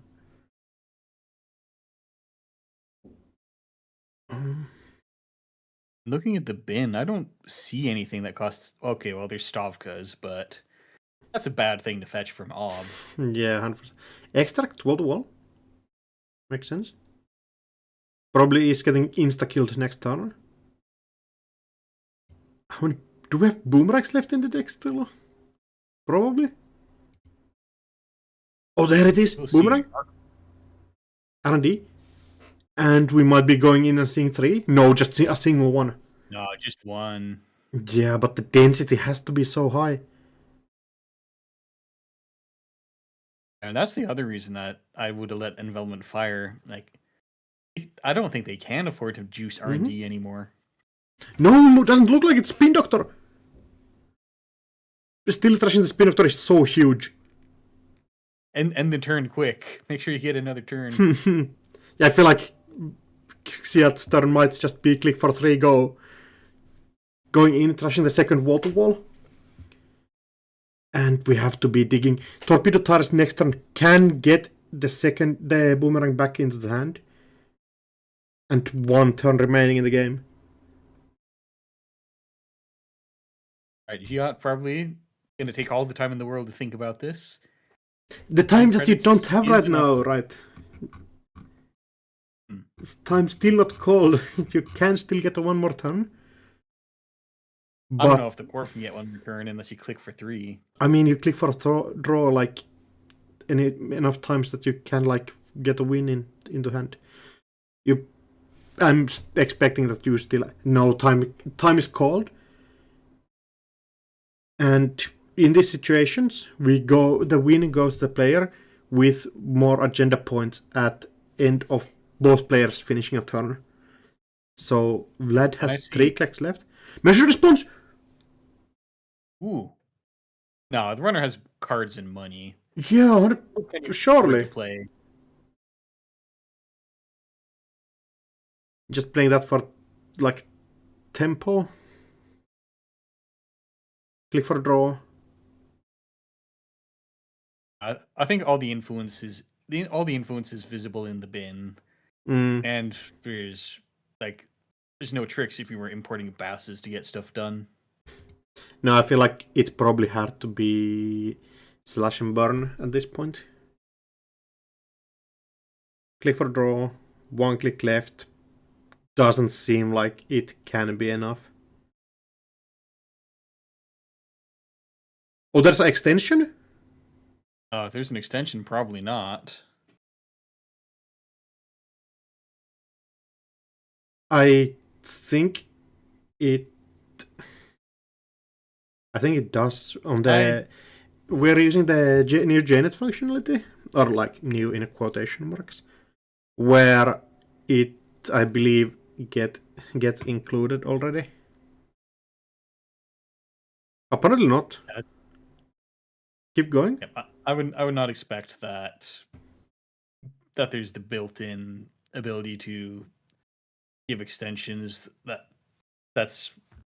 It seems like no, the functionality is actually like hella good for real.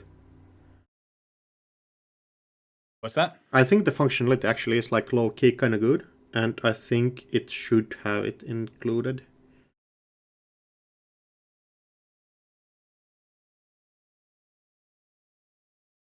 Right. We're seeing a wait from the judge.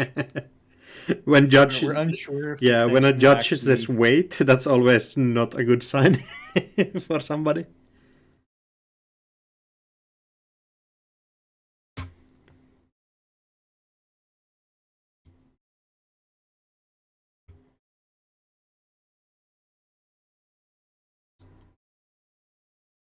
Yeah, looks like round was over already. 10.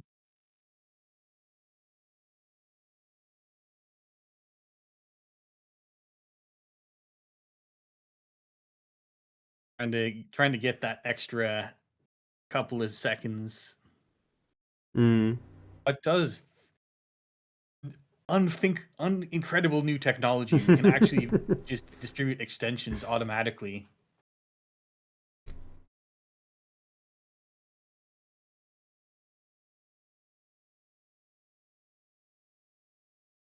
I don't see where it says that it includes the 3-minute extension, though. In the round timer in the top left corner, right? Like under the hand size. The round ends. Not the chat log announcement does not say that. All right. If that's the case, then it looks like that is a runner win on time. Yeah, looks like it. Yeah, might have been confused. Thought that he had more time, so just like playing a tempo measure response. All right. Well, that concludes us round 4. Mm-hmm. Who dares ping me?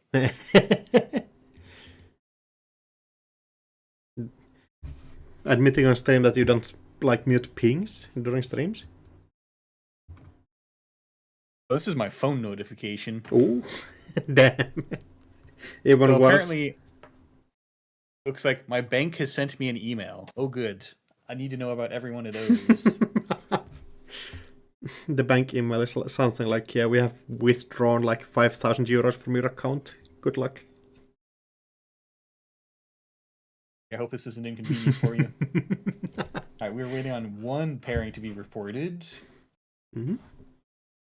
Yeah, one pairing somewhere. Oh, we got a couple of like ties during the round. That's hype. Yeah. Like Ruben on Built to Last got one of the ties with Night Waffle. I Robber. before the tournament, I did have a conversation with Ruben, asking like, "Are you sure that the BTL does not have issues going to time?" And I got like security that it apparently doesn't, but just saying. Very unfortunate. Yeah, tough to know what's happening on the tables, of course. Might just be like a real 1 in 1,000 situation. Remind me, that was round 4 we just watched, right? Yeah. I see. Oh, round 5, there's a bye. Okay, round 5 pairings are up. Oh, hype. I was confused to see that there's already a pairing reported for round 5. Yeah, typically you don't have to play the buys. Top 5 tables, everything is Jinteki only. That is kind of funny. Shall we dive into the blood in the water? Sure. I would love to see a Restoring Humanity game, maybe from the start. I feel like that's at least my favorite decks in the format right now. You know, I see that on table 3 that's facing against Az, and Az in the top tables is we got to see what's cooking there. Oh, As is going to be really interesting. As on top tables is huge. There's also a second one on table 7. All right, I'll ask table 3. Yeah, 100%. If that doesn't work out, we might want to jump into table 7. Antoine, I forget their results from last year, but definitely a player that we need to keep an eye on in this tournament. All right, we are good to stream table 3. Hype. Table 3. So I remember Restoring Humanity as this kind of honest looking thing that resembles a lot of System Gateway with some of the better ice that's been printed since then. Mm-hmm. And then you're using Anoetic Voids and Skunkworks to upgrade and defend your scoring remote. Mm-hmm. And that decision was made because this is a deck that actually had face checks. Mm-hmm. And before Matryoshka was banned, you could just play Samoon, and that was a really good choice into that meta. Mm-hmm. I'm curious if this is going to resemble Worlds decks in that it's a pretty honest-looking upgrade-based Glacier deck, or if there's something cooking. Yeah, one of the options that we might see that's like kind of a spicy one is if we play multiple copies of... What's the Nisei Mark II new version? That is Proprietary Negation. Yeah, Proper Negation into something like half-run Proper Negation into a big Ice on Archives that we did see at Worlds. I've just heard breaking, disturbing news. There is a Thunderbolt Armaments on table 8. Yeah, really disturbing news. I'm sorry to hear. Maybe we'll keep an eye on that for future rounds. Mm-hmm. Yeah, when I'm not you like... can't very well tell these players, excuse me, we have to go watch Thunderbolt. You can go watch Thunderbolt after I'm not the one deciding the matches. I have personal history with the ID, so definitely I'm not allowing it. I mean, we're stuck here for the rest of the day. I think the stream schedule is you and me. I hope it's not. It's not supposed to be. I mean, that's what I see on the little sheet you sent me. That is... Really? Oh, no, wait. No. Yeah, you're getting repeat. I am not. Yeah, you're stuck in the mines. You're not stuck in here with me. I'm just stuck in here. Yeah, somebody... I need to go to fix the evaluation bar, you know?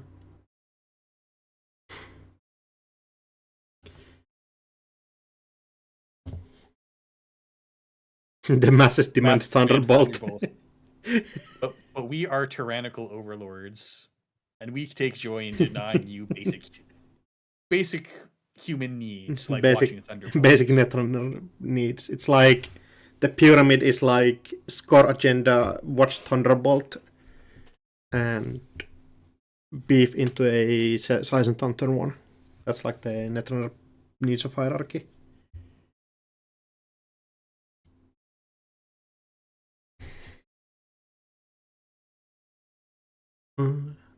Okay, any guesses on what this Ash deck is actually doing? Are we... Depends if they like to net deck Metropole Grid stream decks. This could just be the well-connected deck, which is just, it's a deck that years ago, Andre said you can't just put a whole bunch of connections and the jobs into an As deck and have it be a good deck. Okay. And then last month, he just did that, and it was a okay deck. Now that I think about it, a lot of the good criminal cards are connections and job cards.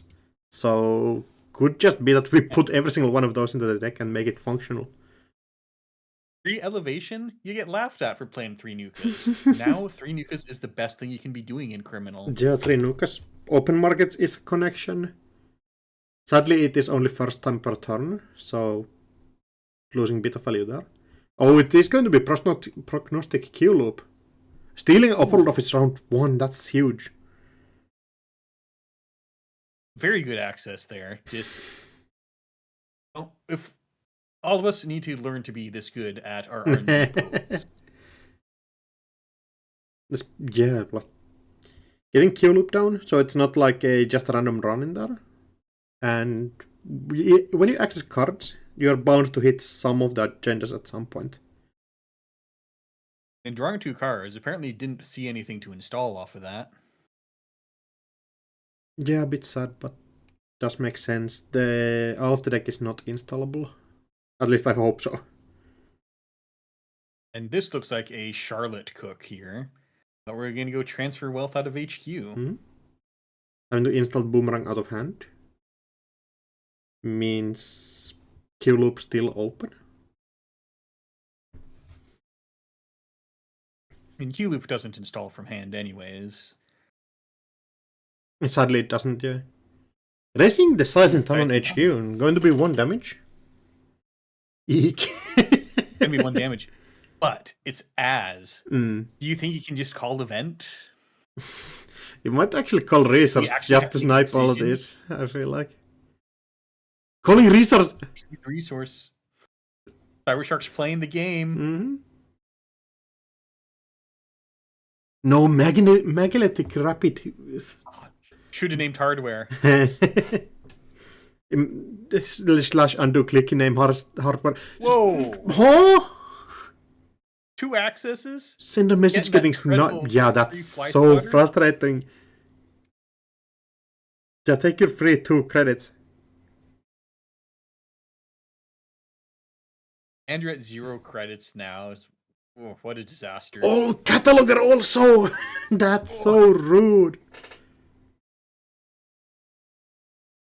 Where do you put the agenda though? You put it like fourth down, so it's still there after the turn. I think you put it second down so that the corp Mando draws and just has to click for 3 credits. Mm-hmm. But that's hard because this probably isn't a spin doctor. But now the corp does know they probably need to get a spin doctor ready. Yeah, could be.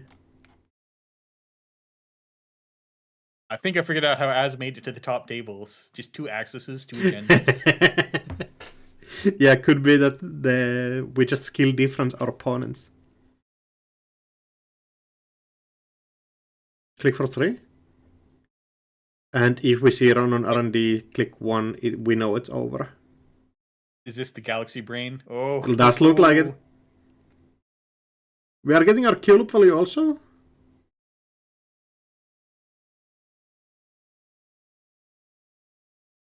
Maybe you're just making the corp sweat. Access unseen. Oop. Oh, Put the agenda in the wrong spot. I feel like we might just have misclicked cataloger. Imagine there's a spin doctor right now.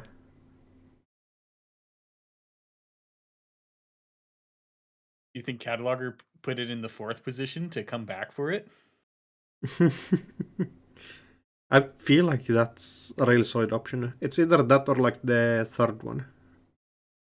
This is a really bad stream curse. Sorry, Cybershark. Yeah, that's like one of the toughest games I have ever seen. Kind of like just 0 options to be done there.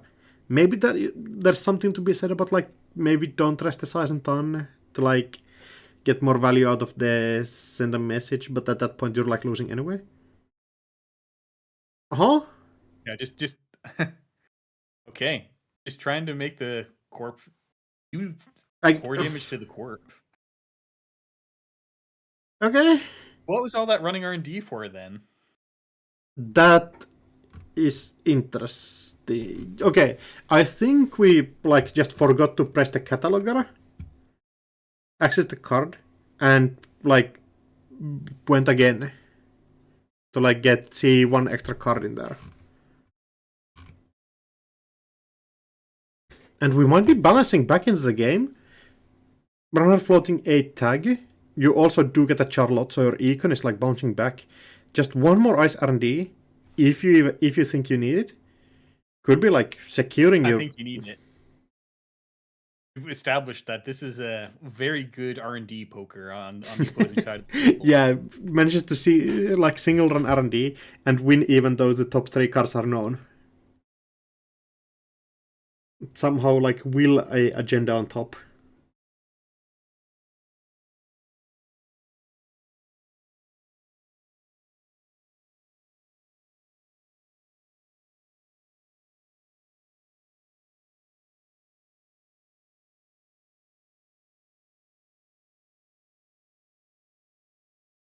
Mm.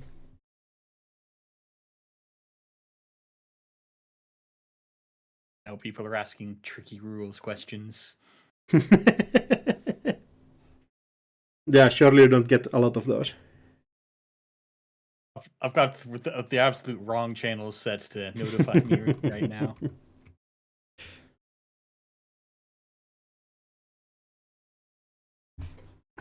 We're gonna mute that for 8 hours. Hopefully the stream doesn't last longer. Yeah, hopefully not. The corp guy decided to go click for draw? Are we just digging for the ices? Ice. Oh, there's one. Okay, found some.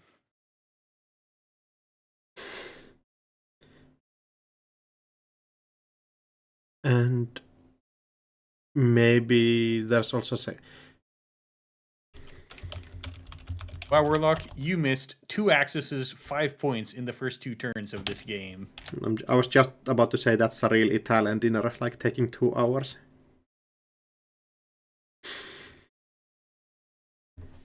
Also a hedge fund, that's huge. We have hella econ. That's a huge one. But the problem is like Grunner still wins in 1 access. There's no way it would happen 3 times for just get a random R&D poke. I mean...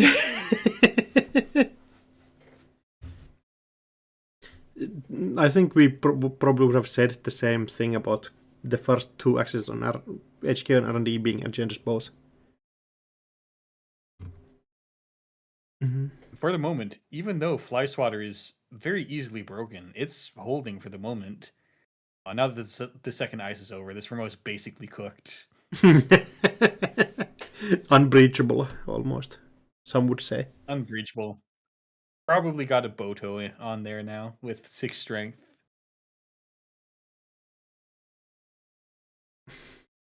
Yeah, Boto probably is one of the most annoying ones. Manual advance Charlotte. Alright, just using that as a fancy click for 2 credits. Yeah, it does make sense. Or has a respectable amount of credits online now.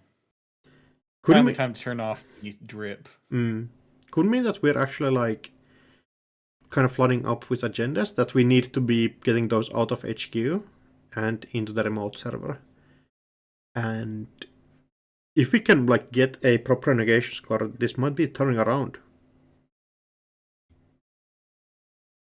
Yeah, La Costa's really good if it's left unattended for a while. Yeah, one advancement per turn, just huge amounts of value. Basically a click and a credit, if you think about it. It literally is. Yeah, then the issue still is that we can just dig a single access on R&D or HQ or anywhere, and it might be over. Well, at least it will be very sudden when that happens. All right, so Loup had better deliver here. Oh, that does make sense. I was like thinking, how do we get through this fly spotter? But Q-Loop does make total sense. Boto? But if this is the You're Galaxy not Brain you're not breaking that one. you're 1 credit short. Yeah, 6 strength on a Boto, kind of a nasty piece of ice. Paying 5? To not take 2 net No damage. way. Yeah, 6 Paying for... 6 to keep your 2 cards in hand? It might be really important cards. It definitely looks like some really important cards. And an advancement going on to the card in server 1. Like, this is your window to push the agenda if you ever have seen one. And was 4? Yeah, proper negation. That's huge. Kinda said that Black Costa is going to be empty next turn. There's a like, depends a lot on what your hand actually is, but there is a world where you leave the agenda on the La Costa because it's kind of safe behind a Boto and a Fly Swatter at this point. Safer than the Saisenton. Yeah, exactly. Okay, to be fair, the score area is the safest spot for the agenda in the game, basically. Well, that sounds like someone who hasn't lived through the turntable meta. Although I'm sure you did live through the turntable meta. I actually didn't. I'm a hella zoomer. Oh, it was quite a time to be alive. Yeah. Nisei Mark II, much the same as here, is like you swap agendas and then they lose their Nisei Mark II, and so they get pressured just by that being on the table on every single R&D poke that they might have to consider spending their counter to stop an R&D poke.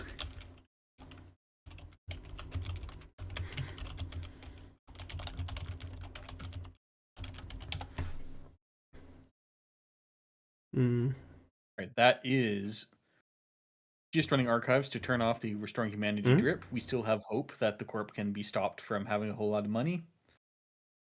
Yeah, they probably are going to be. Also, Mac Electric installed.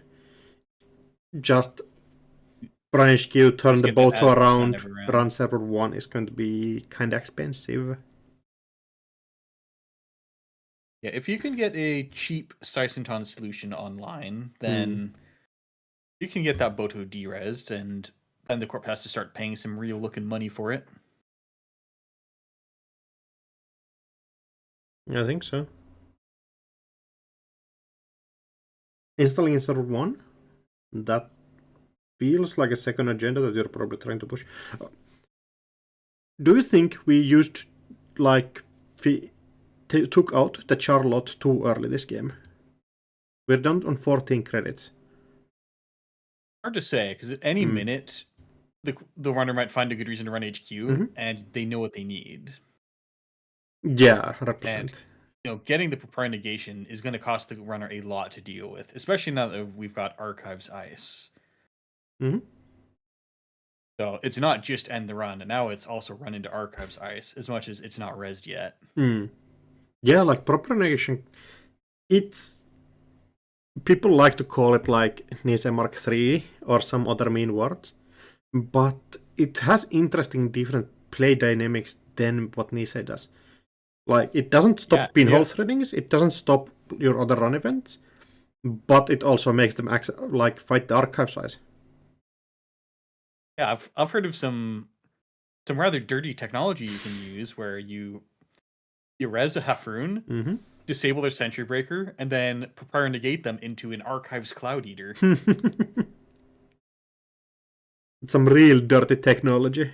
Straight from somewhere, I don't know. Yeah, the people I play with locally are depraved people, and they don't know about that yet, so don't tell them. Gotta be keeping secret on that one. Corp going click for draw. Just drawing for a defensive upgrade or more econ or something like that. Second ice going on HQ, making sure that Saisentan is not as much of a liability. But Saisentan is it's really good until it suddenly isn't. Mm-hmm. And that usually means when they install Carmen. Yeah, like any solution deals with Saisentan extremely well. But when ice that can flatline runner from start of the game kind of has to do that. And now you just have this threat of the unknown, which is a really big deal when it comes to the runner trying to navigate around if they want to try to go for the transfer of wealth. Mm-hmm.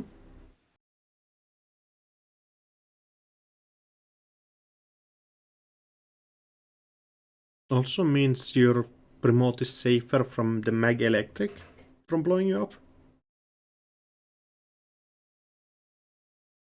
This also means that, you know, when La Costa brings that advanced card up to 3, you might be able to smoothly put a new card in there, and then you don't have to have any turns where the La Costa grid isn't productively advancing something. Yeah, if you can just jam something directly in there afterwards is kind of huge. Boomerang install?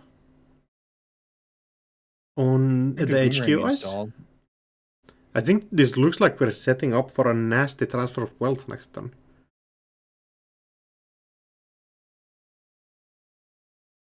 If you don't have a lot of stuff that you need in hand, you can even just go through Saisentan.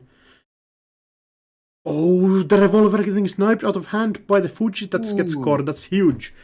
That probably was our one tool that we could have been getting in with, but yeah, that's kind of annoying. Also, we see a pan weave going down, which can really put the Corp in a nasty headlock. Yeah, probably not as big of a deal in this matchup, where Corp is bit richer. Getting into HQ is a bit more expensive, but still a sizable chunk in any case. And 1 click remaining. If you have a 2-pointer to put in the remote, it feels like it's probably just over. Yeah, that actually is kind of that. With both being on 6 strength, and you can like make them need to go through there twice. Is overinstalling the ice on Archives? Interesting. Oh. Overwrite Archives Ice, getting 1 credit now that there's a face down card in Archives. That's actually kind of hype. Overinstalling the ice. If you would have been clicking for a credit, that's just raw better. Because that happens next turn, and the turn after, and the turn after. That's low-key kind of clean. Doesn't run Archives.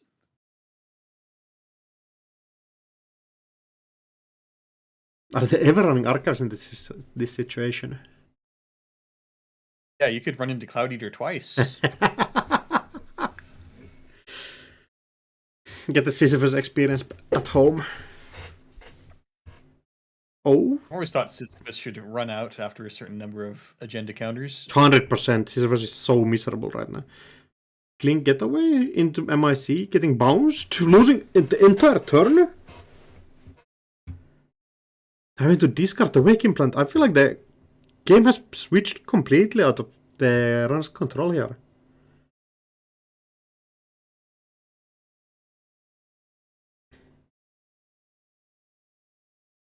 Playing a petty cash, getting back on credits.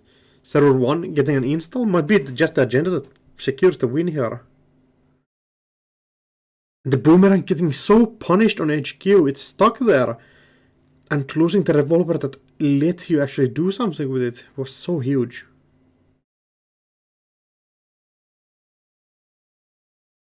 And an advance. It looks like what table are we on? 4. I don't know. Table 3. All right. Sorry, my connection flaked out on me. No, I was like forgot completely what table we were on. Advance on the remote means the game is going to be there. It's either get in or perish. Other option? And with 3 credits and a no free lunch to your name. Draw means that you can't get in anywhere. I feel like your first click kind of has to be run HQ to. It's challenging because like if you find the boomerang, you just cannot get into anywhere anymore. Fermenter calling the bluff on the Charlotte. Second advance? Yeah, extremely late masterwork for probably what you were hoping to get. Yeah, petty cash into advance and scoring it out. And just sending a message, it's Bran.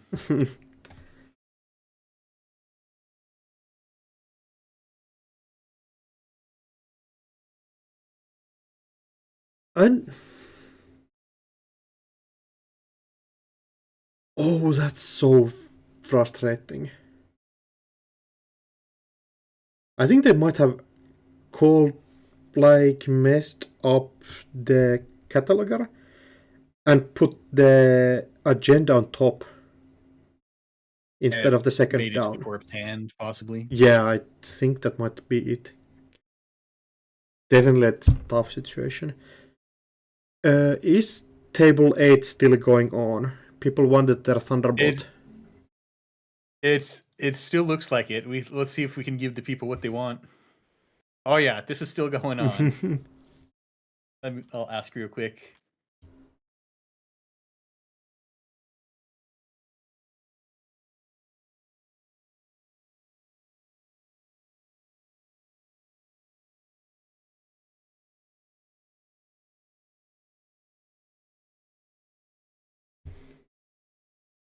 They're playing fast. Scrolling my message out of the chat log. You gotta be persistent and repost. That's right. Yeah, if that's not the table, there's table 7. We might want to see the second as game if that's still going on.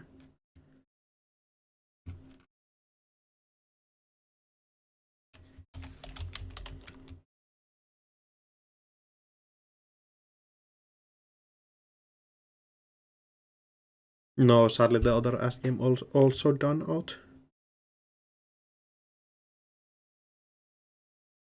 All right, we are good to stream on table 8.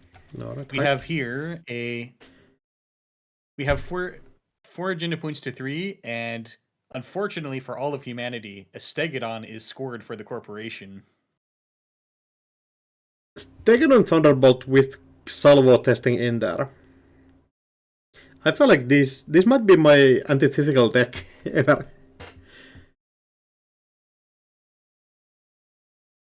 The cards are overlapping a little bit on my screen. But a bit, yeah. Debit downtown going in. You have some nice technology. We have a Game Dragon on a Carmen. So when the corp comes up with their back-to-back bloops, you get a second loop.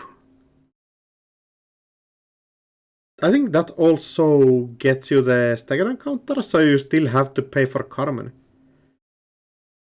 Or like Stegodon is strength. It does activate the -2 strength, so you have to boost Carmen again. That's kind of scary. This is really a game for the people. This is some bread in circuses. Yeah, we also... It manages to fight... doesn't fire any subroutines, right? Ooh. Also missing all the accesses, that's so huge here. In a deck playing 1 pointers, whiffing on the 4. A second Stegadon! no. You! Oh no! A second Stegadon! Oh no! Is Koga in chat? Your favorite cards getting played? And we do see, is that a scored onto with Noro core damage? That sure is. Sure is. HQ getting bounced. You can reinstall it. There's 0 other rest ice. Oh, you got 1 click left. You can.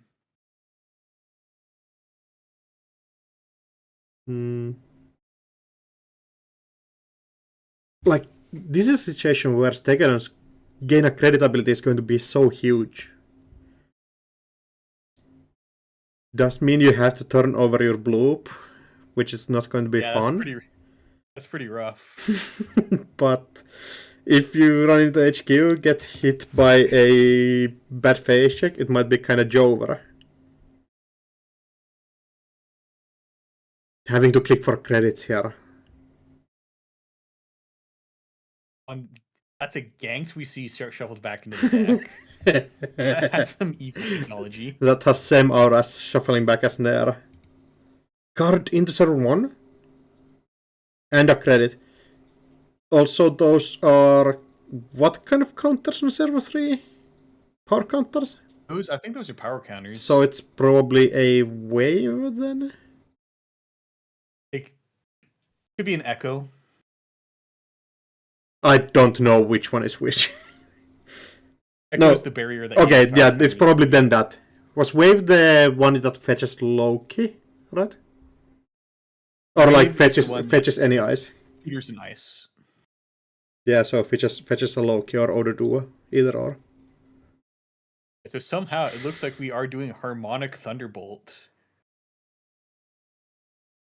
If your idea is to like de-res your eyes and rest them, Thunderbolt is kind of nice with it. Carpe Diem going into HQ. We'll find out. I have a feeling HQ Ice is already known at this point. Probably the whole table has been de-res to feed these bloops. Yeah, probably. Imagine you de-res a Basso, or like de-res a card, res a code gate, and Basso is -1 strength. That's like... That sure would be a time to be alive.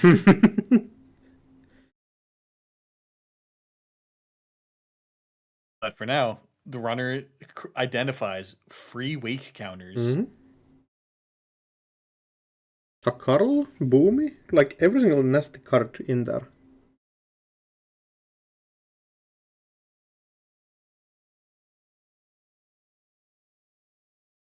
And feeling satisfied with just 1 more full set of wake counters. And known 2 bloops on R&D and some math that I'm not capable of doing to see how much it costs to get in.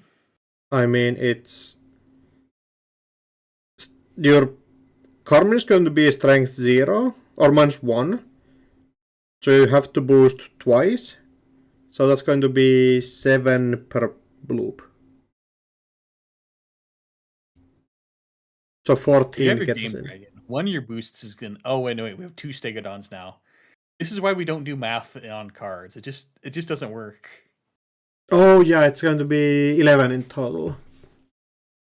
No? Wait, 10. 10 in total. I forgot Game Dragon also like lets you keep the boost. Yeah, lets you keep the boost. Yeah, kind of an important part of the card. Alright, someone in the chat do the math. We cannot be bothered. It's 10 now. Calling it.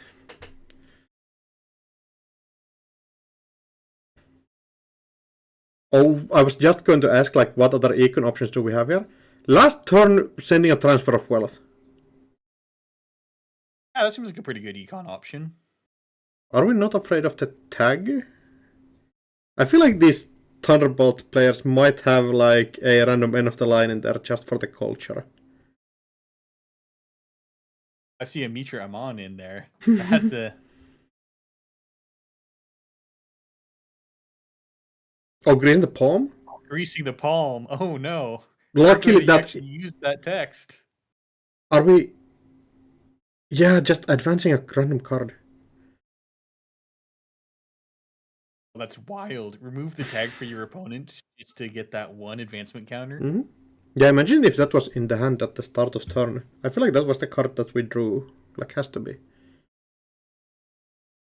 And then running the remote is really frustrating if Bloop gets, like, if something gets de-rest. Because everything... But it's only a bloop that can feed in. That costs two D-reses, essentially. Mm-hmm.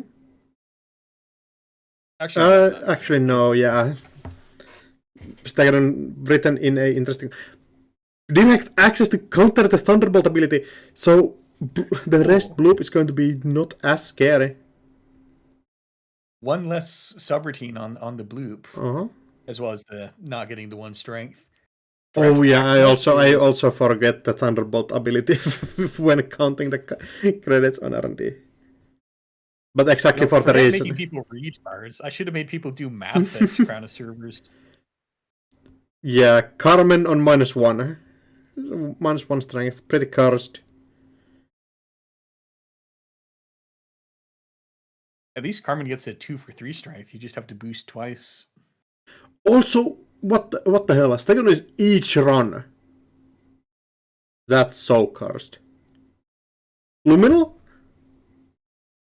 Are we putting back the agenda? Yeah. Oh, hold on, I wasn't paying attention. Stole a Luminal out of R&D. Yeah, still not enough. Accessing a lot of other cards. Last card. Doesn't hit it, yeah. Win. Still have 14 credits. You can go HQ. Just get your farm on. Yeah, get charged up for the next R&D run. Yeah, probably feels like the correct option here. Especially when you did bounce the suspected agenda back in there.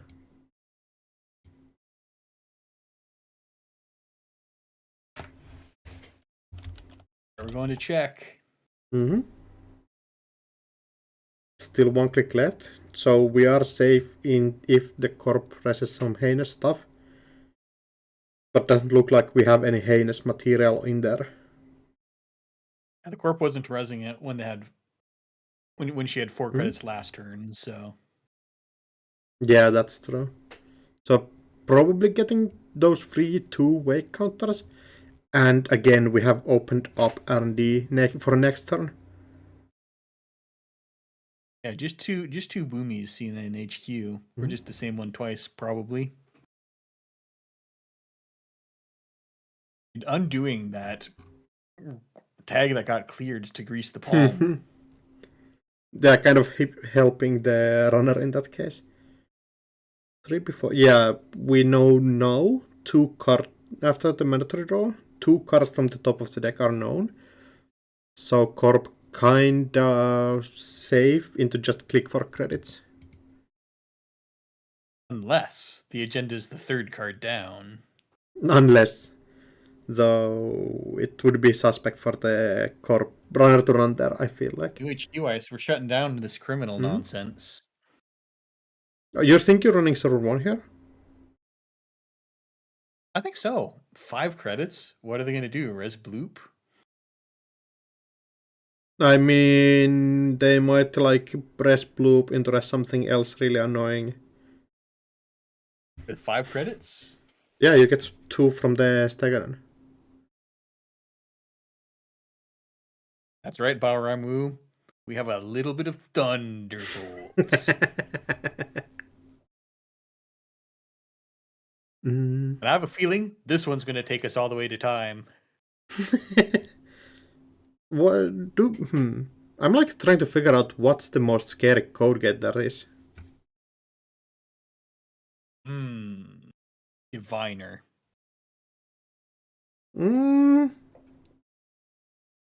Imagine Diviner, 4 strength. It comes with the end the run unless Thorner trashes one of their own cards. And your Buzzsaw has -1 strength. Yeah, still like 11 to break.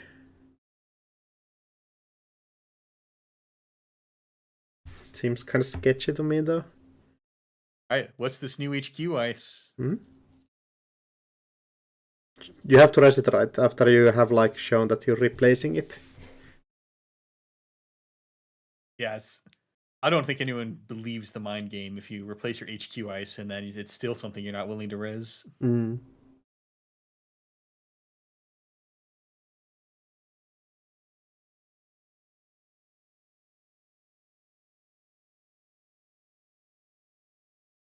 Getting corrected on my Stegadon math in the chat, but I'm claiming that Stegadon is a card that I don't want to read. Ganked? Understandable. Takarl? Yo, that's so evil. Ooh. Also, So, revealing the ganked in the remote is like, yep, look at this. Yep. And this forbids the runner from clicking through the Stegadon. Mm-hmm. Or clicking through the Hekarl. Yeah, Therefore, means... have to spend Kurapira credits on this. Also, that is supposed to... No, Stegadon specifically has to be a piece of ice that Stegadon has has to been be red de-rest. ice. Oh man, this would have been the deck to make people read cards. Axing Wave? Okay, Corp adds 0 credits. Mm. Did you know that the actual wave on the card is the small surfer character in there? That's the ice that gets you the credit. Yeah, Wave is the one that gains you a credit for res harmonic ice. Going Archives? Echo flies what are seen there. Does make sense. And 0 credits here. Probably having to click for, oh no, Tranquility. Ooh. That's Tranquility scary. will get you out of the hole. A bit at least, yeah. 3 ice is not super threatening when you have 3 credits. Still, you kind of there could don't be want to run there. There could be a Mitra there, and that'll jump you up in credits. We've already seen one in archives. Yeah, Only 2 Mithra influence. and the Ganked could be a nasty work server. And you get to the end of it, and all you get is pay 4 credits to trash Tranquility. Yeah, exactly. Oh, Alright, direct access. The second direct access being played? Playing multiple copies?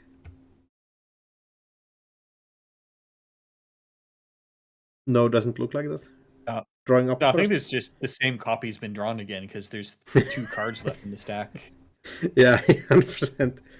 Just doing a small bit of rage baiting in the commentary.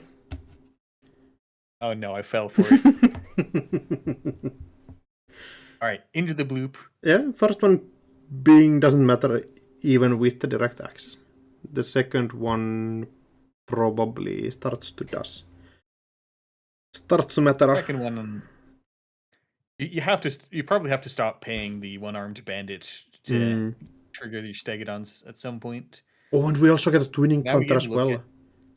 So that's 5 cards. There's no way this whips. Ganked? There's no way this whips. Okay, thank goodness.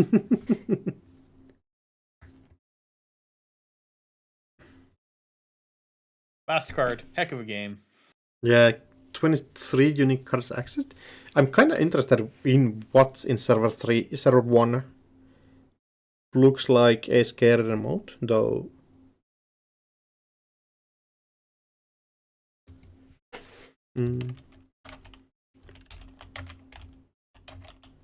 Apparently direct access getting played like 4 times, I think.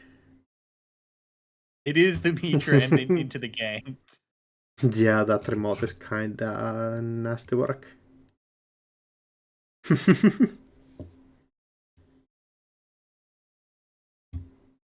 Good call on the Mitra. Who said that? Oh, it was me. Taking all the credit. That's right.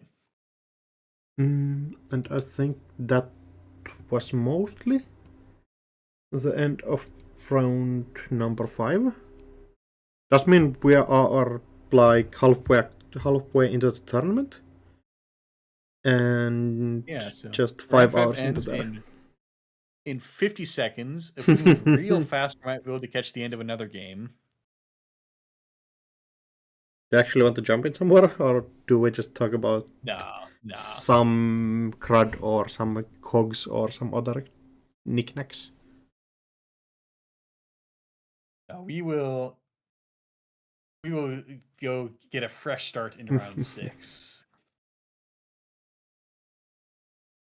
I believe that has us sending Axu off the mic, but he's still going to be here just listening to us because he's running the stream. Yeah, staying awake, drinking my monster, and listening to the fun commentary.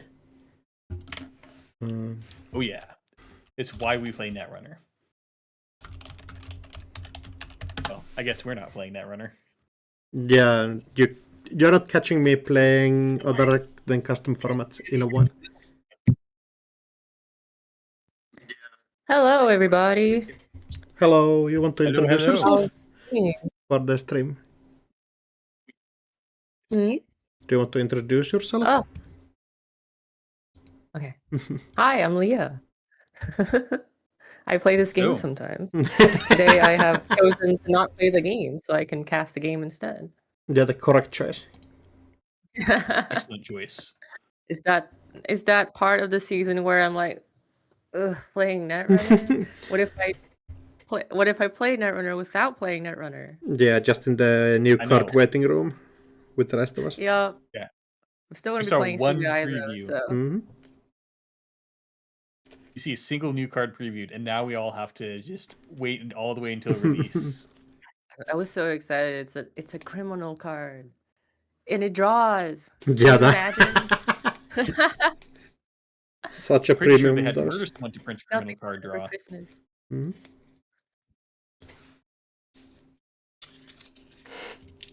So, are we in between rounds right now? Yeah, I think we are soon going to round 6, and just have to wait for like a couple of rounds into like reporting. I am excited. I'm hoping to see. It's that part of the season where everyone's experimenting, right? Like no one's playing seriously. Maybe. You could say that. So- Then you look at the standing and it's like 29 AuCo, 29 Ob, and 35 for Chico. Everyone's here to win. I see. The pricing is too Well, if they good, want you know. I If they want to get on agree. stream, they got to bring the weird stuff. That's the real That's what I'm gaming saying. optimization. I would have brought Catboy Lat, which is the deck that Tuno's been tuning up. Very Understandable. fun list with Audrey. Oh, yeah, or that Lat one. list with Audrey and Steelskin and Strike Fund. And Ash and Epilogue, of course. Can't forget about that one. Yeah, definitely up there in like interesting shaper lists that are available. I was hoping to see some of those today, but And who knows? yeah, Maybe we will. you maybe have to go and get one shaper game on stream. I think we have not gotten any one of those yet. Ah. I'm sure we will find some.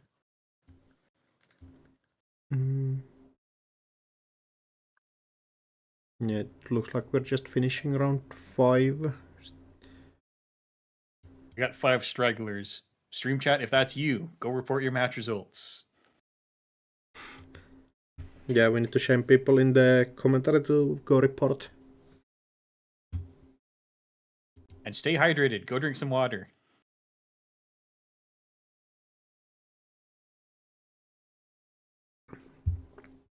I've got a glass of Thai iced tea next to me that I made myself. Close enough. Self-brewed. I feel like that's mostly water. Same as the White Monster Energy Ultra that I'm having.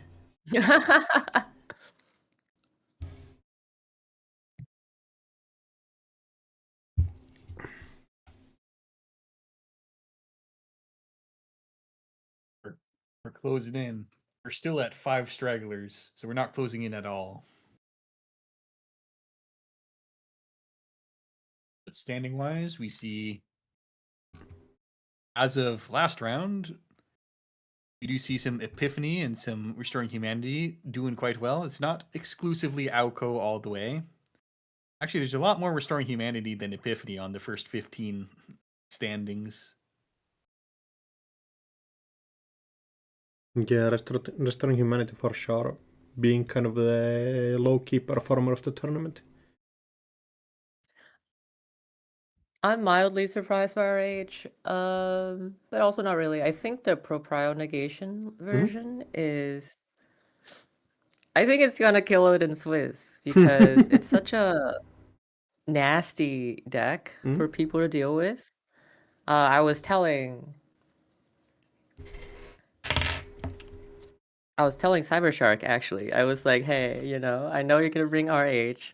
Consider bringing the Proprio Negation version because that version is crazy and no one knows how to play against it. Everybody knows how to play against the 6 agenda version, right? Like it's extremely honest. All your ice cost 6 or more to res, and it's super slow.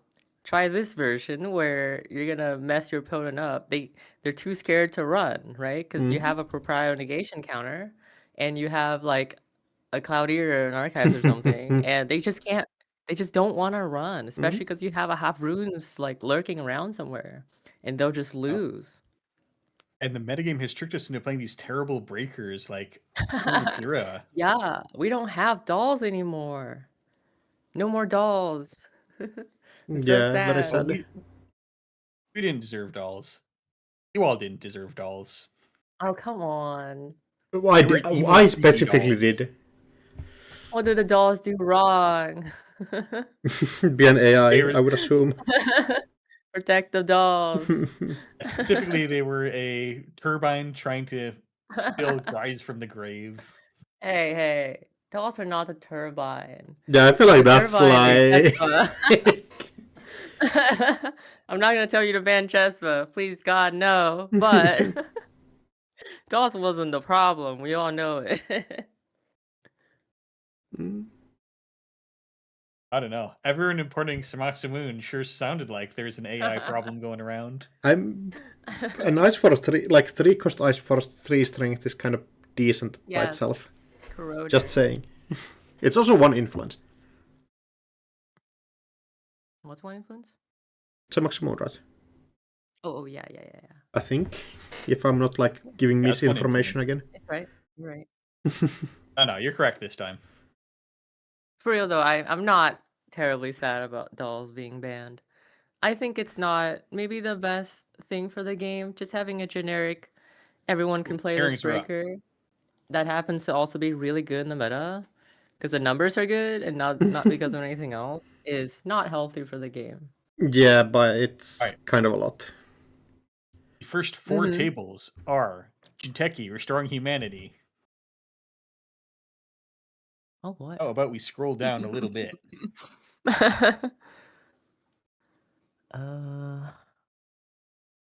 got Epiphany. Would you like to see an op game? I'm pretty familiar with Ob. Yeah. I Op's played a good, lot wholesome, of. honest time. Let's check in on table 6. Sounds good. Played a lot of Ob matches in my days, including recently with the rise of the Scrubs. It's been a good time. Although I'm a devout non-Ob player, so I will be avoiding that personally. Oh, I'm looking at the wrong round. Oh. Well, table 2 is Ob versus Cybershark again, so we probably don't want to spectate that. Oh, table 4 should have Ob versus Lat. That sounds good. That sounds good. Although I think no one's made a table yet. Not yet. I believe in them. They can do it. You all can do it. I believe in you. Specifically, the court players is the one that's supposed to make the table in the lobby. Yep. They can figure it out.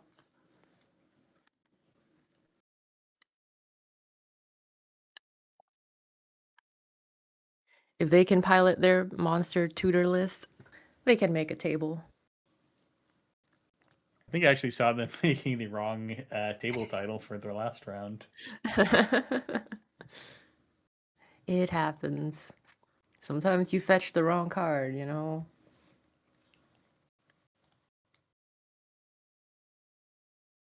You fetch Stavka when you meant to fetch Winchester. It happens.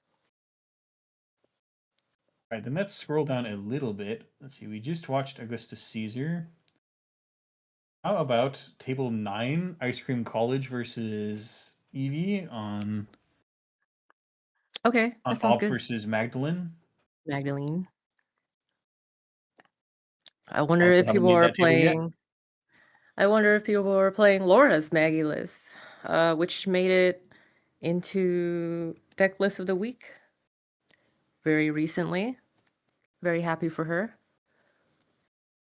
It's a little Maggie knick-knack list that is terrifying. It's terrifyingly fast and has a killer late game rig with Game Dragon and like 5 strength Rising Tide and Buzzsaw. Terrifying.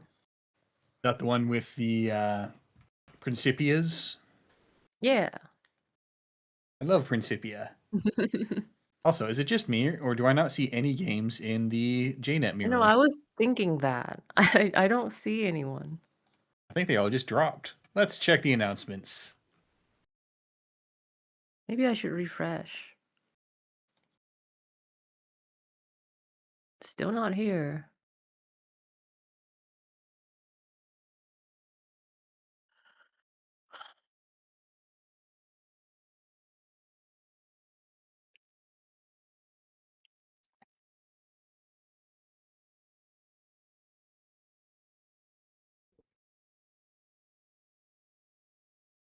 Oh, there we go.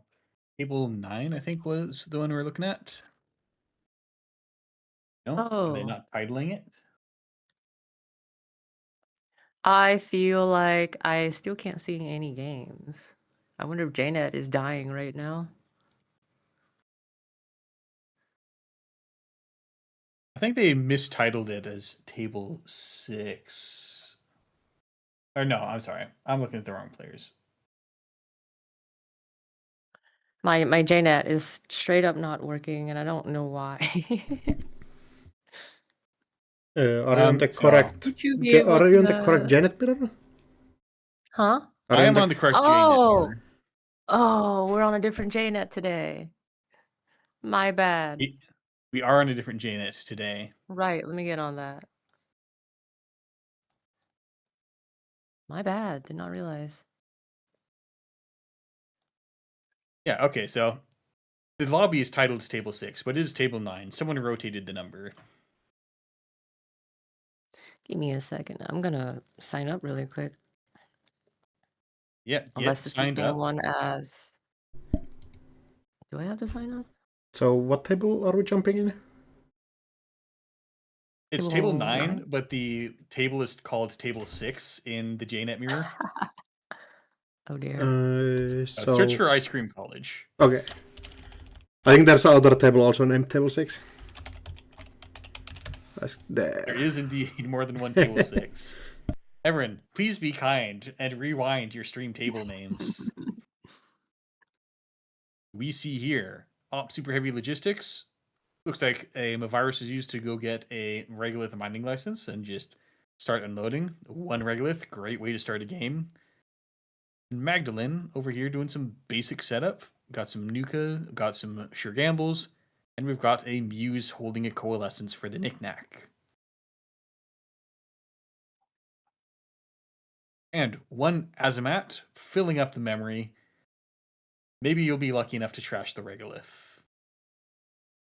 Or maybe you'll just get a Maskarovka and let the Corp have a bit of a rebate.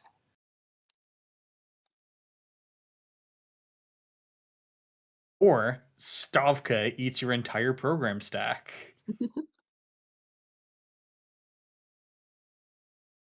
and then launders the regular mining license into a wall-to-wall.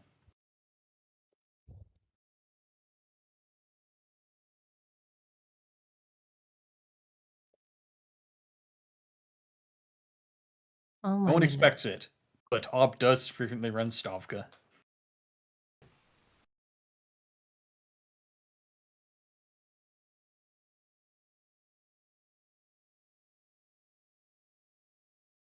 Oh, I do have an account saved.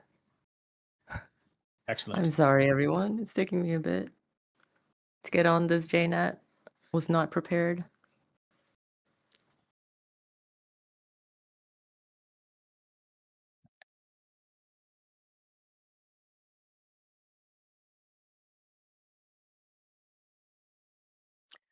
All right, I'm in. Yeah, it's looking like Laura's Maggie. We've got the infamous knickknack. Here he is. Evie's got 2 DZs on board. That's a good sign. DZs is economy. But it looks like Scrobs is speeding away. I think that in this matchup, though, Maggie can afford to play fairly slow in the early game. Could probably let one agenda go and still start contesting. But I'm assuming server 4 is a Basalt Spire, which is what I'm going to.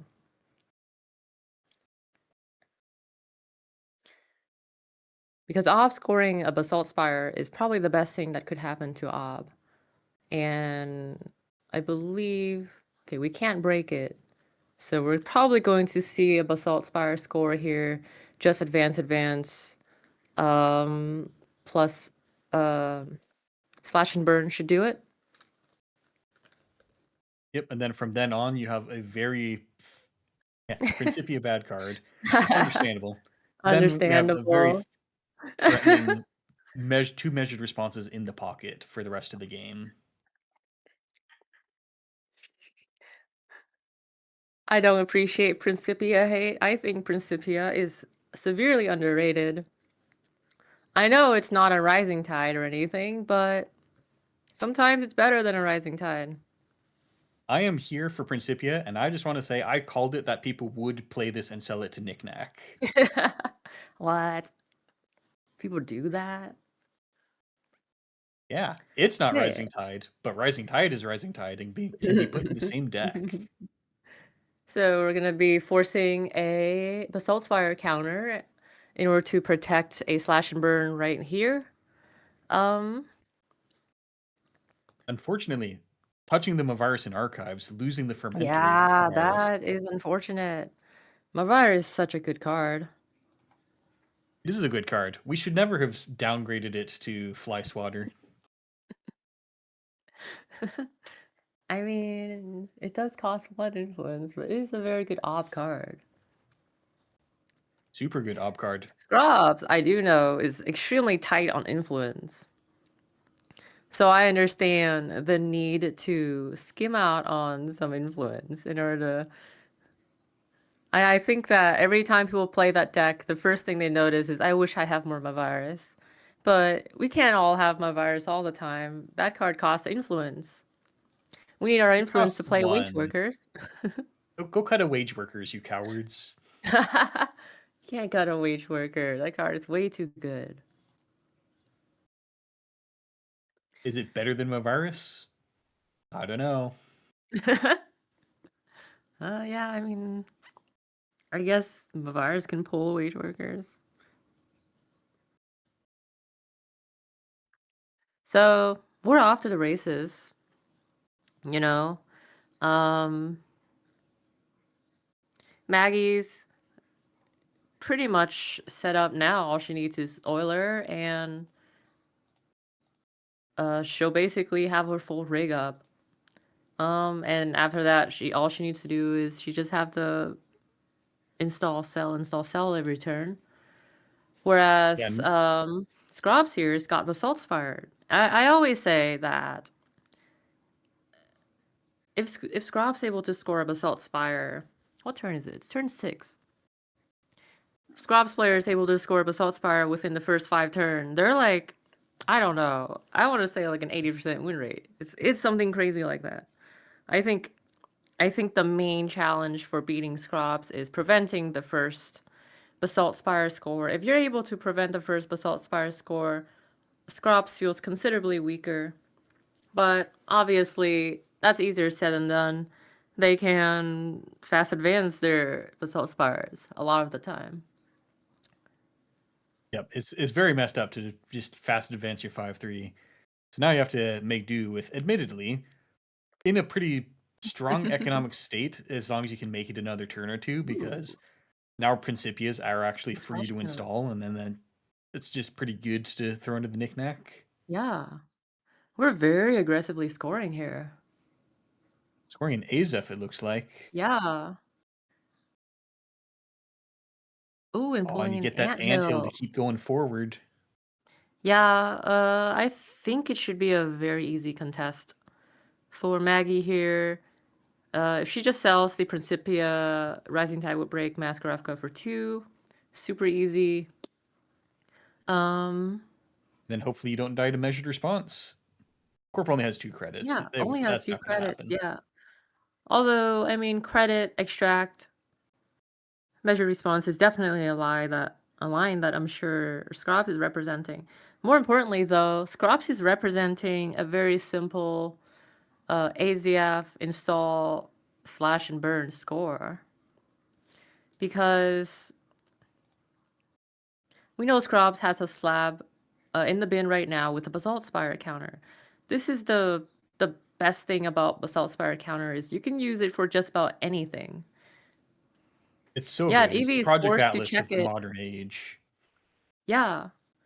And Eevee is now forced to fetch the agenda and touch the virus.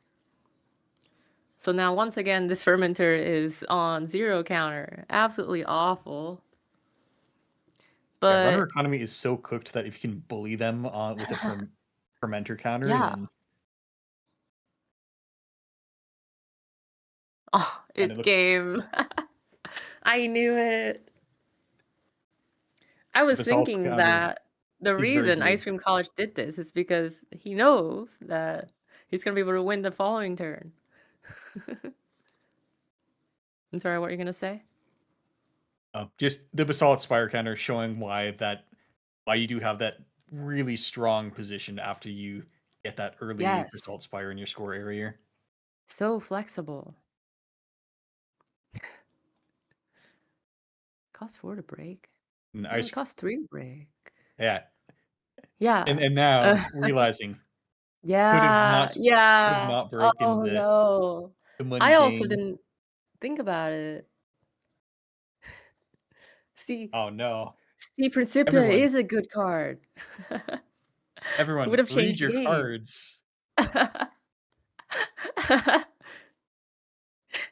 It's always a better card than people think it is. How's that new card? It's only been out maybe a couple weeks. You know, how much could you really be expected to know? I agree. Yeah, I mean, I think if Eevee had touched the Basalt Spire then, the game would have completely changed because, well, I don't think Ice Cream College would have been able to rush out to 2 AZFs after that. GG to both players. I think that game was probably closer than it looked.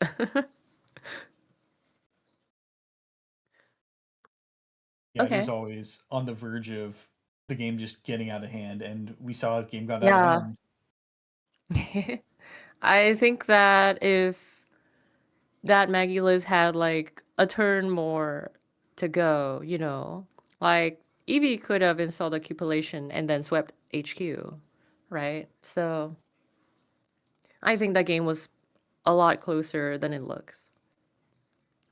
Anyways, let's go look at another game.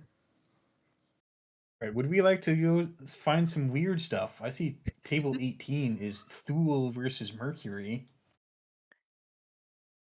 Thule versus Mercury. Oh, that sounds extremely weird. Let's go watch it. Oh, I can't find it. Might be already done. Not again. Table 14, we got Ba on PD versus Maggie.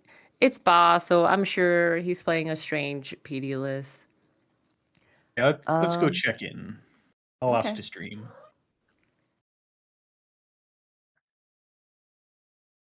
Hello, Oliver. Cat time. We are good to stream on table Sweet. 14.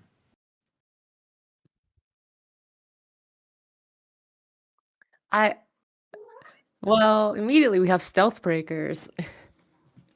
We've got Penrose on board. We have Penrose, we have Azamat charging up a twinning, and we have Mantle, which you can charge up the twinning on the corpse turn.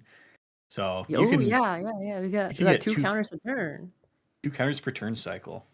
And on boss side, we have looks like Footgun Frenzy, which is a list where they go very wide and they usually fast advance a bunch of agendas.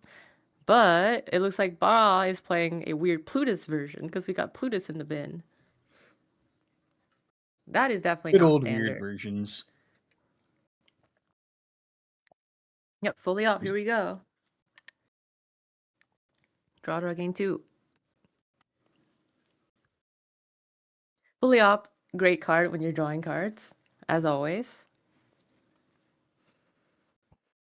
And I'd be interested to know if he has found room for Your Digital Life in this. 'Cause that sounds like a fun thing to play for the Plutus. Ooh, it would be fun, but I get the sense that he spent 3 influence on Plutus already. Actually, is I'm YDL a curious. transaction? I don't Yeah, remember. it gives you money. Yeah, it definitely is. Yes, Scene Shielding, that is Leah on stream. Hello. And chromatophores to come check out HQ. Doesn't matter what the ice is, Penrose will get in for super cheap. Yes, it will. Stealth breakers. And notably, in VP, we know we're going to get more stealth breakers. We already saw a preview of a stealth fracture. So I'm excited to see more stealth. Yep. You can make this part of a critical mass of things that work with our Sarah's crew. Yeah. Ooh. Oh, God. It works with crew, doesn't it? Never thought about that. Jeez. This Empress knows how to play to the crowd. Res Plutus to save your precious agendas, Yugi.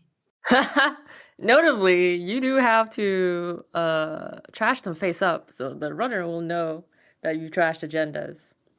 But it's last click, so maybe it doesn't matter. Anyways, we have an Ablative Berry here, which I bet will install a card. Yep, Nico campaign. Nico campaign. Great thing to. Oh, I'm have surprised on that it screen. wasn't a Plutus install, actually. But I wonder if there's already a Plutus on the table. Oh my god. Woo. Sam. You should have gone with the But maybe Plutus Empress play. was right. Maybe you should have res that Plutus.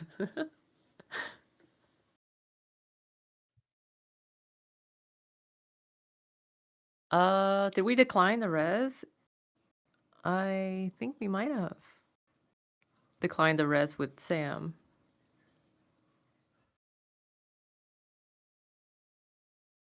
Well, it tells us the ice isn't very expensive. Yeah. This one's for Leah's on comms.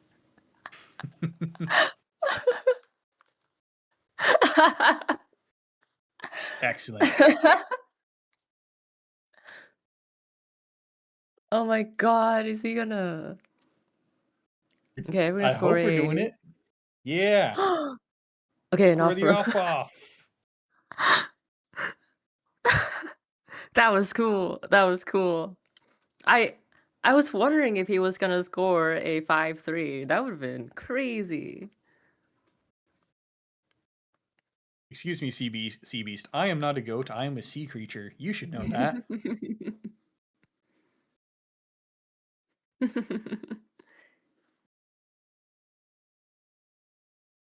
Right. Everyone loves to see Plutus. And a very large number of tentacles on screen right now. We got it on the chromatophores. We have it on the left side. Yeah, we have so many tentacles. Would you say a chromatophorus is a cephalopod? I would say that. Would you say that it's a wizard? I don't think so. It's not wearing a hat. It's not wearing a hat. All right, we got to run on R&D. Very scary poke. We Yeah, have the very twinning scared just poke. very We just have ready to look at 3 cards. Yep. We've got twinning, we've got Mary. We're gonna be seeing cards today. Oh, and we haven't charged twinning this turn yet, right? So we're gonna see a 4th card We have not. potentially. Oh boy. Yeah, I I don't think see that the runner has a way to break code gates right now, though. Penrose is a code gate breaker. Or no, I'm sorry. Don't have a way to break Frac- barriers right now. barriers. Yes. I forget which way Penrose flip-flops. It does say both on it, except only sometimes. Yeah, it looks like this is gonna stop Ooh. it dead. Absolutely Dang. stopped.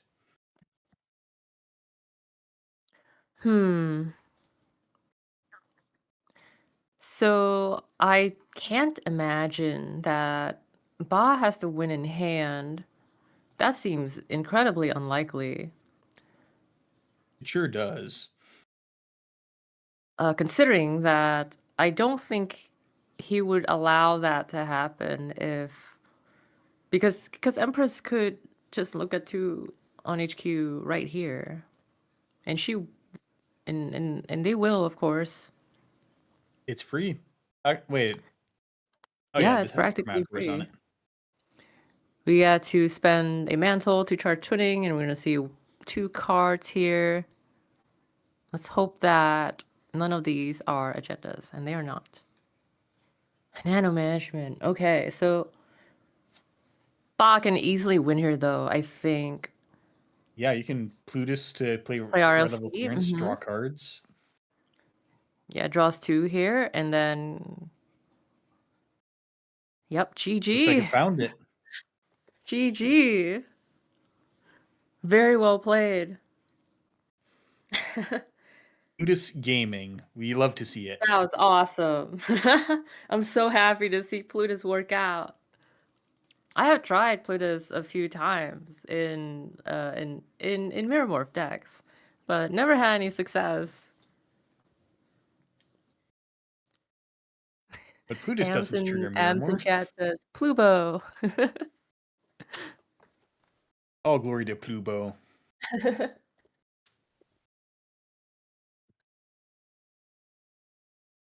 All right, how much time is left in the round?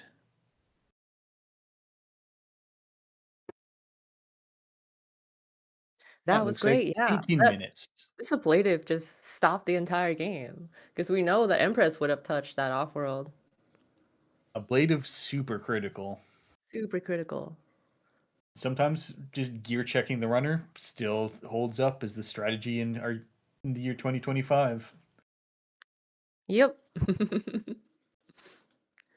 All right.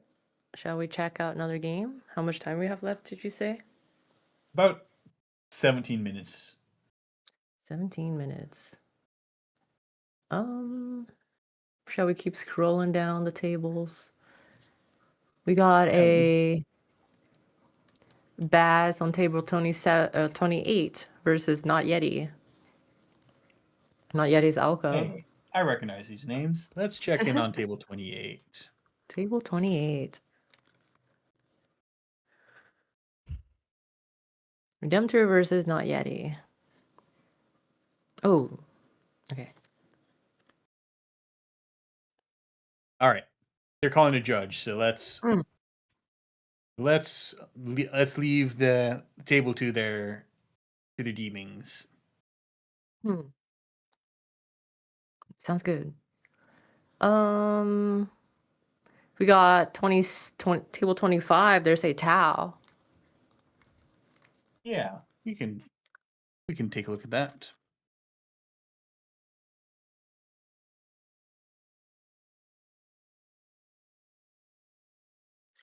We're pretty far into the game, but who isn't at this point?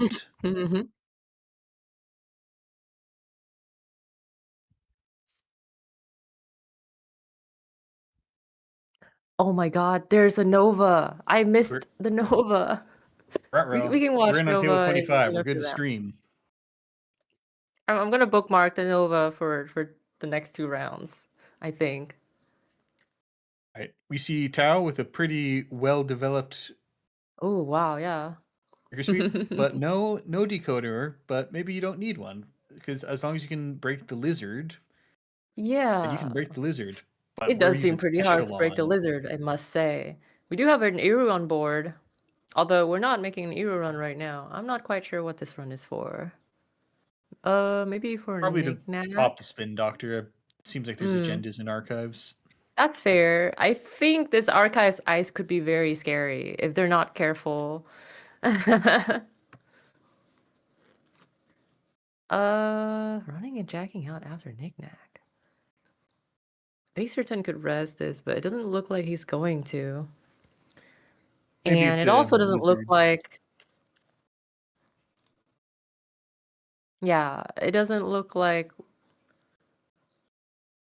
Yeah, it looks like we have a rules issue here. Yes, you cannot make a run and jack out until you approach the ice, which means that the corp can rest that ice first.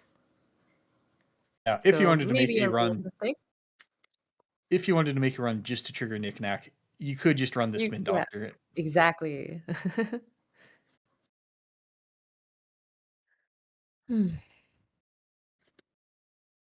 But we are not the judge, so we shall not comment on this. But now they're imploring the stream. Should I tell them to call a judge if they want to? Okay, now they got it. Okay. Okay, seems like we remember. Sweet.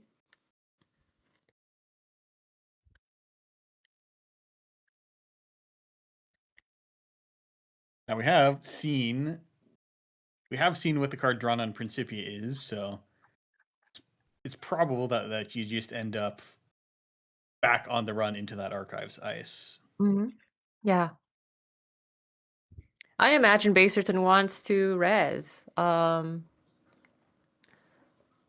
And if I was judge here, I would not let Rylon just jack out because he's already seen a card off of Knick-Knack.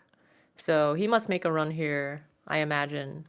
And Baserton should be able to res whatever nasty things is hiding in archives. It could be a Bewalk. And I don't believe Rylon can break this. I doubt it's a Bewalk though. Who would Bewalk archives? Half rune. Oh, what a fascinating ice to end up on archives. Why are we resting half rune? Apparently to spend, this last click, apparently keeping on archives right now is good enough. Sure, but I'm a little suspicious because we have an Iru on board. It feels like a better card to save for Iru. But we are just going to end the run here. Doesn't look like... I really doubt Rylon has any reason to continue here anyways. But maybe Yeah, he's and thinking about getting in could and use a forcing a simul spin chip. doctor. Yeah. Maybe he's thinking about getting in and forcing the spin doctor here, which is reasonable. Euler or Unity here would not be too difficult for him to produce, I don't think. Yeah, there's an SMC in archives. That or a Muse, that also works too.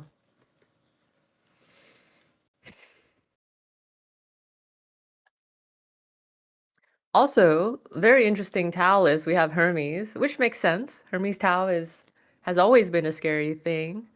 But we Yeah, you also get to have start- open market, which is fascinating. The open market is a little more unusual. Hermes Yeah, is there for because sure. you can start unicing R&D with swap then bounce. Yes, that is very good. Although we are on, both players are on game points. I really doubt Hermes Tau will trigger again for the rest of this game, unless the Tau touches a 1-pointer. I doubt Baserton will score a 1-pointer. You know, given Cal, I Okay. think I might have a suspicion on as to Interesting. how Halfern ended up on archives. Oh yeah, now that you say that, that does make sense. All right, looks like we are going to go get the SMC. We do want to see archives and force the Spin Doctor. Or maybe this is an And we are. enormous mind game and there's nothing in archives and you're just getting them to This pop is a your Sable chip. Magari's touch. Not that it matters here. Oh yeah. I guess there's There's a a face-up slab. splash and burn. There's a face-up slab. My cyber feeder's not working. Yeah, mine was working mere hour ago, so I think every single game you have to do the cyber feeder thing. Shift click on the extension. Because we're on a fork of JNet. yeah, that's Well, it's still not working for troubling. me. We So. need a cyber Oh well. feeder fork for this. I agree. I might have to refresh net runner here. Yep, it's working for me now. I just have to refresh.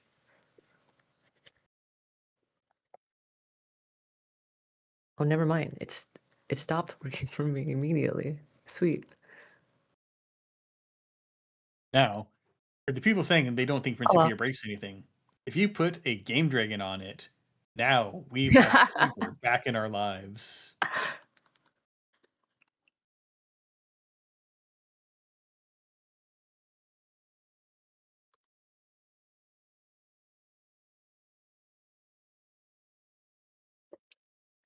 I'm still thinking we are on Okay. a very tense, close game. Yeah.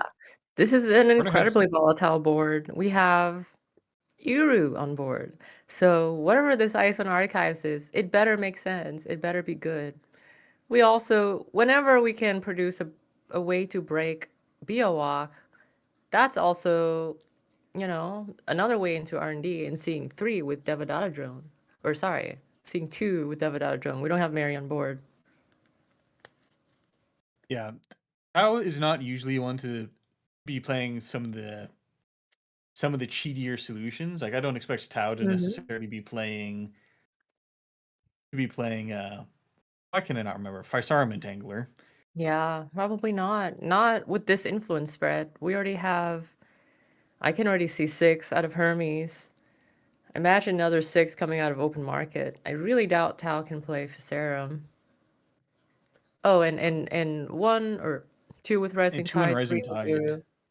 Yep. Not very likely to see Physarum here. I think the most we could expect is a Chromatophores. Also, this Obelisk looks kind of cool. We have Armed Acid Protection in the bin. That's kind of sick. And we have Half Rune. Armed Acid Protection turns into Hedge Fund pretty easily in Ob. So obviously it is not a Scrops list because we've got BioWalk. I wonder if they're playing Greenmail, but it seems like we're opting for Eminent Domain. So maybe not Greenmail, but they could be playing both. Who knows? Who knows what Ob is doing nowadays? Maybe he's playing Yakov too. We'll never know. All right. Time for Vantage Point predictions. I predict a 13, a 12, and an 11 cost ice so that Bioac can ladder down. That would be so cool. But does Ob really need more help? I mean, it has to stay the coolest corp on the bus somehow. What if AuCo is the coolest corp? Have we ever thought about that? I don't know. That CEO I just cannot think of that CEO as cool. I know a lot of people who are very much a fan of that guy.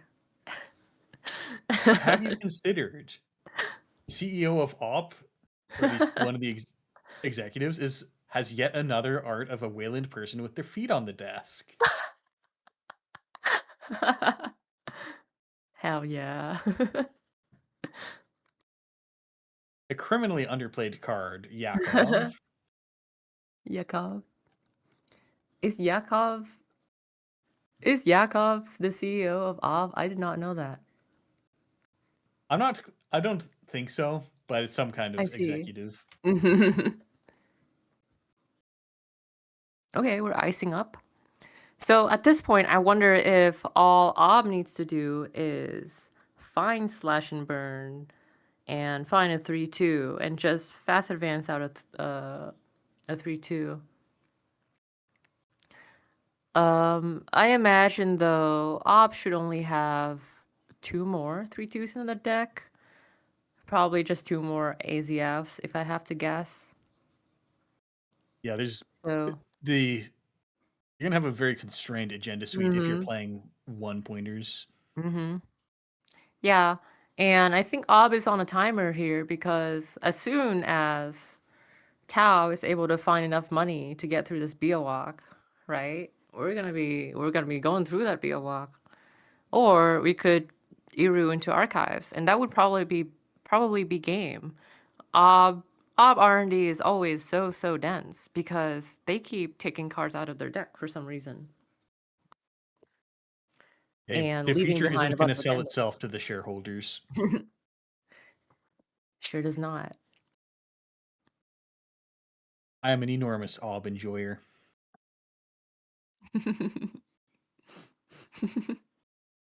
I'm too much of a hipster to play Ob, but I share your sentiment. You can Maybe. be a hipster in Ob. Play Yakov.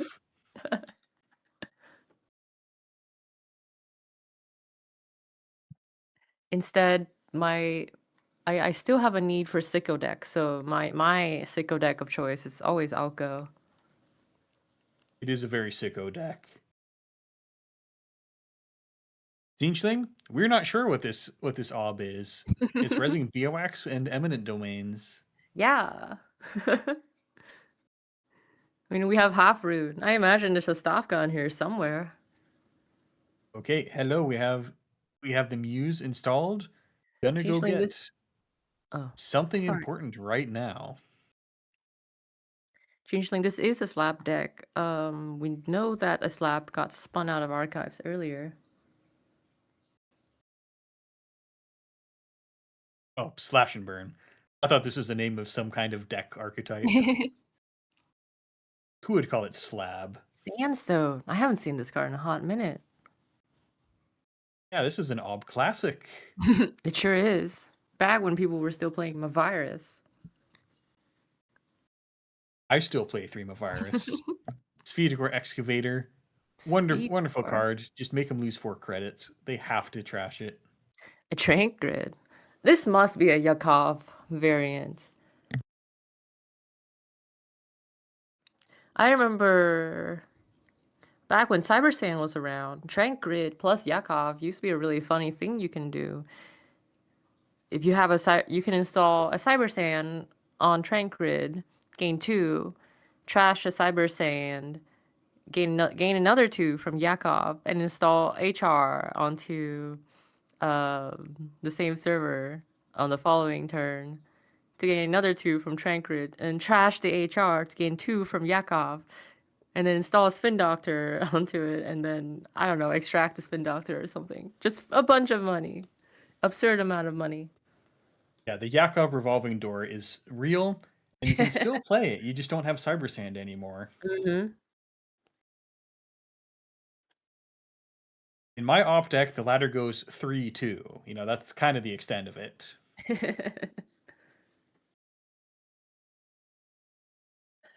Right, and we have Maths, very important at 7 credits. This is so close, yet so far from many different plays.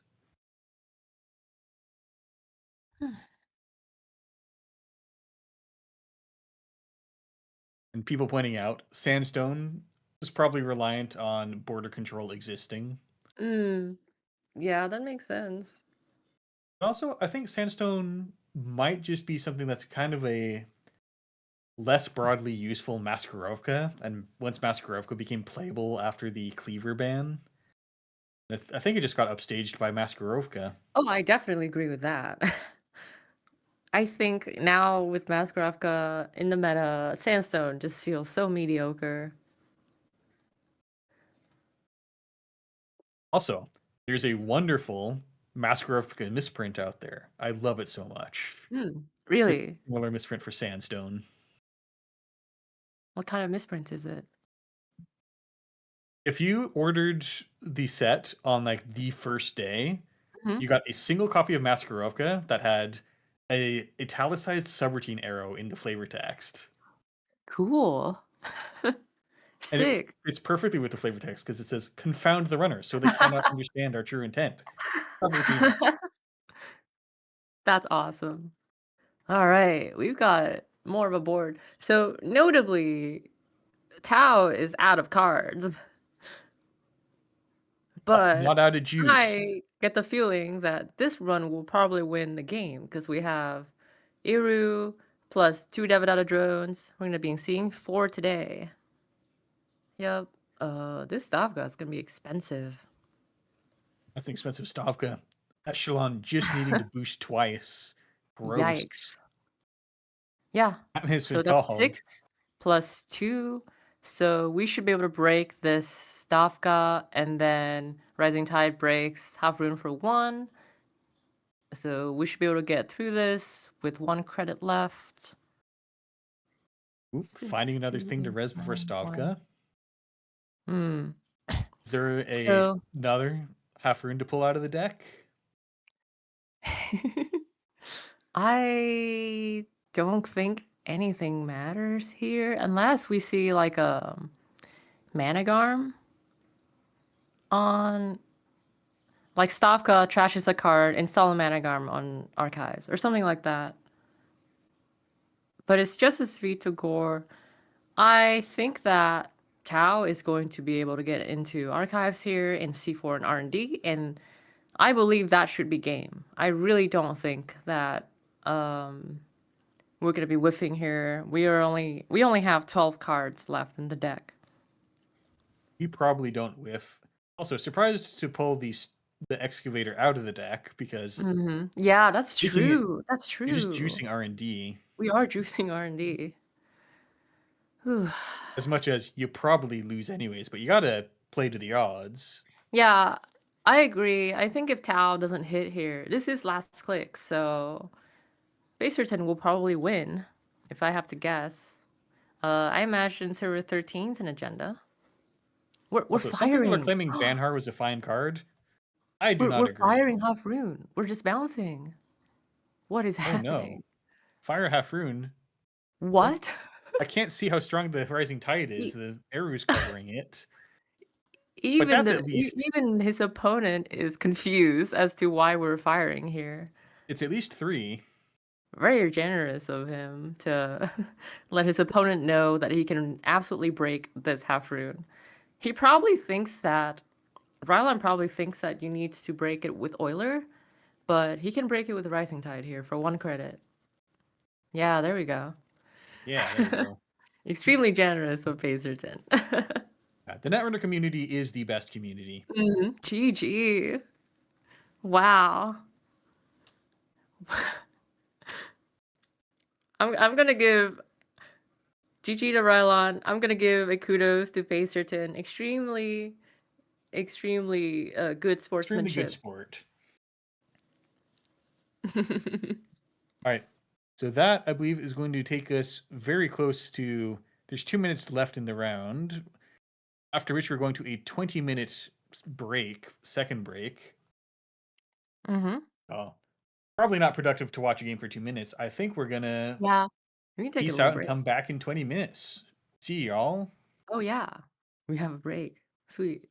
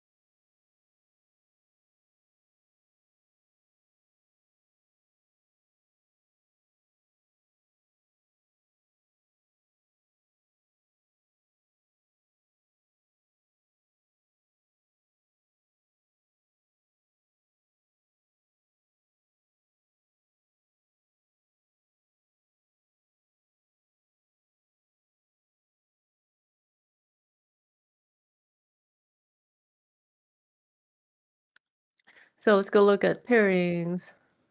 Let me know when you're... Yeah, I just put it online. Okay, we're back. Round 7. Welcome back, everybody. Hi. Round 7. So we have top table. Table 1 has 2 people that I know. So that's fun. But I wonder if there's a Nova or Ampere. I Yeah, let's see if heard we there's a can't Nova find and that. Ampere. Table 30 has a Nova. Oh, but table Right. 1 has 2 people I know personally. Round 7, you say? Table 30?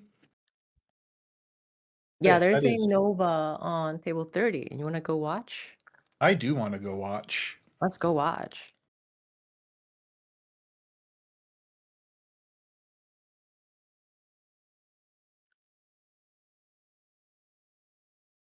Oh, what the heck? It's a Hyoubu. Okay.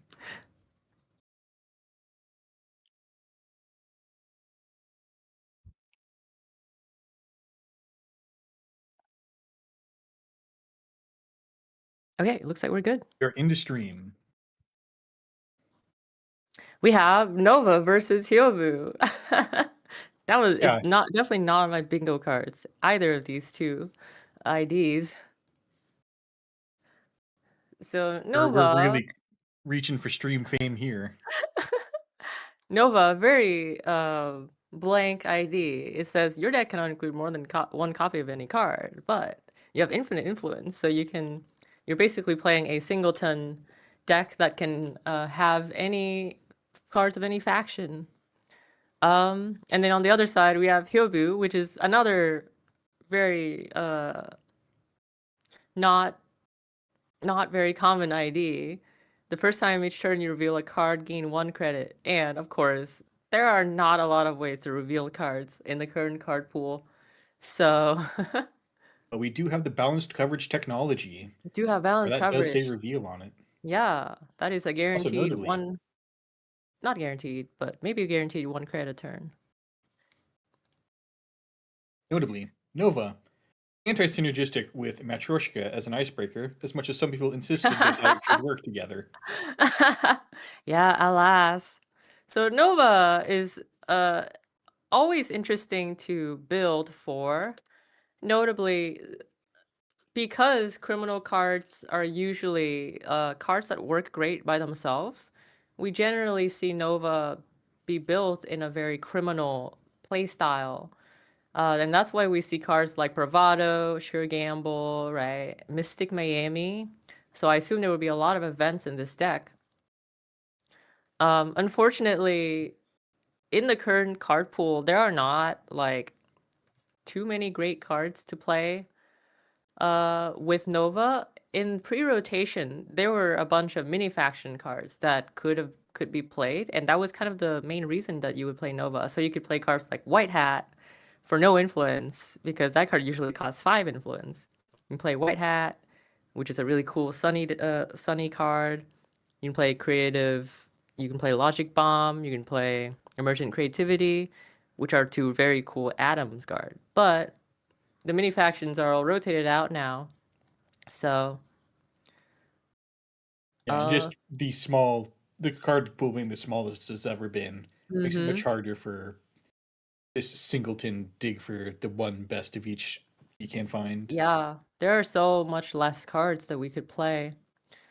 But we're still managing to find good cards. Every card I see on the table is amazing for runner. Fermenter, Hermes, Mystic, Sure Gamble, Bravado. These are all such good cards. Yeah, this just looks like a criminal board state I've seen before. Sure does. And on the other side, we have balance coverage, and that card's been ticking for a while, gaining Hyoubu a lot of value. Imagine a card that just says gain 3 credits a turn, you know? That's like daily quest with no downsides. Unfortunately, it seems like we've been whiffing balance coverage, so maybe it's not that good. Now, this Hyoubu is definitely up to something interesting, because we did see Bring Them Home. Oh my god, in bring them HQ. home. Hey, it's another card that reveals, right? My That might be a goodness. choice made because it says reveal on it. Bring them home. Notably, not a very good card, so no one ever really plays it. But we'll see if it's worth playing in this deck. Yep, making extra sure Jinteki Grinder never comes back into existence.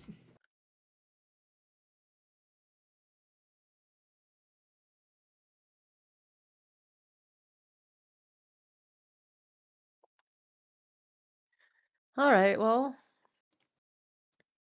Corp is putting out threats on the board. Runner is not quite contesting. I imagine that they are digging for who knows what. I don't know what Nova digs for. No one has ever seen this deck before. It is a good question. So it You sounds might have like some.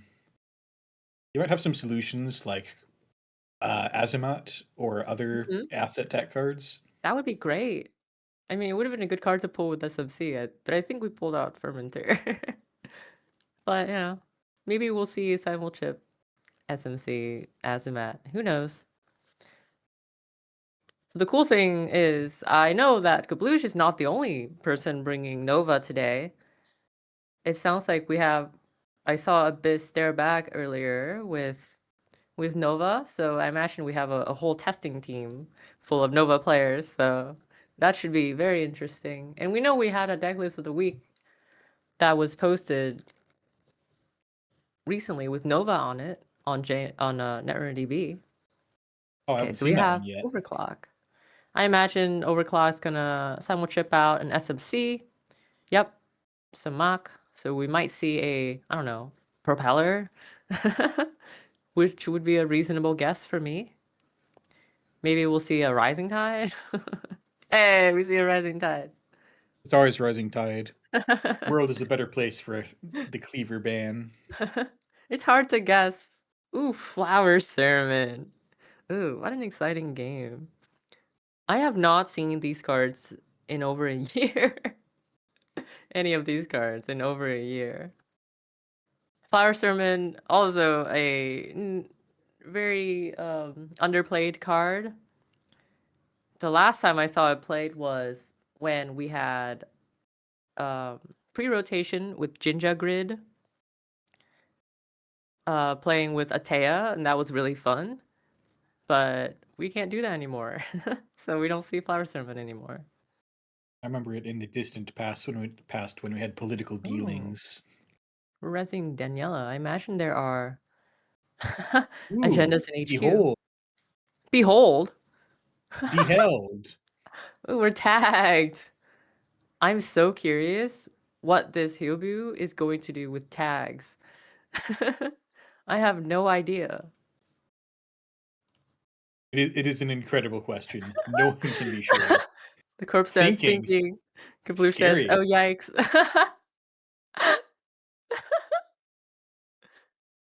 Oh gosh, Reaper cohort plus end of the line, I imagine. Oh, but we hit a steel skin. There's no way. Now this is net running. Whoa. Well, we still got 2 more damage, right? Yeah, so Flowerwort hits steel skin, but Reaper's gonna hit 2 more cards, so we should be at 3. Singleton Oh. Steel Skin. Oh, I think Hyoubu was angling for a Mindscaping kill, but that's not happening anymore because the steel skin. Yeah, because it would have been...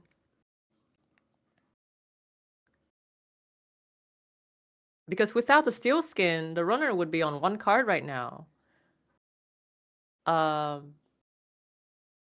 But...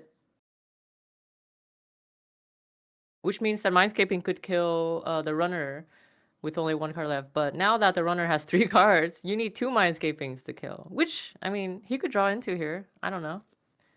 Still has as enough weird money as the card for choices are, keeping Mindscaping. it's not Singleton on the corpse side. Yeah. Maybe draw 1 more for an end of the line? Can we even afford to play end of the line? We have... Let's look, like, Influence Spread is like 3 on Balance Coverage, I imagine, 2 on Behold, Who knows how more beholds there are?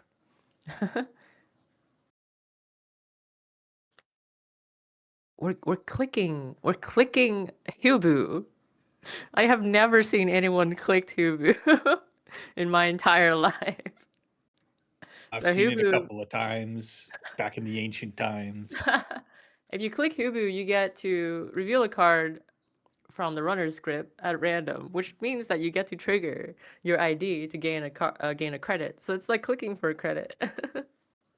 Yep, you get a staple reveal to gaining a credit.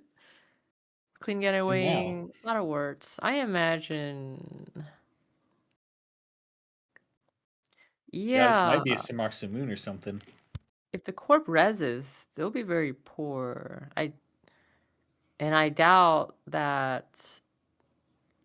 I assume that the runner can get through whatever this ice is. It's a very aggressive clean getaway, but Kablush is a very good player, so obviously they know what they're doing.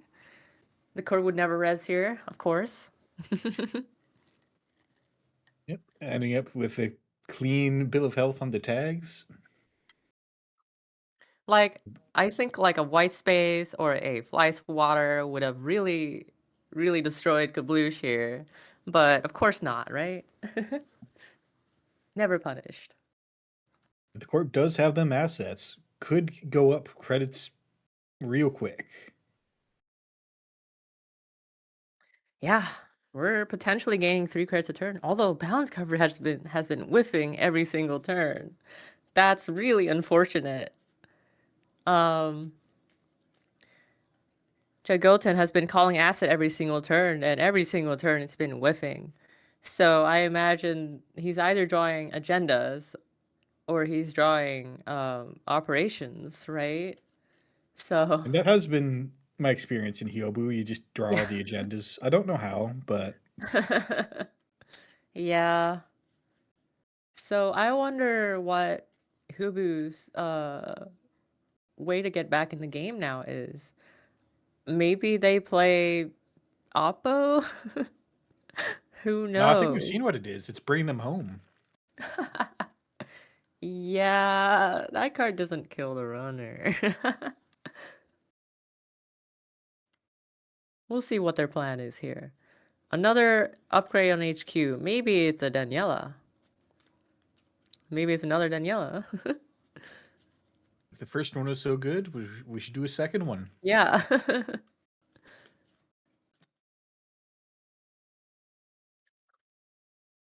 I don't know. Maybe Hyoubu's running measured response. If poetry can do it, Hyoubu definitely can do it.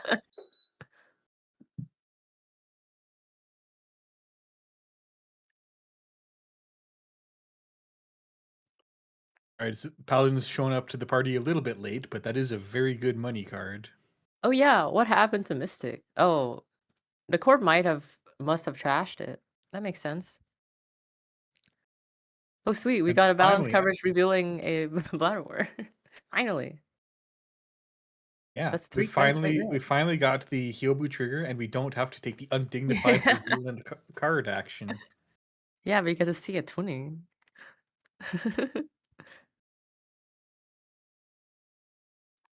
Imagine if Hyoubu was like a runner ID and you can click to reveal a random card in the corpse hand. That would be kind of cool.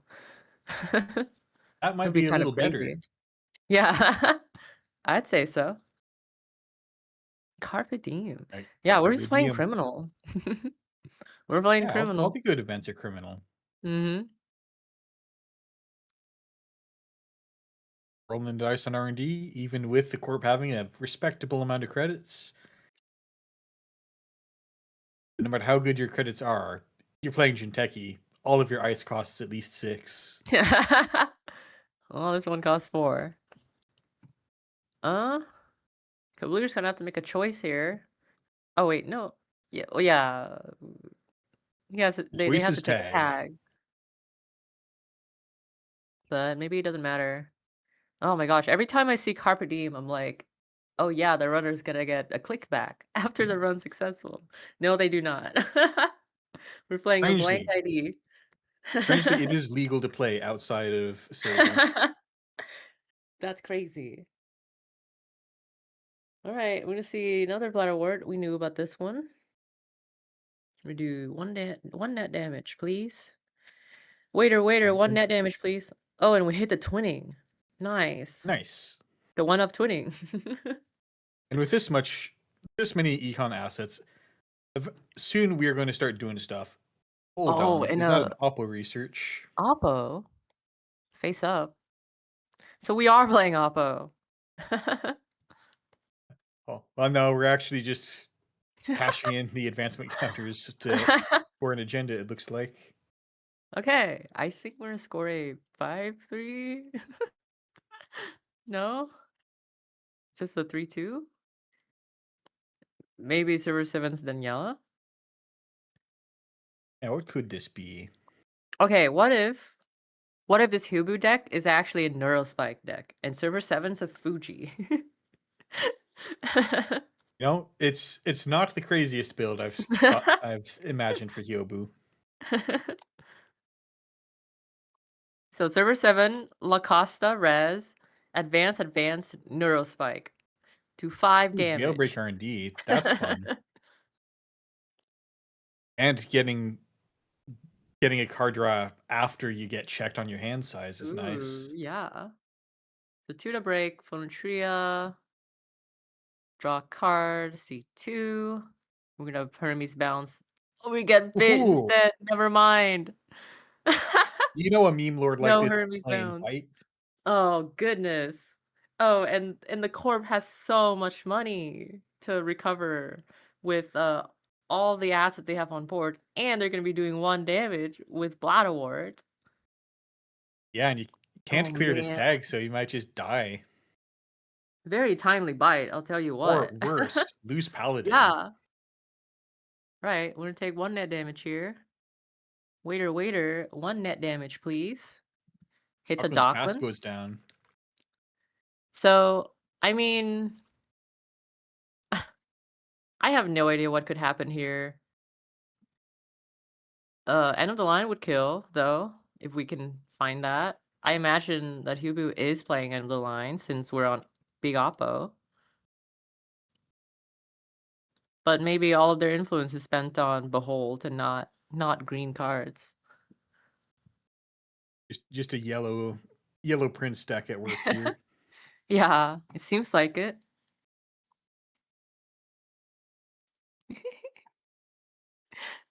Cannot wait to see what's going on here. Okay. The runner's in the tank. So, I don't know. See, we can still do it. We can still advance Neurospike. Come on, I believe in you. You've got through all the steel skins. There's nothing stopping you now. There's nothing stopping you. The runner can't play more than 1 steel skin. Advance Neurospike. We can do it. Summon one if you have to. It would make the stream so happy. No, we don't have it.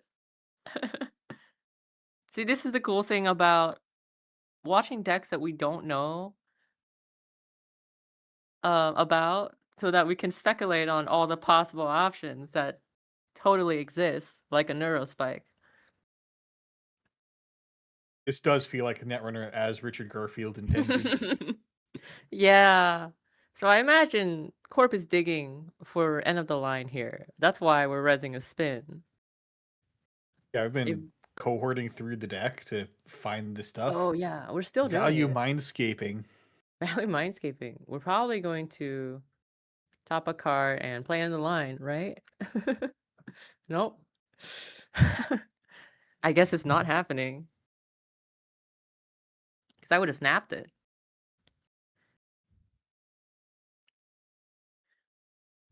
So Still more removes. So my speculation is the runner was lucky to not die. Server 7 is Fuji plus Daniela. And we're transferring. Oh boy. Yeah. I don't think there's any way for Corp to do anything about this, so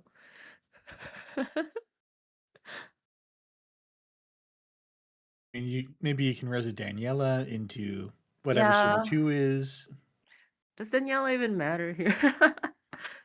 I don't know. I mean, if you want to get rid of credits.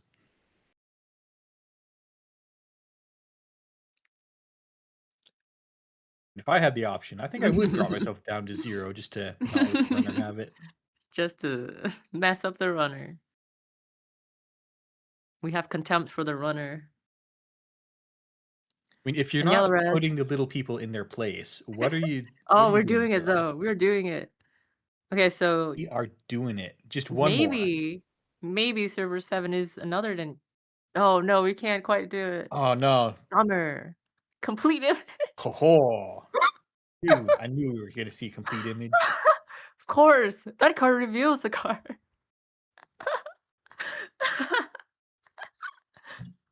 Oh my god. Complete image This does game's not actually wonderful. reveal cards, but it is. Oh, it doesn't relevant to reveal this. cards? Why were you playing it?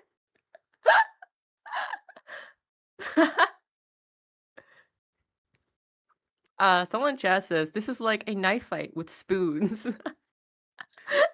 And truly, I could not imagine a better spoon fight to be watching. This is a spork fight. Spork. Okay. Yeah. We're gonna go touch the oh, I know what this is. This is a Urtica. Oh, okay. It's a Fuji. Because you don't have the 2 credits for the Daniela. We could have rested though. Could have resed it for spite. Yeah. Should have resed it for spite. We could have done it. Darn. I mean, it tells me there's agendas in HQ.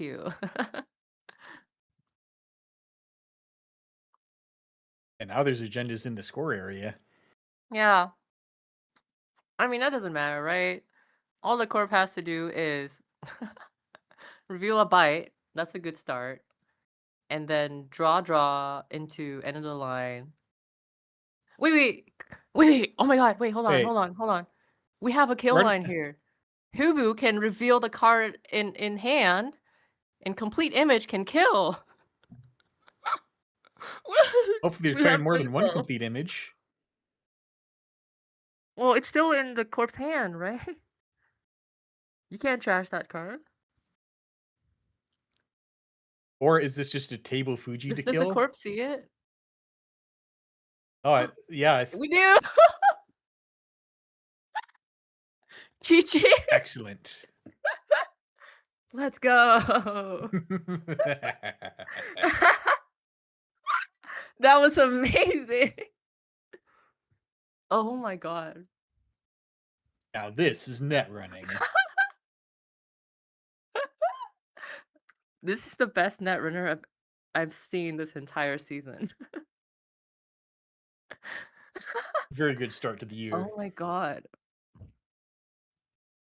Complete image. Play only if the runner has 3 or more agenda points and they made a successful run during their last turn, which they did.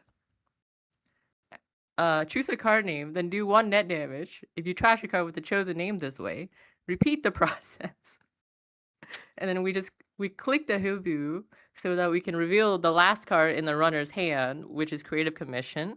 And then we just play Complete Image and name Creative Commission. The Nova tech to make complete image hard mode, it was not enough. That was cool. GG to both players. I'm not sure we're gonna be able to top that.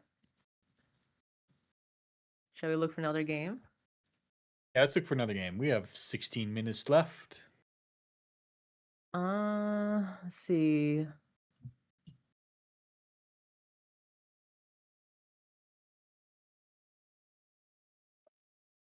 Everyone else looking pretty standard.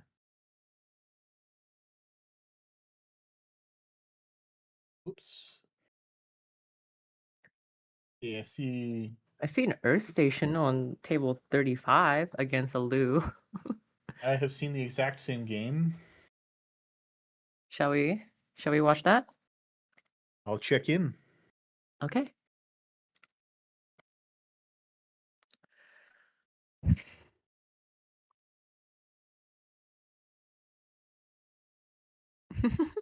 That was amazing. I've never seen a Hyoubu complete image kill before.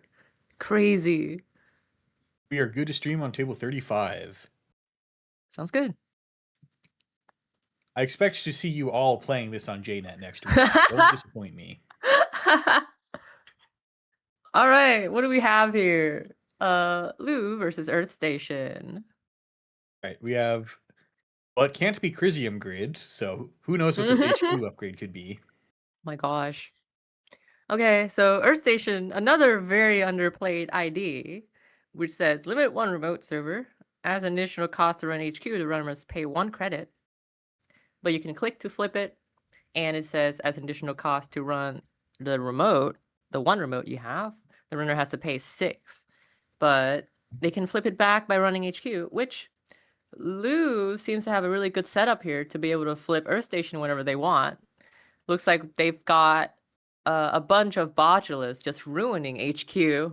I don't really know what the Corp's supposed to do about this. This seems like a nightmare scenario for... And Audrey for the Corp. eventual pivot to the remote. Yeah.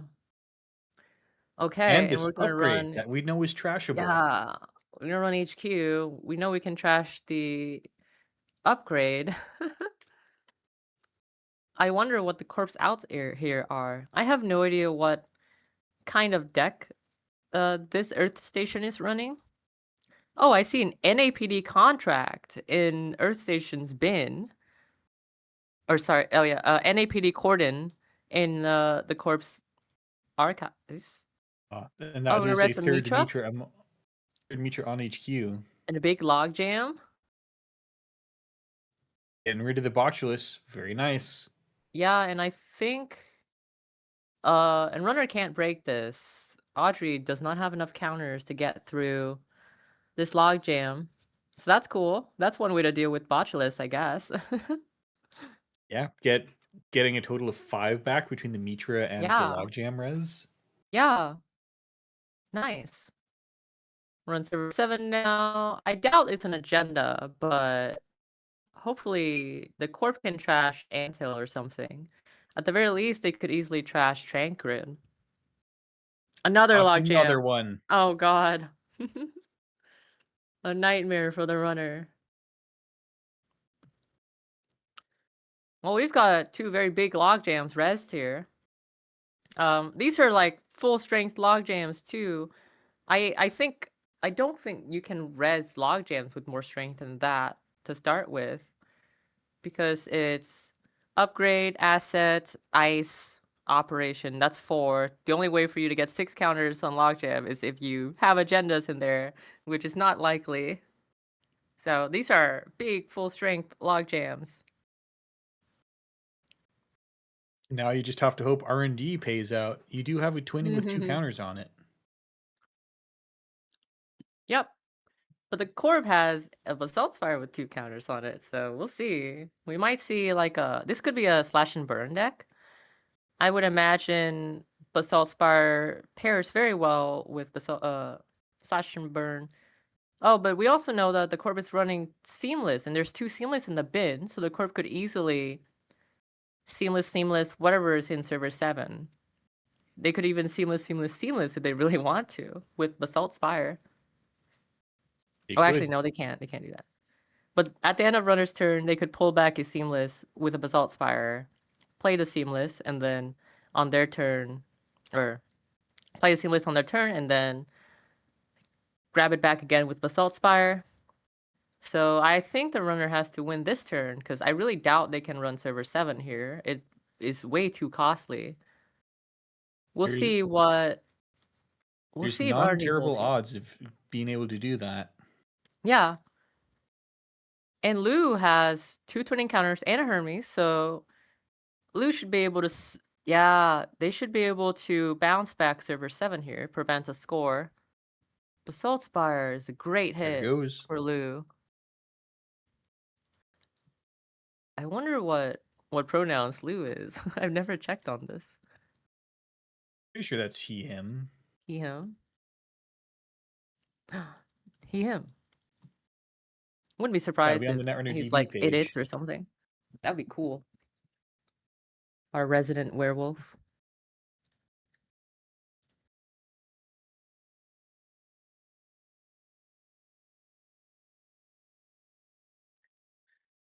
Okay. Good balance for the runner. Let's see if they can do that again. Yeah, I imagine with an APD Corden. Yeah, it's not happening. I think Corp's got this. Let's see. Maybe Lou's got 2 gambles in hand. Yeah.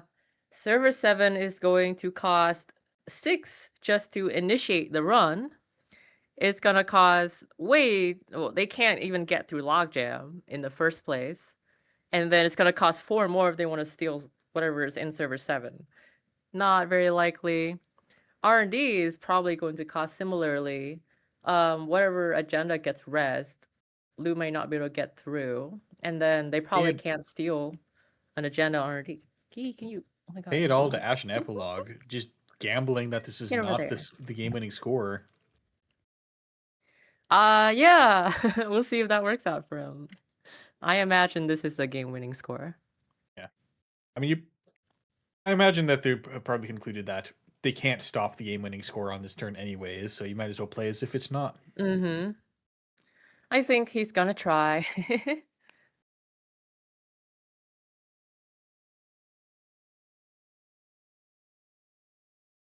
Yeah, and the Cordon is live, so you can't even steal agendas. Yeah, I can't steal agendas. So I'm not quite sure what this run is for.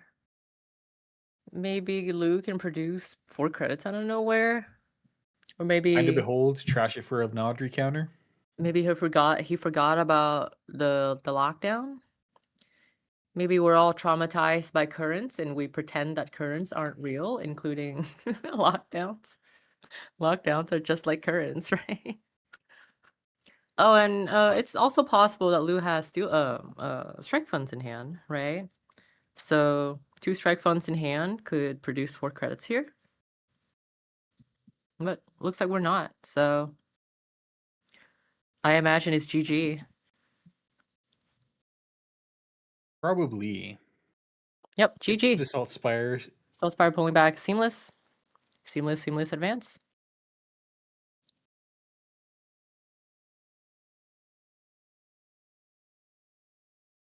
Yep. GG. I wonder if Lou saw any agendas. I just want to say, Lou could have clicked the fermenter before making the run. He had enough clicks to do that. And that would allow him to score whatever agenda he touches on R&D. Although I think the top 2 cards on R&D was known.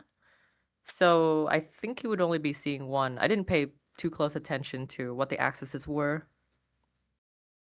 But GG to Earth Station. I'm excited for an Earth Station win. We don't see that very often.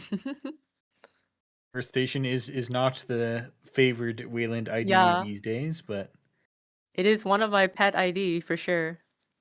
6 is a very large number, especially in today's economy.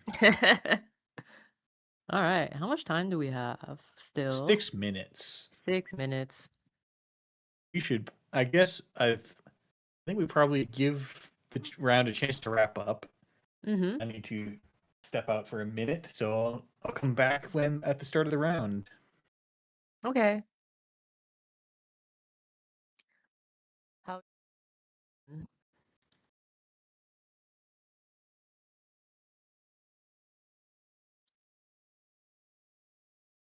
We have someone in chat asking, have we seen Passive Malt Zahya? Passive Malt is one of our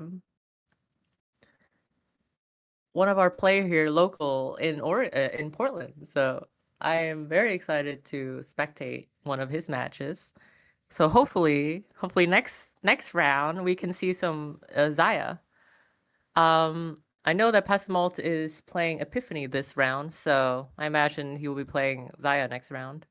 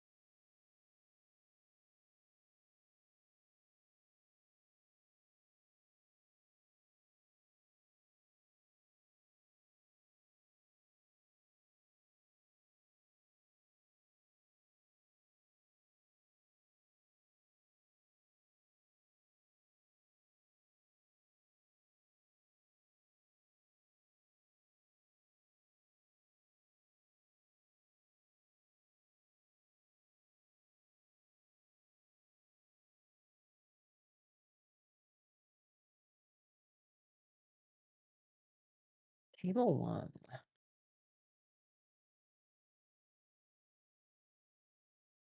I don't think we have it yet.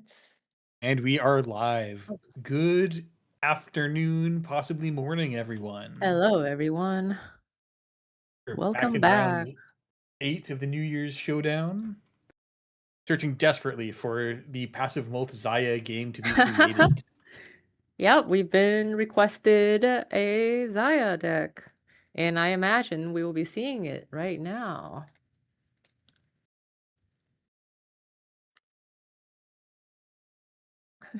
Oh, and we're gonna get to see Ba as well on the foot gun deck. Bah.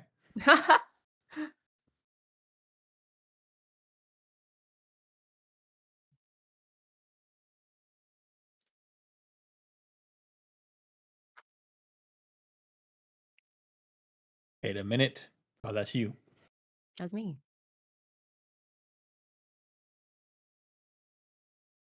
Hey, you got it.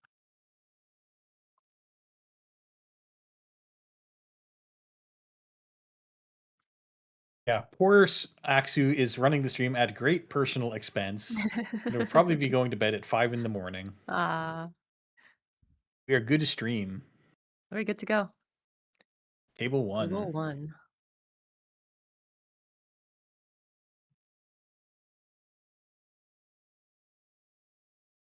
Right, we see here IDs straight out of System Gateway. Zahya! This is like Zahya? a system gateway matchup. Let's When you go. touch cards in the centrals, you can gain 1 credit per card. As Byroid, you get to touch more of your own cards. I'm not really going to explain these too precisely. I think you got it right. That sounds I right think to I got me. it right.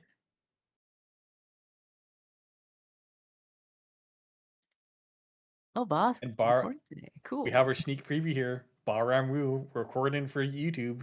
If you watch this stream, you don't have to watch Bahram Wu.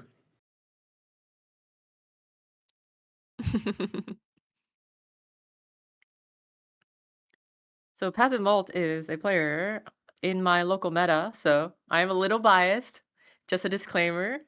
And I know a little bit about what he brought today, but I'm also very excited to see the full extent of Ba's deck. I know we got a sneak peek of it earlier. We saw Plutus. Yep, Plutus is always exciting. We saw it in an earlier round. Specifically called out as this is for the stream when resing one. And seemingly not planning to forfeit agendas for it, just discard cards to res the thing. Hey, he knows best. And he knows brazenly, and turn 1 Hermes into Jailbreak. It sounds like Ba is not able to produce ice. Uh-oh. Uh-oh. Was this a mulligan? Oh no.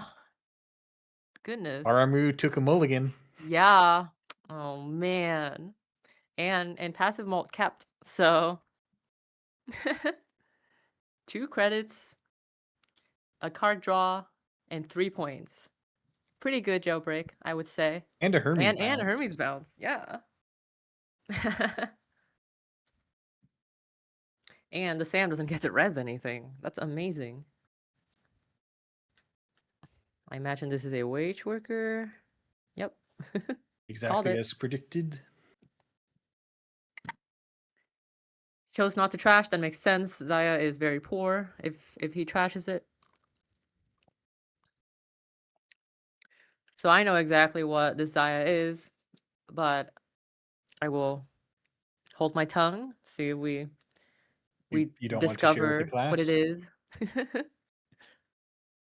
I think some of the class may know already what kind of Zahya this is, but it'd be more fun if we find out, right? Let's find not out together. Eater. That I think Bahram Wu's the one who made that. Bravado. Boomerang Bravado. Let's see if we're touching another agenda here.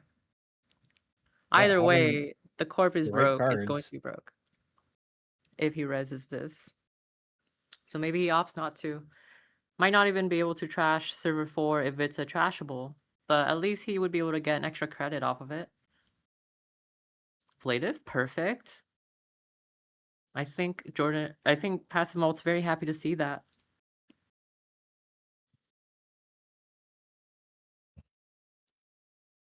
Possibly resing this just so that you have an ETR and then the runner has no Oh, green red right. next turn.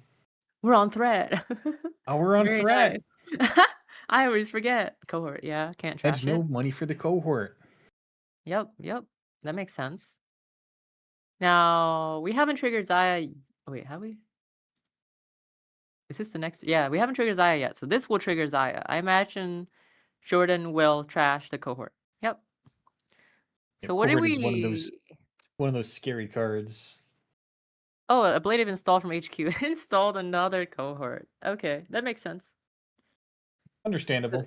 So Passive Malt did a fun thing here. He pinholed into HQ, which allows him to access a card with pinhole, and that triggers Zahya because Zahya doesn't need the breach. She just needs to access cards, and she's accessing cards by using pinhole. Bring her on HQ. Yep. So There's- that's a fun little interaction with pinhole with Zahya. Yep, it's just accessing one card in HQ with extra steps. Dang right. And now, finally getting ice on HQ before getting punished with a diversion of funds. Yeah. That's definitely very important. Transfer of wealth. Well, R&D's still I'm open. much too stuck in the. We can divide Netrunner into what version of Steal Credits card was legal. I'm very stuck in the diversion of funds era. Yeah. At least you don't say account siphon, right? Yeah, no, that would be cringe. That was before my time. That would make you an old head. Or an eternal player. Another Eternal's bravado. too spooky. Yeah, we're just gonna bounce off of server 4 to get 3 credits. That makes sense. I imagine that I think Ooh. Passive Mode would be afraid of a drafter here, which is why he probably doesn't want to face check HQ. We're gonna install Krupira, run into access to another cohort. Oh my That god, all there three? are 3 cohorts. Zynga. I think I imagine Passive Mode was trying to touch an agenda here, which it looked like a push. I think that was a pretty reasonable time for Ba to push here, so I don't disagree. Yeah, it's definitely, at some point they're gonna try to cheat out the Luminal. Yeah, Luna would have been a perfect push there. But instead it's another cohort. So Passive Mode, despite the very good start, is currently very, very hurting for money. I think if he's able to produce another jailbreak, he could be doing much better with his economy.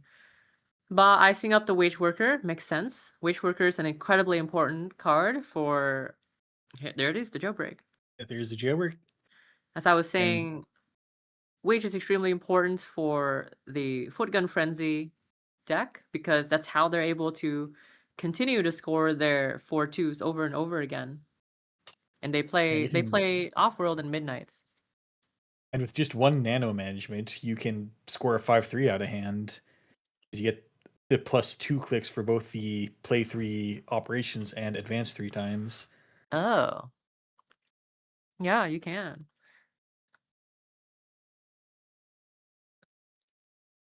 One agenda, back to R&D. Jailbreak, fortunately for the Corp, not hitting any agendas, but we'll see if we're just that good. Another we are just Sam. That good. We're just so good. Sweet. Easy. Well, at least he's got drafter. Yeah. So sadly, we already got Zahya credits this turn, so we didn't get another Zahya credits. So what happened? Oh, so we jailbreak R&D, Spin Doctor, reshuffle, run archive, Spin Doctor reshuffle, and then clean getaway into another a fresh card in R&D, and it happened to be a Sam. Spin Doctor always betrays you. We all know this. Yep, Spin Doctor is the great betrayer.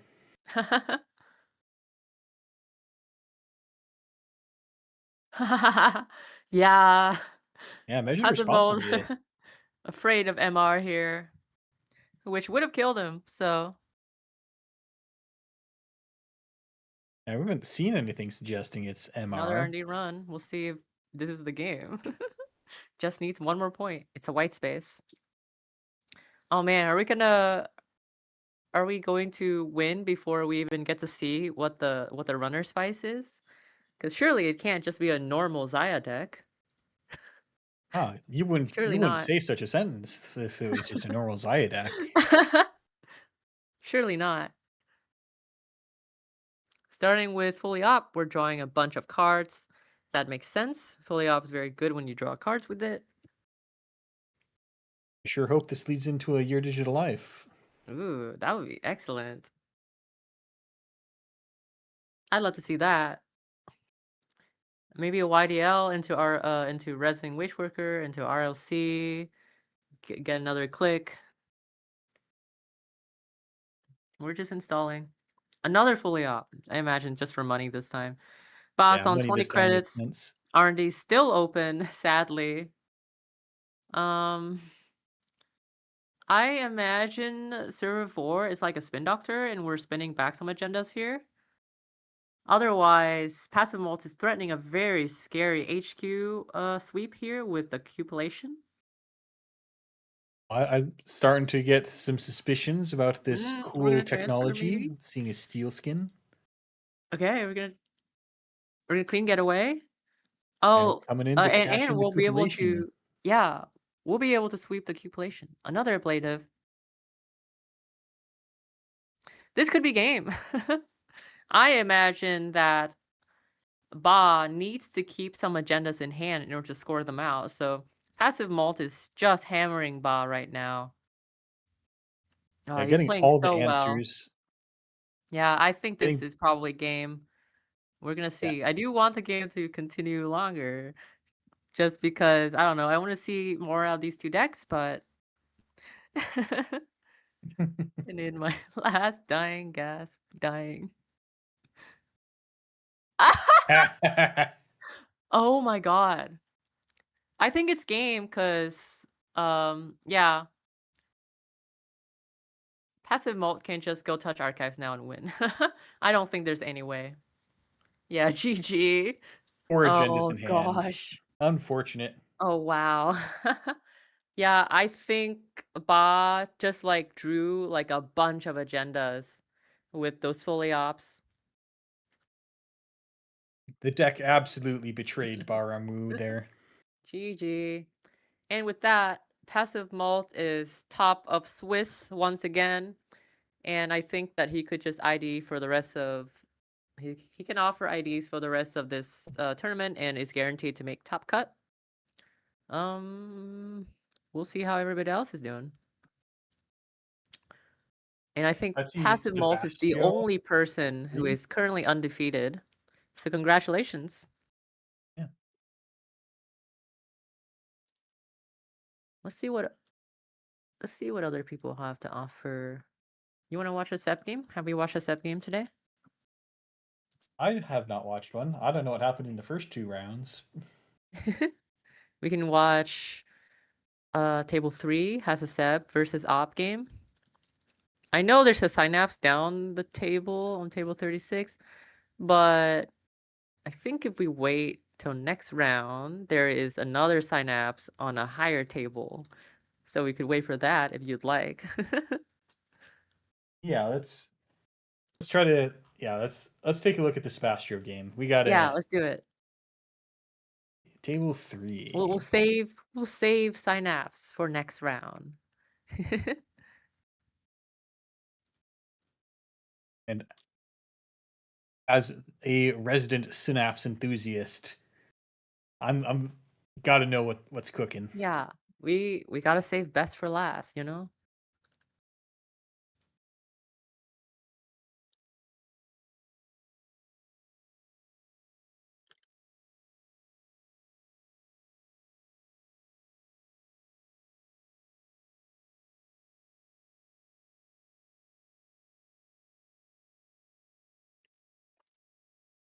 think we're waiting for. Right. Yep, we're good. We are good to stream on table 3. Currently, board state is looking very fresh and early. It's only turn 6. We've got crew charm on board, so whatever server 7 is, we can trash. Oh, and just we're Stavka trashing whatever server 7 is. I imagine that was might be an an agenda. agenda. Just have that guaranteed get it out of there with the I spin doctor think on the table. Stavka can only trash Gourmand here, so honestly, if I was Seb, I would just let this fire. It's only a Gourmand. It's totally fine to let it get trashed. I don't think it's worth spending Charm and Crew and take a tag in order to trash this Stavka. This does not seem worth it. Yeah, to defuse the Stavka, if you could just spend a single Gourmand on it, that's a pretty good deal. And then last click, you can just run archives and touch the agenda. Or, sorry, force a spin pop. Yeah, force the spin. Pop usually wants to do better things with Spin Doctor than shuffle agendas back. Yep. Number 1 That's how you tip get to play for this. playing against Ob, always pressure Spin Doctor. It's their most important card. It is extremely flexible. They can do whatever they want with it. Oh, we are trashing the Stavka. I am a little surprised by this, but I guess it's a good extract target. Oh, okay. No, never mind. We're letting it fire, but we're taking a tag just to take a tag, so we can Just for charge amanuensis. our amanuensis. Sadly, we didn't get to install anything, but maybe that's fine. Yeah, so, with Op and the Spin Doctors, often Op will have a single copy of something really important, like a Hollow Man. Don't let them play 3 Hollow Mans. Okay, so we can get through the Stavka whenever we want with the crew. So, and we can clear the tag to draw 2 cards here with amanuensis, which is cool. Unfortunately, we don't have a Solidarity Badge counter, which would have been a free way to clear the tag, but that's okay. I'm sure we'll find something like Valentina soon enough. Yeah. might even be in his hand. Who knows? Winchester. Ouch. That's probably worth destroying. I think so. Winchester is just kind of silly overstated for 4. And gets an AZF. Very nice. I'm a tiny bit surprised by the HQ run. It managed to pay off, but if he didn't hit an agenda there, it would have just been a run HQ for, I don't know, a single. It's okay. But I wonder if he could have pressure server 7, for example, trash the Stavka and get the Solidarity Badge counter. Sweet to gore.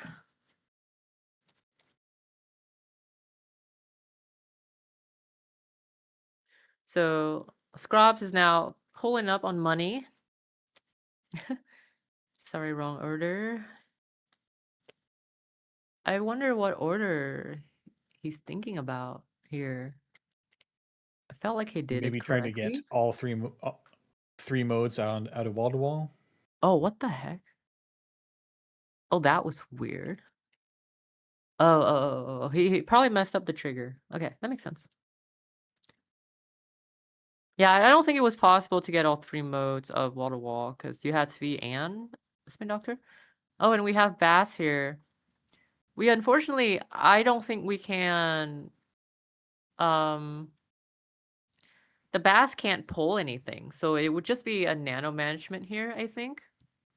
Albeit a cheap one, but let's see if he's doing anything with it. Yeah, but unfortunately, Ob's already fired this turn, so Bass can't pull a wage worker or something. Yeah. But it looks like we're just gonna ice up Bass. So that's good. The next turn, I imagine we can Bass pull a wage worker and then maybe fast advance a Basalt Spire. I imagine is the line here. And once Ops fast advanced out a Basalt Spire, the game becomes a lot more favorable. Yeah, it's as we saw, the game just it escalates real quickly once you have Basalt Spire counters. Yeah. But Seb, never count out Seb because he always has an X factor in his toolkit, right? He always has so much. His central axes are so powerful between transfers, between privilege access. He's got so many powerful ways to get back into the game here. I Not that he's suspect behind, anyways. He's doing quite well for himself, I they can always think. pull out the eye for an eye. No, it's an oddity deck. Yeah, he Them can. trashes. Yeah. I like seeing eye for an eye in Seb, although admittedly I think it's kind of rare. It's a fun card though.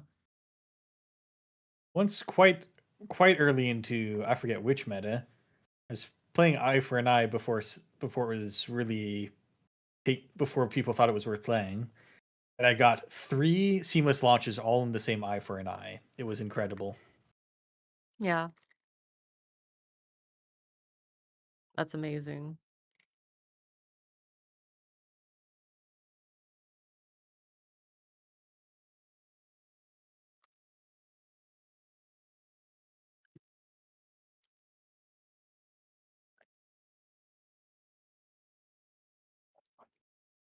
All right. We are 3 clicks left. We're thinking about this board position. We have 9 cards in hand. So we don't want to discard any cards. We have to start playing them. Pressuring this Bass is going to be difficult, I imagine. It's probably hard to pressure Bass and... Oh, actually, well, so Gurman means that you can Ooh, run and try Praxis something, but is you great. can't do that anymore. Press is a good card. We're not on threat, sadly, so we don't get the program install. But we still get a double install off of Seb, so that's great. I And think... it's very relevant cards here. You get the Mhm. wheels, and you can start checking stuff. Oh my gosh, so we can... Yeah, we can wheels... Oh my god, this is amazing. Yeah, we can Hannah trash the Svitogor, which gives you an Audrey counter, and you still have one more click to run server 9. And that's amazing, because you definitely want to be trashing this Bass if you can. Well, you're going to Yeah. need some credits or another That's gourmand true. to get rid of that. That's true. So Hannah gets clicked here to clear the tag. Maybe we see a Gourmand install here, or it's possible that Seb has 2 strike funds in hand, or just one is enough to trash the Bass. And Audrey should be able to get through just about anything except for Envelopment, I think, is the only card that Audrey can't get through. Envelopment. But I think server 9 could Possibly- easily be an Envelopment. Possibly Logjam, but who plays that in No Ob one plays anyways? Logjam in Ob. Who plays that card? 2025? Yep, The we're triple just ETR going to is charge into server 9. That makes sense. pretty good. Also, cool synergy. The Hannah clearing the tag drew him 2 cards. So maybe the 2 cards he drew were hedge funds or strike funds. Maybe. Let's see it. Not resing the ice. Possibly just going to ask you to pitch the strike funds. Yep. Anyways. I think the runner is very happy to do so. I Oh, wonder if Obs like thought that the runner only has 2 credits, but not realizing that they can easily pitch a strike fund, and it looks like that might have happened here. But yeah, very good play by the runner. This shows the incredible flexibility of Sep to be able to just burst out power out of nowhere. Playing against Sep is always so terrifying because those sometimes have their draws are a little bit feast or famine. So sometimes they'll be on like really poor draws, and then they'll just start bursting out power. They'll just start playing their transfer. They'll just start playing their privilege access, and suddenly you're so far behind S Corp. They'll start trashing on all of your HQ. It's tough. And Corp here, notably, has HQ open, so they could still get transferred. Yeah, there's 2 transfers in the bin, but there's always Oh, oh there no, there's is. 3 transfers in the Oh, there's bin. 3 It'll take a transfers. second before. Oh, shoot. Okay, so 3 transfers in the bin and buffer drive. So that's really important. Seb has to be really careful about losing the Ashen Epilogue. And in fact, if Ob is able to read this and can score out an AZF, that might hit an Ashen and completely loses Seb the game. Because Seb only has 9 cards left in the deck. Is my favorite rig shooting card. Yeah. Yeah. You rig shoot your own board and the runner's hand. And it plays perfectly into the incentives of if you're trying to play around drone deployment when you can't Mm-hmm. deal Okay, with we're trashing losing an Wish. installed program, then the programs just sit in hand, and then AZF gets really good. Yeah. So, yeah. Trashing Wage Worker makes perfect sense. Incredibly good card for Ob. Man, I don't know what else Seb has left. All his power cards in the bin. So 3 transfers in the bin. 3 Praxis in the bin. We still have 1 more Friends of a Friend in the deck. But I think that's about it. I see 2 Hannah in the bin. I don't think they play 3 Hannahs usually. So I think that Seb should probably think about setting up to play the Ashen Epilogue here before he loses it to AZF, which could totally happen right now. Discarding a Devil Charm. Fascinating. Usually, Devil Charm is one of the best cards in Seb's deck, so I'm a little surprised that gets trashed. That it gets discarded here. Maybe trusting it'll come back in the Ashen. Yeah, that makes sense. My experience with playing Seb is the Devil Charm gets RFG'd by the Ashen, of course. Ashen always RFGs your best card, always. That's the problem with playing good cards. You got to start playing bad cards. Yep. So that it RFGs the bad cards and not the good cards. We are playing, or we're trashing Water Wall to get a Spin Doctor. Presumably, I think we are digging here. I think Ob is probably in the phase of digging for something good. Building up a two remote tall server so that Audrey can't get through. Icing of HQ. I imagine there's just a bunch of agendas in HQ. I mean, Audrey has 4 counters. It can probably get through. Yeah, I think so. I think the tough one for Audrey would be Envelopment, but we'll see. Friends gets played. I wonder if we just see it gets clicked here in order to play Ashen Epilogue, maybe. Yeah, I think this game will revolve around whether Ashen Epilogue gets played. I imagine that Seb already has it in hand. Actually, no. So I haven't been paying too close attention, but Seb has been declining Lago. So I think that the Ashen's in their deck. That's why they don't want to hit Lago. Okay. We're gonna click friends. Are we gonna install anything with Seb? We're gonna install Manuel. Makes sense. We're gonna trash the Rego. Manuel. Interesting to go contest the Regolith. It does deny Ob some stuff to trash. Yeah.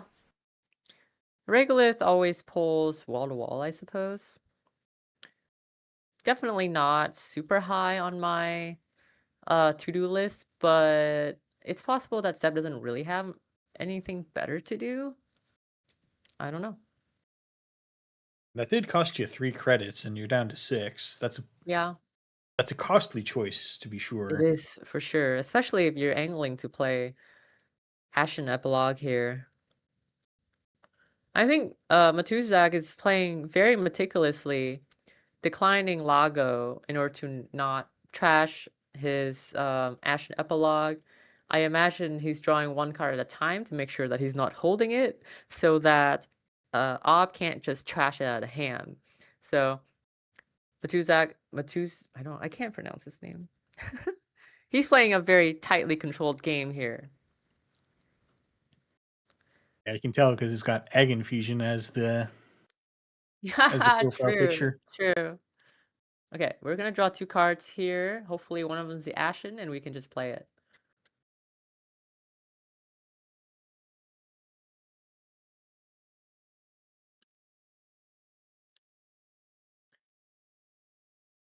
I know that he's a very good player, and I'm sure that he knows that this Ashen is extremely important.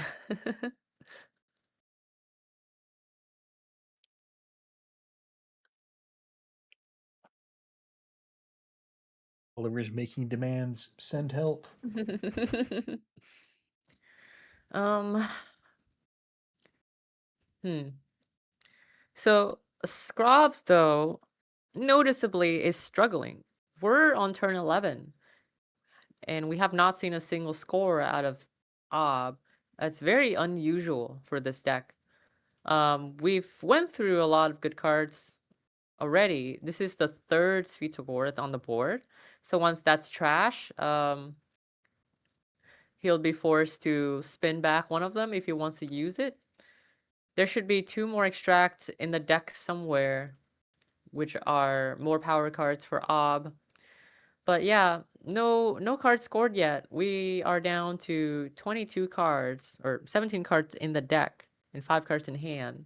I imagine Ob is holding at least 5 points of agendas here, and R&D should be very dense.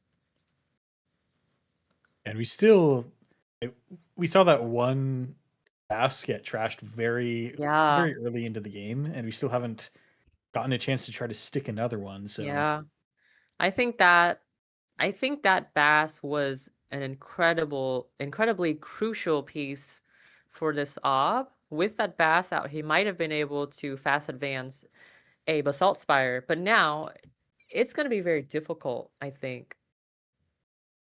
Installing a card on Spin Doctor? Looks like a misclick. Yep. Oh, okay, so Lago is now... Oh, I totally missed that Seb played Ashen last turn. Oops. So Lago is now back online. We're going to be drawing a card a turn.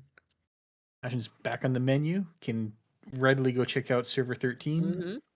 Yeah, Server 13 has to be an agenda. I can't imagine it will be anything else. So let's see what Ashen RFG'd here. RFG'd 1 crew, Gourmand, Steel Skin, 1 transfer, and 1 friend. So notably, Sev still has 3 Praxis and 2 transfers. So that should be very important here. We're running HQ. Are we just running just to see 2 cards? That makes sense.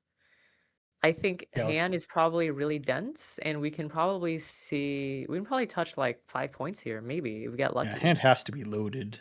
Yeah. We've seen Afshar. I imagine that the next run is going to be a run on Server 13. I wonder if you'd do a little spite play to just trash this with your crew. Yeah, with your crew. I don't know. It looks like we are doing that. I guess because it's to install the Friends of our Friends anyways. Slash and Basalt Slash. It installs? Yeah. Whoa. HQ Hello. was loaded. Yeah, I imagine Server 13 was another agenda. I think Ops is just really flooded here. Could not find any opportunities to score. Yeah, there's 15 cards left. Yeah. That there's only one agenda out of the game it's super cooked in terms of where are the agendas. Yeah. Oh yeah. Matt's making a good point here. If Ob has Mavirus here, it would be really scary for to Seb just to wipe out the Audrey counters. I wonder if there This was is why an opportunity for Ob to purge in some of the previous turns when Ob wasn't really doing much. you play 3 viruses, everyone. We did it before. We'll do it again. Yeah, Matt thought he was cooked early. I imagine because there was 3 transfers in the bin.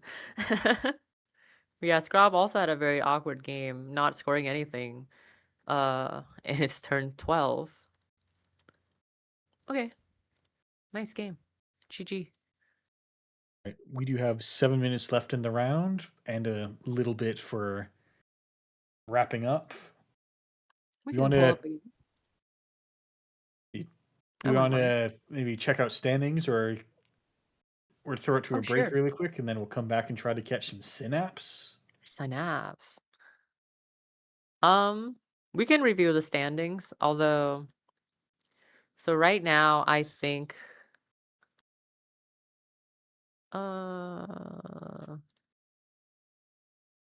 Passive Malt is the only person that is undefeated right now. And we know that he just won, so he'll be at 24 points. That means that he is guaranteed to cut to top 16. I think he could lose every game from now on and still make it to top cut.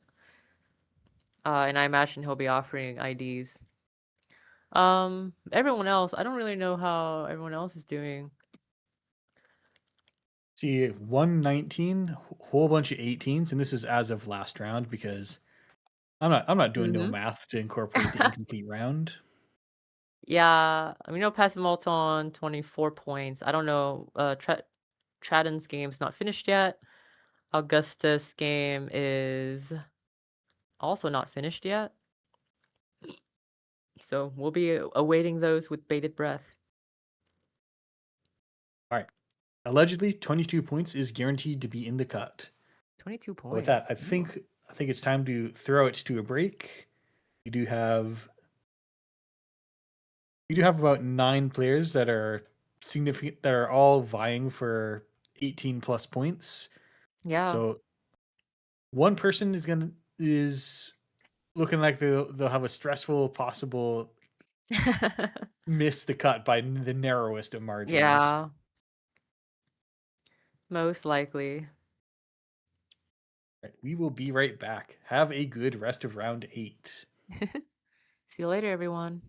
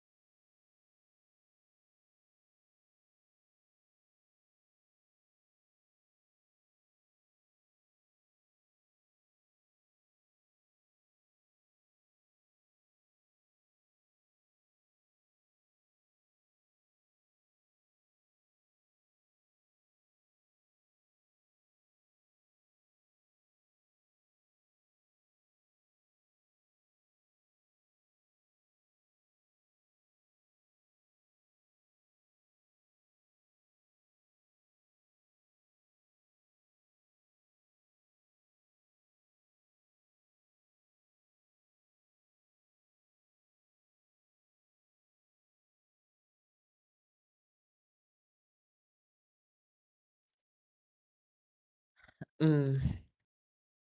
Hmm. Well,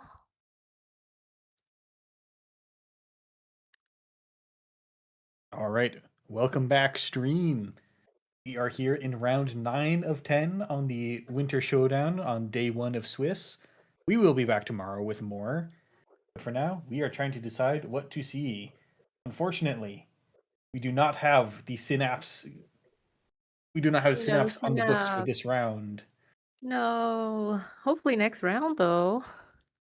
It should be next round unless the player drops. And The don't you dare. the player is table 1 right now.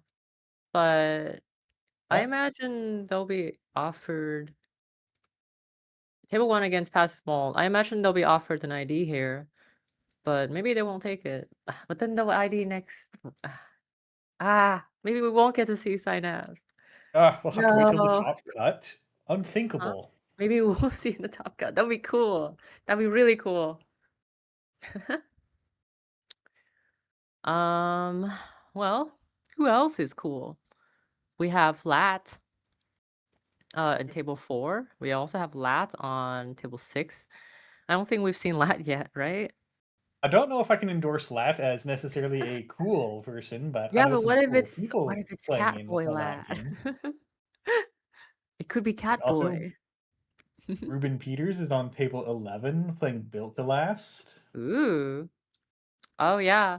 That's another deck that I was kind of watching out for. Just a built to last, not Yeti's list with 6 agendas and 3 clearinghouse. We check that out. It's probably Yeah, that. let's check that out.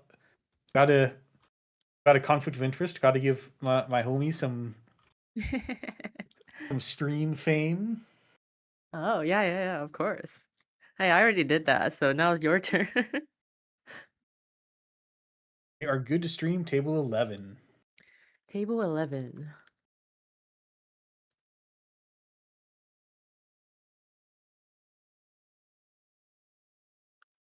Just in time. The round has begun. We see Lat with the classic Shaper 47 cards deck list. And hold on, was that Built to Last I saw on a smaller than usual number of cards? No, I think this is No, 44. that's okay. It's 44. Never mind. That'll be fun. I think I saw a deck on NetRunnerDB posted by Diogenes of British Columbia fame, I think, with 40 card BTL. That seems pretty fun. But Yeah, whenever you this is hit the probably not Cork that. all the way down to 40, something is wrong and should be banned. So petty cash is a little bit suspicious. I think. Okay, no, never mind. I'm referencing Not Yeti's heavy metal BTL list, which was on deck list of the week a few weeks ago, and it is playing pretty petty cash, so it's looking like it's probably that deck. It is interesting because there's not really a compelling synergy to be playing petty cash if it's just another hedge fund, but worse. It looks like it's just another hedge fund. We could always use more hedge funds, right? My roommate gets tilted every time he starts a turn with 2 credits and a petty cash in the bin. Hey, you should tell him to try starting a turn with 3 credits. That's how you get your wealth transferred. True. Okay, well, it's looking like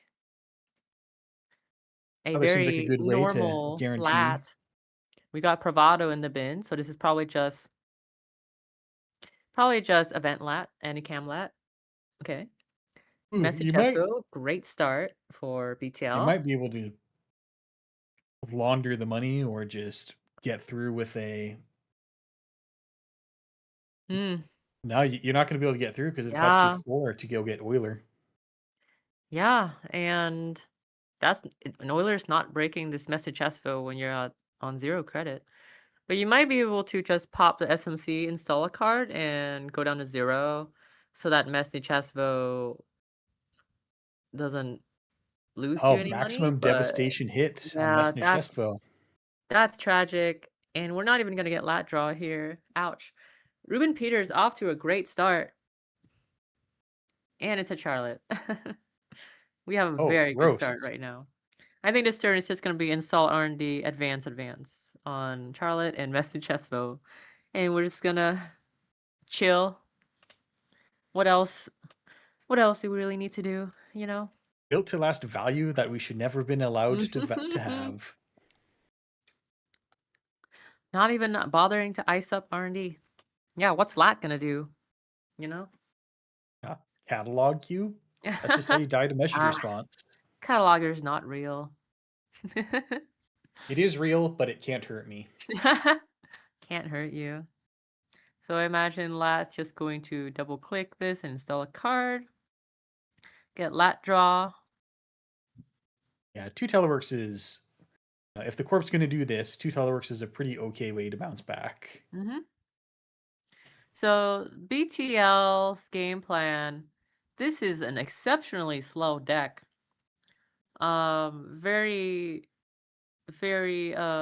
advance all your cards, advance your Charlotte, install your ice, pass turn kind of deck.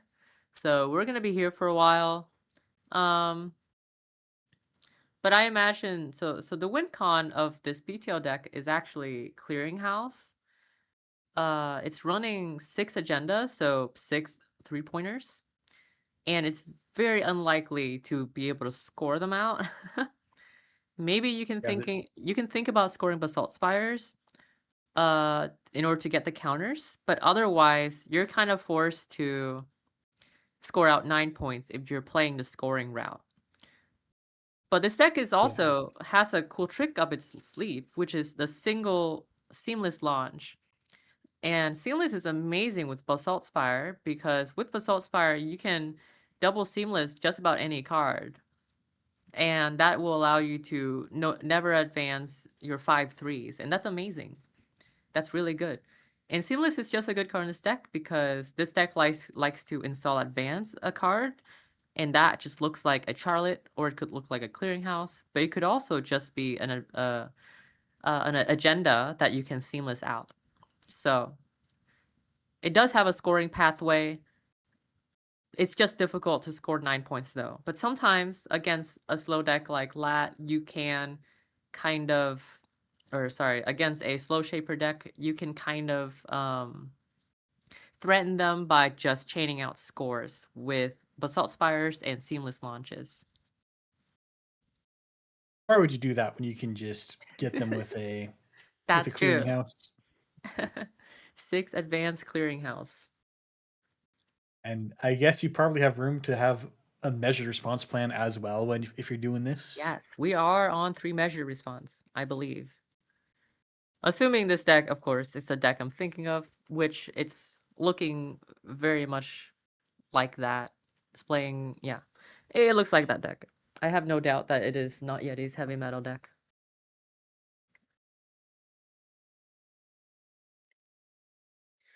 So I think that KPI installs the ice for free, which is excellent. We're probably just going to we're going to overinstall the Charlotte. I'm a little surprised that we didn't advance the Charlotte and then trash the Charlotte to get even more BTL value, but I think Ruben Peters knows that it's time to start pushing right now, and I think that's what's happening right now. Now, I wonder what server 1 is, because I don't really believe he could score an agenda never advanced like this. So it's probably a 5/3, but he's not going to be able to score it out next turn. It could also just be a Clearinghouse, though, or it could be a wall-to-wall. But it's kind of suspicious to overinstall Charlotte with wall-to-wall. Sorry, go ahead. Clearinghouse being never advanced is actually jumps you ahead a turn in terms of the lethal threat, because you know you have it on 0, then you have it on 3, then you have it on 6, and they have to start popping stone ships at the end of their turn. Yeah, that makes sense. Yeah, we're seeing advancements on the 2 ice on server 1, which is kind of weird. Most ice in BTL's toolkit turns on at 3 advancement counters. So these are probably log jams. It could just be double log jam. Logjam is a very disgusting tall order to get through when Mm-hmm. you might have to be using propeller and then you simulchip for each logjam you go Yeah. through. And if logjams gets res here, it will gain 3 counters from archive, so it will get up to 5 strength. But we're just going to overclock HQ here. I wonder if we're going to see a cupulation install here from the SMC with the overclock credit. So Ruben Peters opting not to res this. I imagine that he doesn't have any points in hand. Remember, this BTL deck is running 6 agendas. Very, very light on agenda. Oh, Depraved we're just agenda going to see a suite from revolver it. install. Very strange. I kind of expected a cupulation install here just to pressure the corp, but I think that Jasper assumes there is no agenda in HQ, which I Yeah, think is and a pretty safe assumption. you can't sweep anyways. You'd have to go grab a card Yes, first, yes, and yes. You'd have to double run HQ, but I mean, if Ruben's not resing HQ, then maybe you know, maybe you can do it.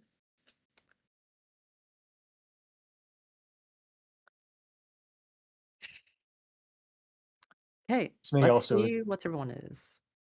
be telling us what kind of ice is on HQ, because I think if with this low of a game plan you also want to start using up the counters on these limited use breakers, Mm-hmm. Mm-hmm.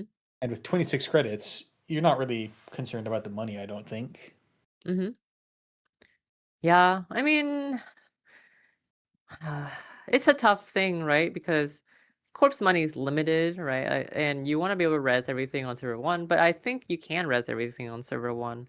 I think once you start advancing clearing houses, you start to realize that you have less money than you really have. And it looks like we are maybe advancing clearing house here. Unfortunately, if this is a clearing house, Ruben Peters next turn would have to be advance, advance, advance up to 6. But since we're lat, right, we can easily... Oh, we're just going to pinhole this? It's probably an agenda. I don't think this is clearinghouse. Yep, I was right. What I was saying is if this was the clearinghouse, which it's not, it's an SDS, he would have spent his next turn triple advancing it to get to 6, but then lat, but then he can't, he would have to end his hand at 5, which means lat can get lat draw up to 6. So he's going to need to advance it as, one more time in order to threaten anything. So that's why I didn't think this was a clearinghouse push. It looked like an agenda push to me. And it was. Yeah, but being on I- 3 does make it looks like a clearinghouse, and Yes. you got to think about checking those. Yeah. So I think Ruben Peter played really well. He kind of forced out the pinhole. Now, to be fair, I think the runner didn't have to pinhole this turn. Ruben Peters didn't really have any threat until the following turn, right? And then he can pinhole. I think maybe Jasper was worried about an Urtica, because some of these decks can shell game you with Urtica / clearinghouse. And that's why he wanted to pinhole it earlier than normal, which is the way that you can beat clearinghouse Urtica shell game. But obviously neither of those is the case because we're just scored on SDS. Now, unfortunately for BTL, that is an SDS and not a Basalt Spire. BTL would much rather see a Basalt Spire in this spot, especially against a Shaper who can just simulchip back the program. So the SDS score didn't really matter. They Still but points. they do have a finite number of propellers to work with. Like this is Yes. going to depend on whether there's a backup permanent breaker Yeah. like a That is true. like a pressure That is true. spike. They do run out. This variant of lat is known to run out.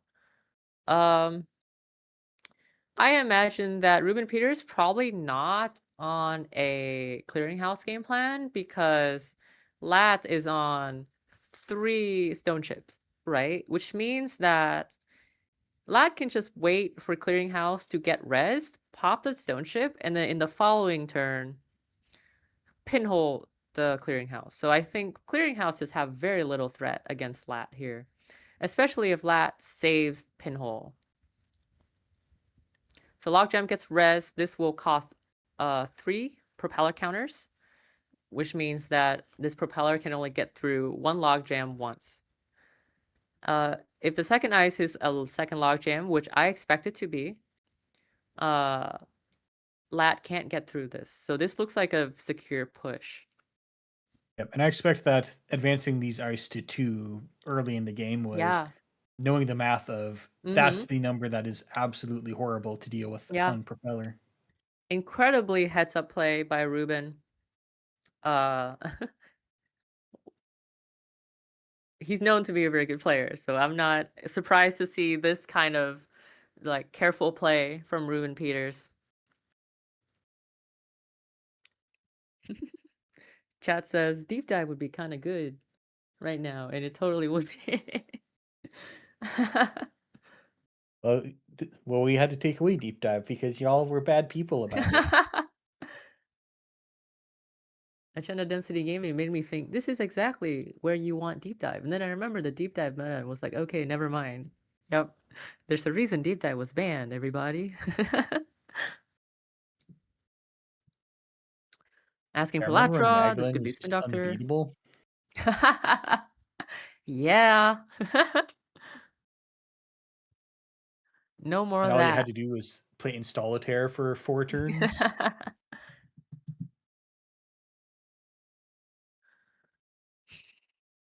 Yeah, so I wonder how lat's gonna get out of this. I think lat has to get very lucky.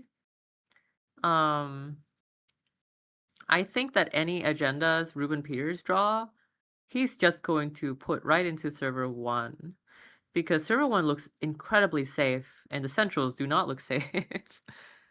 I think Ruben Peters is just going to opt for the scoring game plan here. But that means he has to score up to 9 points. It is difficult, but doable.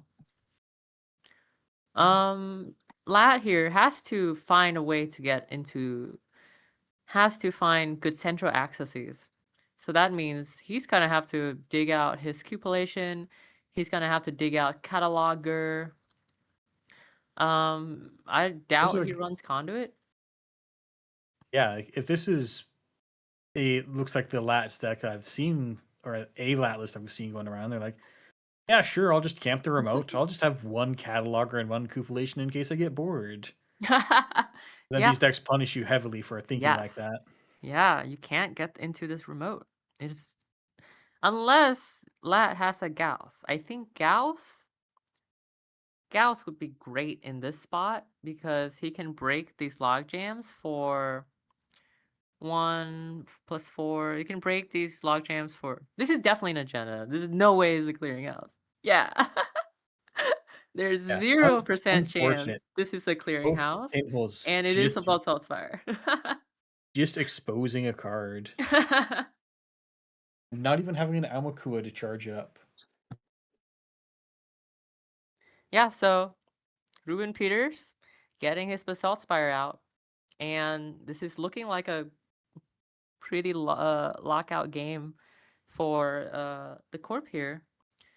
Because once this Basalt Spire is scored, he can now start threatening double measured very easily. Or he can threaten out any never advance 5/3 with a Seamless. Notably, the Seamless is a 1-of, so he might not draw it. It's possible. We will see.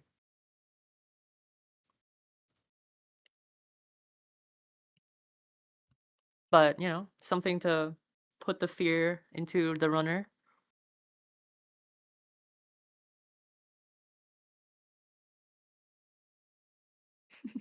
Man in the Moon plotting how to send suspicious goods to Aksu. Now Chat they're talking says, about horse heads. Chat says, unfortunately missing their film critic for that play. Film critic would be a great card here. Just yoinking the agenda with film critic using pinhole. Unfortunately, film critic pinhole is just not a high enough power level eternal combo. Yeah. Nobody scores an eternal, right? I remember ages ago when both of those cards were in play testing and they were ultimately deciding whether pinhole would stop this combo from stealing agendas or if the eventual cupulation would stop it. And we're like, if we print pinhole and it has this weird torturous wording about Mm, not cause agendas to become uninstalled, that's just gonna cause more problems than it's yeah. worth. So ended up putting that responsibility onto cupulation. Yeah, that makes sense.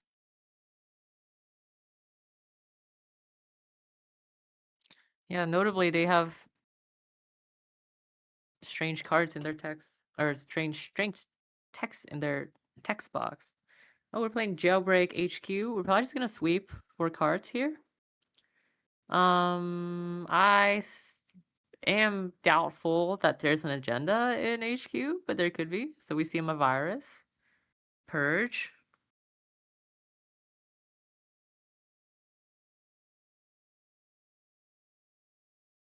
Oh, we're not sweeping HQ. Huh. I Okay. think cupulation picked up a card on that breach. Oh, I thought Here is the Cupulation breach. picked up a card from Archives. That's why we made an Archives run. Ah, Yeah, that's what we did. I was looking away at Yeah, I weird think logistics chat. I think Ruben Peters just says, I don't care if you touch HQ card, there's nothing in there. And there wasn't anything in there, probably. Yeah. Well, But the agendas, today they're somewhere. the plan is to score to 9. Sure is. Cyber Oh my Trooper. gosh. Cyber Trooper Talon? We have That's 2 links. That's an old one. Well, it only gives you 1 link. All right, but Lat has But one. Lad has a link. We're Now playing, you can play we're Mr. Sunnies. Phones. We're playing Sunnies. Mr. Phones, yeah. Cyber Trooper Talon. Oh my gosh. I have not seen this card in a while. Hey, we run into Winchester. Winchester's we good, can though. we can just pay for Winchester. Ah, Just true. pay through the Pay trade. 6, though? I guess it's pay 5. Yeah. Because it's 4 to trace 4 to trash programs, trace 3 to trash agenda or hardware, pays 3 to end the run, so 4 credits in total for the runner if the corp doesn't pump. All I'm saying is That I says play that tech. Pressure Spike for exactly this reason. Really, I think Gauss is better in this spot. Funnily enough. Gauss is think better until you have to make a second run, and then you just have your It's Gauss. Oh my god, this server costs 6 plus 0. This server costs 6 to break. That's amazing. See, I told you Cyber Gauss is good. Trooper. Alright. Cyber Trooper actually doing something. We have the Ashes special right here. Oh my god. Shaping as design intended as Ash in the Ashes set. This is amazing. This server costs 6. Normally it would be a nightmare. Although vulnerable to double measure response here. And I think we're gonna see it. I think we're gonna see double measured here. Oh, actually no. Weirdly Sorry. timed Spin Doctor. Sorry. Lat has Stone Chip. So we're not gonna die a double measured. But you will have to spend them both. But amazing bait by Ruben though. Just forcing out both Gauss and Euler for Cyber Trooper Talon. Cyber Trooper Gauss is such an amazing combo against this deck. Against BTL. Wow. Now we're here on the second half of this experience where now it's turn 2 and you need to run it again. Yeah. Hey, maybe the runner doesn't have seamless launch. Or sorry, maybe the corp doesn't have seamless launch. So I think if the runner has simul chip here, they can blink the Gauss. They can break the first logjam for 5. Only 5. 8 strength logjam only costs 5. The next one costs 3. So that's 8. And the messy chest vote is 4. So it's 12 in total if we blink the Gauss. Are you Easier sure said it's than not done. simpler to just play Pressure Spike? Well, pressure spikes cost you 5, right? No, it To costs break the 4. first. Oh, right. You Oh, mean the break cost. yeah, it costs you 5 to break the first logjam, and then costs you 4 to pump for the second But it doesn't. logjam. But it doesn't Gross. cost you an additional rejig or simul chip. Yeah, but it costs 4 to install, and then the second logjam still costs you 7 credits, which is astronomical.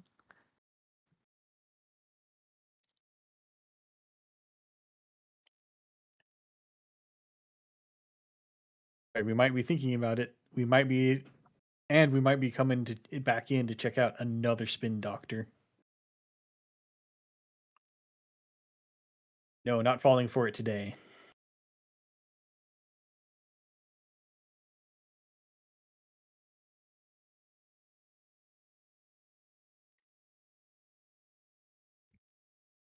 Yeah, not an agenda. Nope.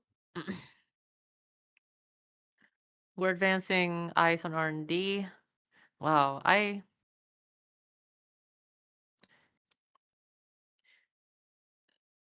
think the runner has the ability to. Oh yeah, advancing this logjam to 9 will cost Jasper 2 extra credits from the Gauss if he wants to blink it. So I think Ruben Peters can easily start pushing here. And then what's Jasper gonna do, right? Like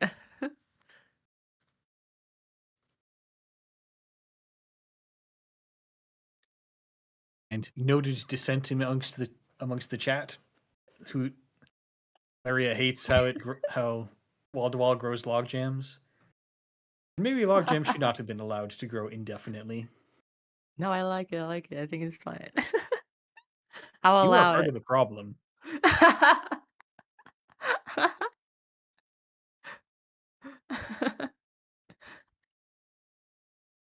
I think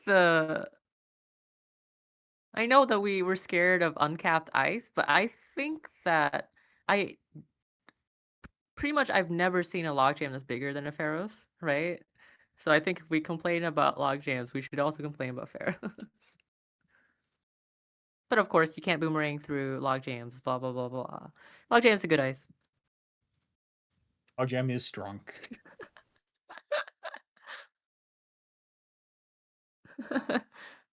Okay. We are pushing. And I hope that Ruben Peters advanced this this agenda here. But I guess it doesn't matter. He probably can't. Yeah, okay. Just tree lining the logjam. That makes sense. So the reason I think Ruben Peters didn't we're rejigging the Gauss. Okay, so we're probably checking server 1.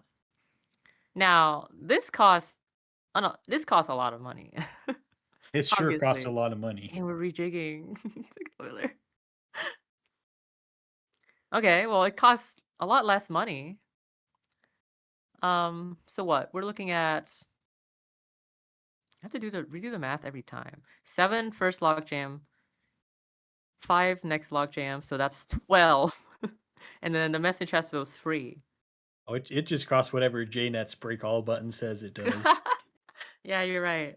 So we're gonna go down to 1 here in order to get, or go down to 0 if message chest gets used, but I don't think so.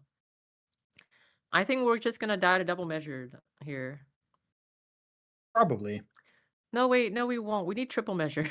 But we can die to triple measure. The corp has 15 credits. But the corp needs triple measured because Lat is ending the turn on 6 cards here with a Lat draw. And And a stone Stone chip. Chip will draw up to 8. Unless server 1 is a spin doctor, in which case Lat can't get Lat. No. Lat can still get Lat draw with Stone Chip. So Lat is guaranteed to be on 8 if he wants to be. Are we not able to break this? We can. We're Yeah, it just not costs 0 able on early. to. We're just not able to. No, we can still. We can trash Clearinghouse with Fencer. Yeah, and you have Fueno. Yeah. Okay. So I'm not really sure what Jasper's math is wrong, but he should be able to touch whatever is here. And it's Basalt Spire. Cool. What are we pulling back here? Probably Hedge Fund or a Tree Line. Charlotte. Oh, so Charlotte pullback is, to me, signals that maybe Ruben doesn't have a kill in hand. Or I guess it doesn't really matter if he has. Or already has it in hand. Yeah, already has Also, it in hand. Now that Basalt Spire takes you up a card, Lat cannot get a card draw. Oh no! Oh no! Yep, we're getting measured today. Oh my god! And we died a double measured, and he had triple measured too. He didn't need to do that. Didn't His spend a Lat would have counter. died with 8 cards in hand because he had triple measured. GG. Good game. GG. That's funny. Anakim didn't draw, did it? From the first measured? Yeah, someone in chat pointed out that Lad didn't need the Lad draw because Anakim might have been able to draw a card and Stone Chip would have drawn the 8th card. But still, yeah. So Corp probably would need to have triple measured, but they didn't need triple measured. GG to both players. Yeah, very tightly controlled BTL game. Pivoting from, not even pivoting, but just not even bothering with Clearinghouse win con once he sees 3 stone chips on the board. Very good plays.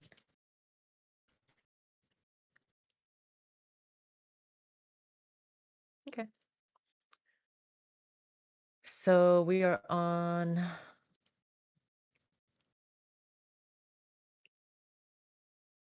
We have 9 minutes left. I'd be down to just watch another game for 9 minutes. Yeah, we can If you're up for that. find something. Looks like there was indeed an intentional draws on tables 1 and 2. Mm-hmm. That makes sense to me.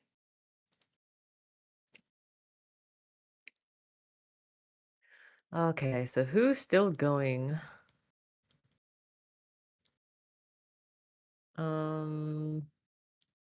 Table 4? Nope. We can just pick a random table. Let's go table 26 because it's... Or we can go... I'm gonna check in on table 26. Alrighty. Redemptor versus Zombiac.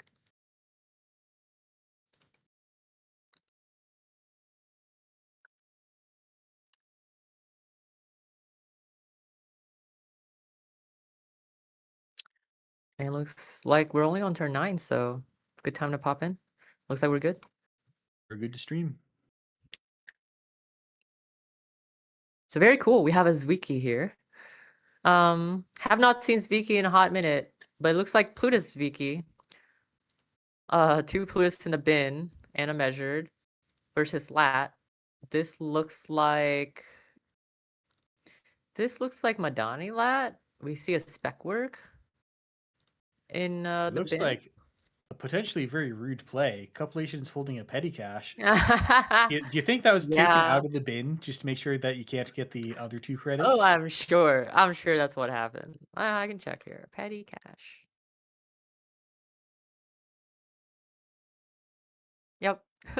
Breaches archives, paste 1, use cupulation, host, petty cache on itself. Yep. Rude play. Oh, never mind. We see Anacam, so this is Anacam lat. Dang, we're not seeing any Catboy lat. Maybe I should have played in this showdown so I can so I can show off some Catboy lat. So we see an SDS get scored. The corp is now on 4 points. Zwicky, not a bad ID by any means. It's just kind of crowded out by the other Wayland IDs. So like Nu Vang is a very powerful drip ID that I think a lot of people are preferring over Zwicky nowadays. So Zwicky just kind of gets crowded out by Nu Vang. But Zwicky, people still play that with Plutus. So that's still another angle that Zwicky has. Very interestingly, we have 2 remote servers. We rarely ever see 2 remote servers in these kinds of deck. So maybe just a server that they've abandoned.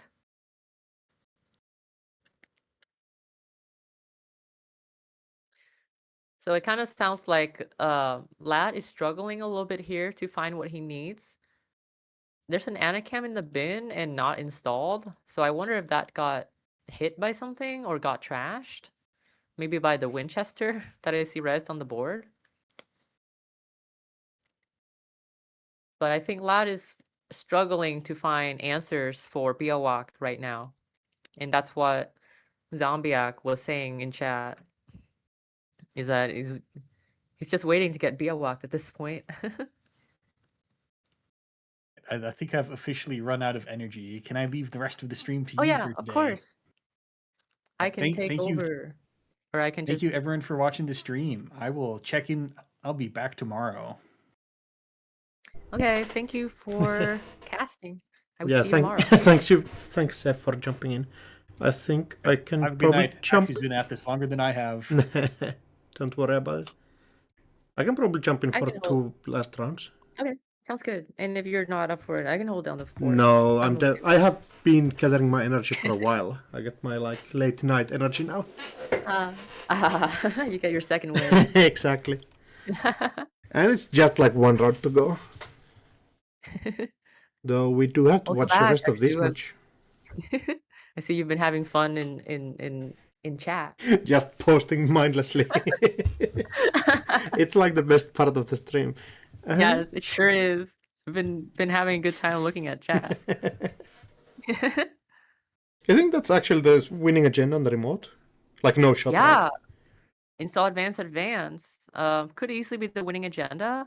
Mm. But with 5 credits, it's gonna be pretty hard to get the score out you need here. But the runner is really struggling to find what he needs. He probably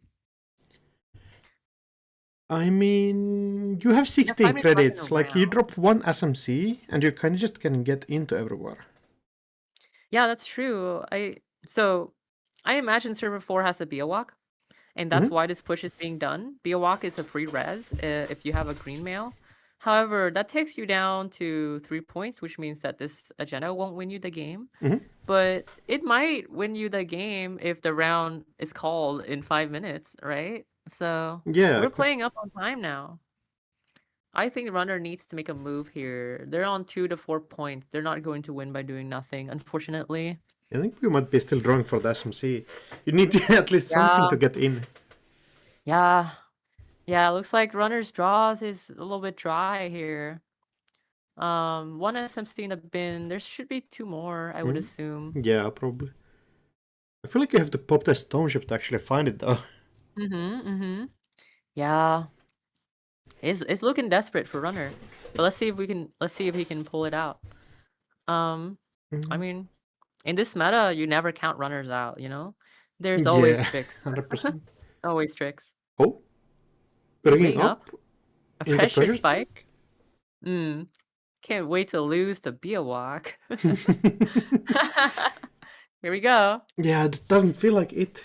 Any code get is basically I mean, if you use money outside So of a if there's Beowulf, like it's going to be tough. yeah, if there's a Beowulf here, it would be a snap res for me, and then next turn I would score server 4 to get up to 6, and it would be so difficult for runner to beat you on time at that Mhm. point. So that would be the play here if there's a Beowulf. Hmm. Otherwise, I think the only thing that stops Zombiak here is a code gate. So let's see if we see a code gate. Yeah. Ooh, I think we're holding our breaths here. I don't think the corp has it. We might be Or just thinking about like oh, if I you think are. Zombiak was just not clicking through. They might need to. Oh yeah, could be. It's tough to call on Janet sometimes. Yeah, yeah. I think we're thinking here. Okay, which kind of suggests to me that maybe Redemptor doesn't have it here, or maybe Beowalk is server in the innermost, which is strange. Yeah, just 1 minute remaining. Yeah, 1 minute remaining. And there Yeah, it there we is. go. Yeah. Okay, Beowalk. There we go. Yeah, so I think time is gonna be called on the corpse turn. We have 1 minute left. We have to resolve this quickly. I mean, if you take 1 minute to resolve a Biowak, I feel like there's something going on. Yeah, I don't wanna suggest any foul play here. I'm not saying but anything, but I'm saying something. Yeah. But yeah, I mean, I think Corp just resolves Beowalk, the runner ends the run, and then ends his turn. Okay, so now time is called on the Corp's turn. And we're gonna see a triple advance to 6. Okay. Ooh. And time got called. Was not able to. Yeah, still on Corp. End the turn. Yeah, still on Corp's turn. Still Corp's turn. Though Yeah. I feel like Corp, doesn't really get anything from the last extra turn with I think Grimmel being. Redemptor, yeah, Grimmel would do it. I think Corp was a little bit punished by playing a little bit slow here, funnily enough. If they played faster, time would have been called on runner's turn. So it would have allowed Corp to have an extra turn. Oh yeah, there's no Greenmail, you're right. Yeah, like 2 in the score Well, I area on guess the it doesn't runner really side and 1 removed already. And Yeah, there's nothing else Corp can do here except hope that the runner doesn't find 5 points. I mean, 4 points would take them to tie, which might mean something. I don't know. getting But a, he's even definitely going to try. getting 5 either does sound challenging. So Zombiak is going to have to run R&D here probably, and then run HQ. Yeah. Zombiak might be able to do some cheeky basalt plays by, I don't know, trashing the top of R&D, and I don't know. I don't think that's I think good, that's actually. just adds cards into Yeah. your central servers. Yeah, I think that's not good, actually, now that I said that.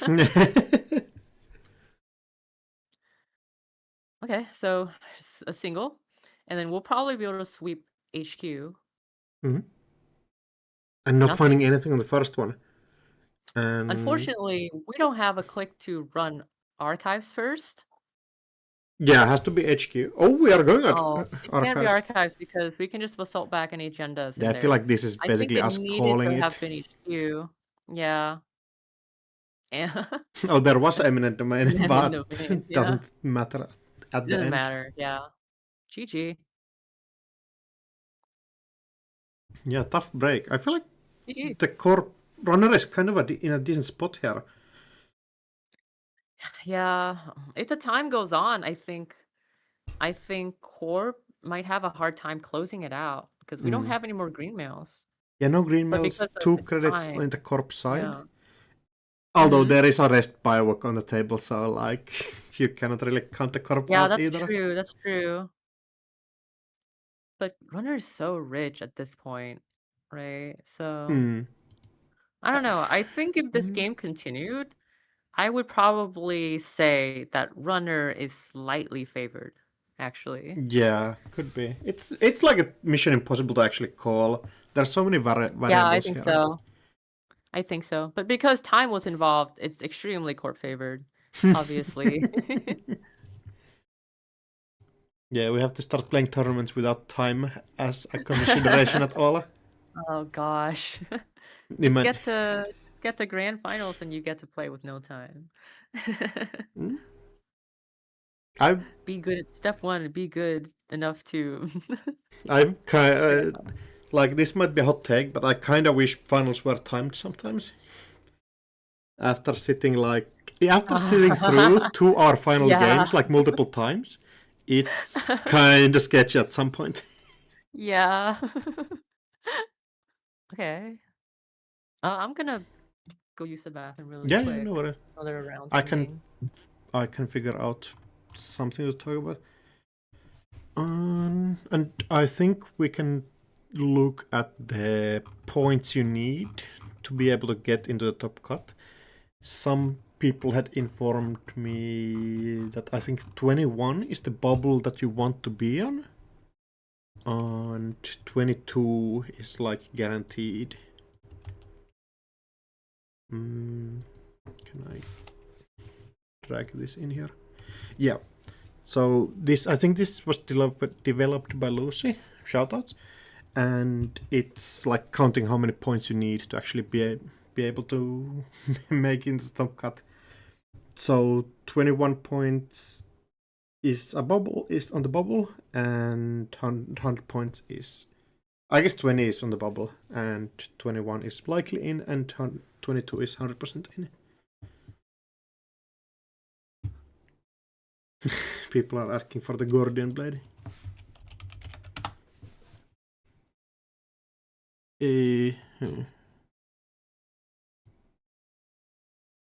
What's right?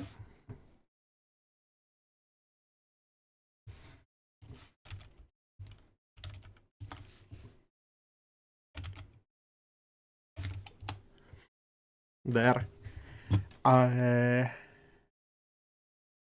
don't think I've ever seen this card. It's like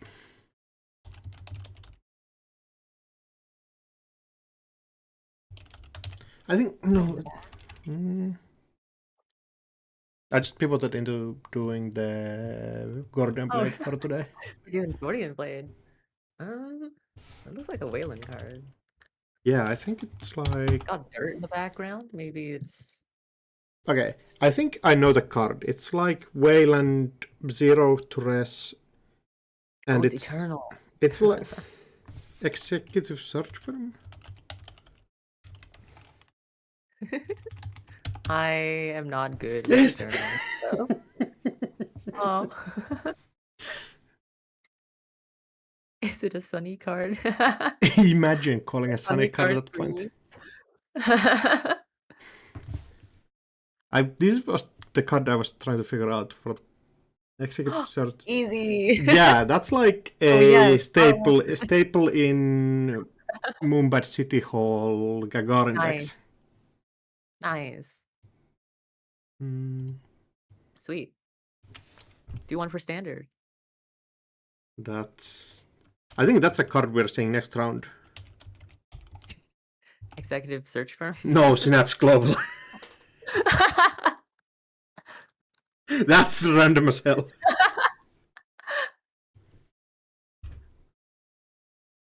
Synapse. Can you imagine? I mean, I can't. There's no way. It's 100% away. There's no way. There's no way. This The stars aligned for real. It's an op ice probably. Yeah, 100% is. Sandstone makes sense. Easy. I'm kind of getting stumped Yeah. on. No, it's not Mandari. I don't know Shaper cards. Cataloger? Cataloger? Oh, might be Lillipad, yeah. I'll go with that one. I want to say Lillipad, yeah. It could be Cataloger. It's Yeah, 100% probably not Lillipad. Anycam. I think it's Lillipad. Yeah, it was. That's pretty solid. 2-1-1-1. That's like a pretty good score. I just wish I had for the executive search team. I really wish I had like remembered the name. That could have gotten a perfect score. Also, I realized I'm looking at your stream on a delay, so I'm a little bit behind. Yeah, cannot be. It's not easy to stream. Yeah, Gordon that's fair. Blade. Okay. Okay, I think we have the pairings. If we want to jump into the Synapse game, if we have that. I hope so. Let's see it. I think they might be playing because I think the Synapse table player 4. got paired down. Table 4. I'll go ask. Yeah, 100%. Oh, they might ID. I mean, we still get to see Synapse tomorrow, which is like better than anybody would have expected.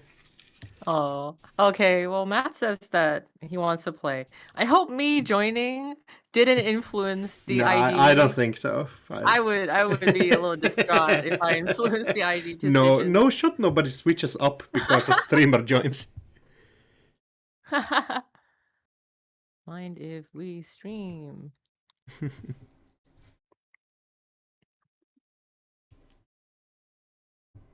There are other. We're good. We are good. Yep. Oh, I'm so excited for Synapse. Sick. Table 4 Synapse. Here we go. So, Synapse Global, and I don't think people have seen like show up after the first week of testing after the escalate. Yeah. The new set came out, and yeah, it's going to be interesting, especially against Sebastião, which is like a professional in removing and gaining tags. Oh gosh, this is gonna be a fun The idea might actually pop off Oh here. my god.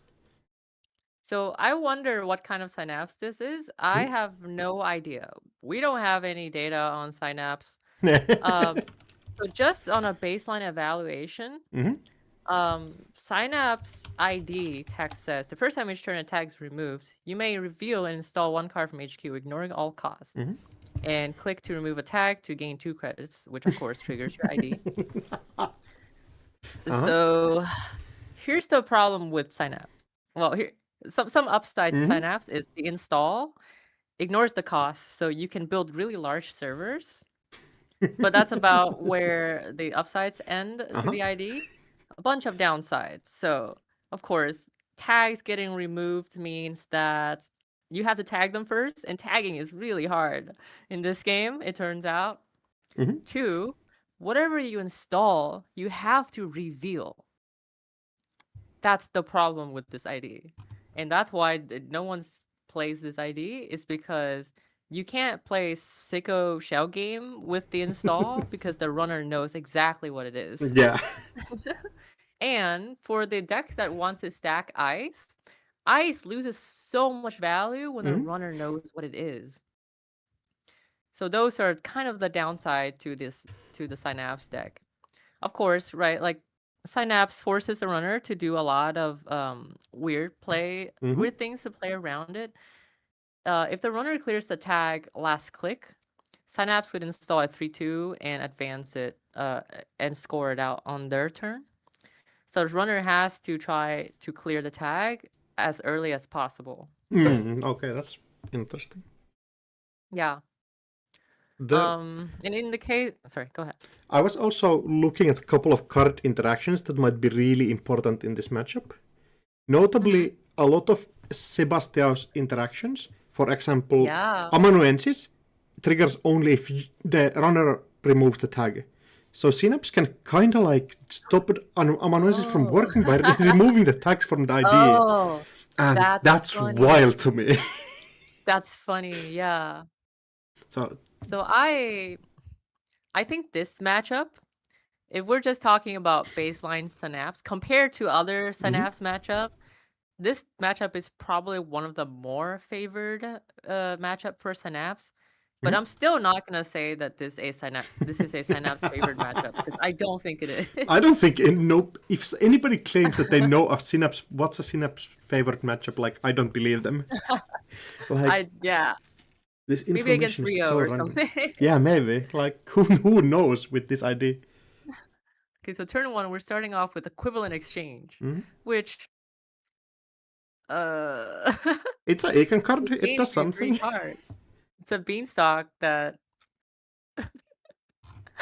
Beanstalk. misspelled the story for any confusion. Okay, so Yeah, then so what if your beanstalk costs 2 credits? I feel like non-equivalent is like a good glacier card.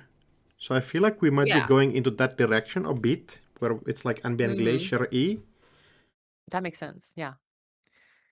Yeah, it's a very notably good card in Nebula because Nebula stacks their ice, and if the runner has to spend like 10 credits to access anything every single time, their credits start to matter less, which means that non-equivalent exchange is able to give both players 2 credits, and it favors Corpse more. But we'll see how this goes. That's going to be interesting to see. We're going hard on the remote though, not like what I was expecting when seeing kind of a glacier game plan. Wow, we are double icing server 1, and we are advancing it. We're gonna see a transfer here, I imagine. Yeah, looks like it. I think we're gonna see a transfer here. I think that so the problem with playing so aggressively like this is we're playing against Seb. And Seb destroys you if you're not careful on centrals. If you're not icing up centrals first, this is what can happen to you. He's gonna transfer you down to 3 or less, and he's gonna be able to touch server 1 for free. So we're gonna see. Yeah, seeing no rest, but we have to save the 3 credits for the remote, I feel like. Or Spin Doctor. I wonder if we're gonna get trashed here. That feels like a trash. It's challenging though. You have 6 credits. You kind of need to get to the remote. There might be a scary ice in between. I wonder if you trash it for Solidarity Badge though, is what I would think.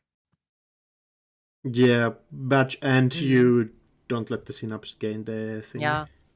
And going into the remote. And the next turn, Amanuensis gains a counter, and Solidarity Badge would be able to remove the tag, assuming Synapse doesn't do it for you. We'll see if that happens. Yeah, might be a rude awakening from Matushak here. Yeah. Norris in the outermost? Innermost flies water? That's good enough. Okay, well that's tough to run. I don't know what server 1 is, but I think it needs to be like an Idiosyncresis or it needs to be a Charlotte for it to matter here. If it's an agenda, I think Corp is suffering. Bigger picture? Oh no. Bigger picture. What are we doing right Join now? 5. That's my 4 credits. And no tags for you. No, like free Starlit Night on the remote. Thank you. Yeah, and we get to install a free ice. And we have Steel and the Amanuensis trigger. And we get to score the embedded reporting. Whoa. Yo, this might be kind of peak. Cool. No, that was cool. Okay, so now Sebastian is basically stuck with Amanuensis and Solidarity Badge. Like the whole draw engine stops working against this ID. Yeah. Oh my god. What a strange matchup. Yeah, Seb spent Solidarity Badge just to draw. Yeah, but of course, like Corb is on 3 credits. They can't do much, right? It costed them a lot of money to score out the embedded reporting. It did, but if you manage to like stop the opponent's ID from doing anything, I think you're totally fine with being kind of slow. Yeah, I agree. So we know that the outermost server 1 is Starlight Knight, which notably doesn't do anything. Not right now. There might be something scary going in there at some point. Starlight Knight also doesn't feel like a super glaciery ice, at least to me, but who knows? We'll see. It might be that you're just getting tempo tags and you get your free installs, and that adds up enough to be like a rush deck. Hmm. So Seb here, we're drawing cards. So Seb is notably a deck that is inconsistent with lots of ups and downs. Oh no, a And second transfer of wealth! we're finding our ups here, thankfully. The ping The has ping helped a lot happens. though. I think we're just gonna bounce here. Yeah, because it doesn't make sense to transfer this just for 1 credit. Are we gonna see a Seb install though? I'd hope we get a Seb install here. I would hope so for runner's sake. Otherwise, even sending this transfer was kind of suspicious, kinda. A little bit. Yeah,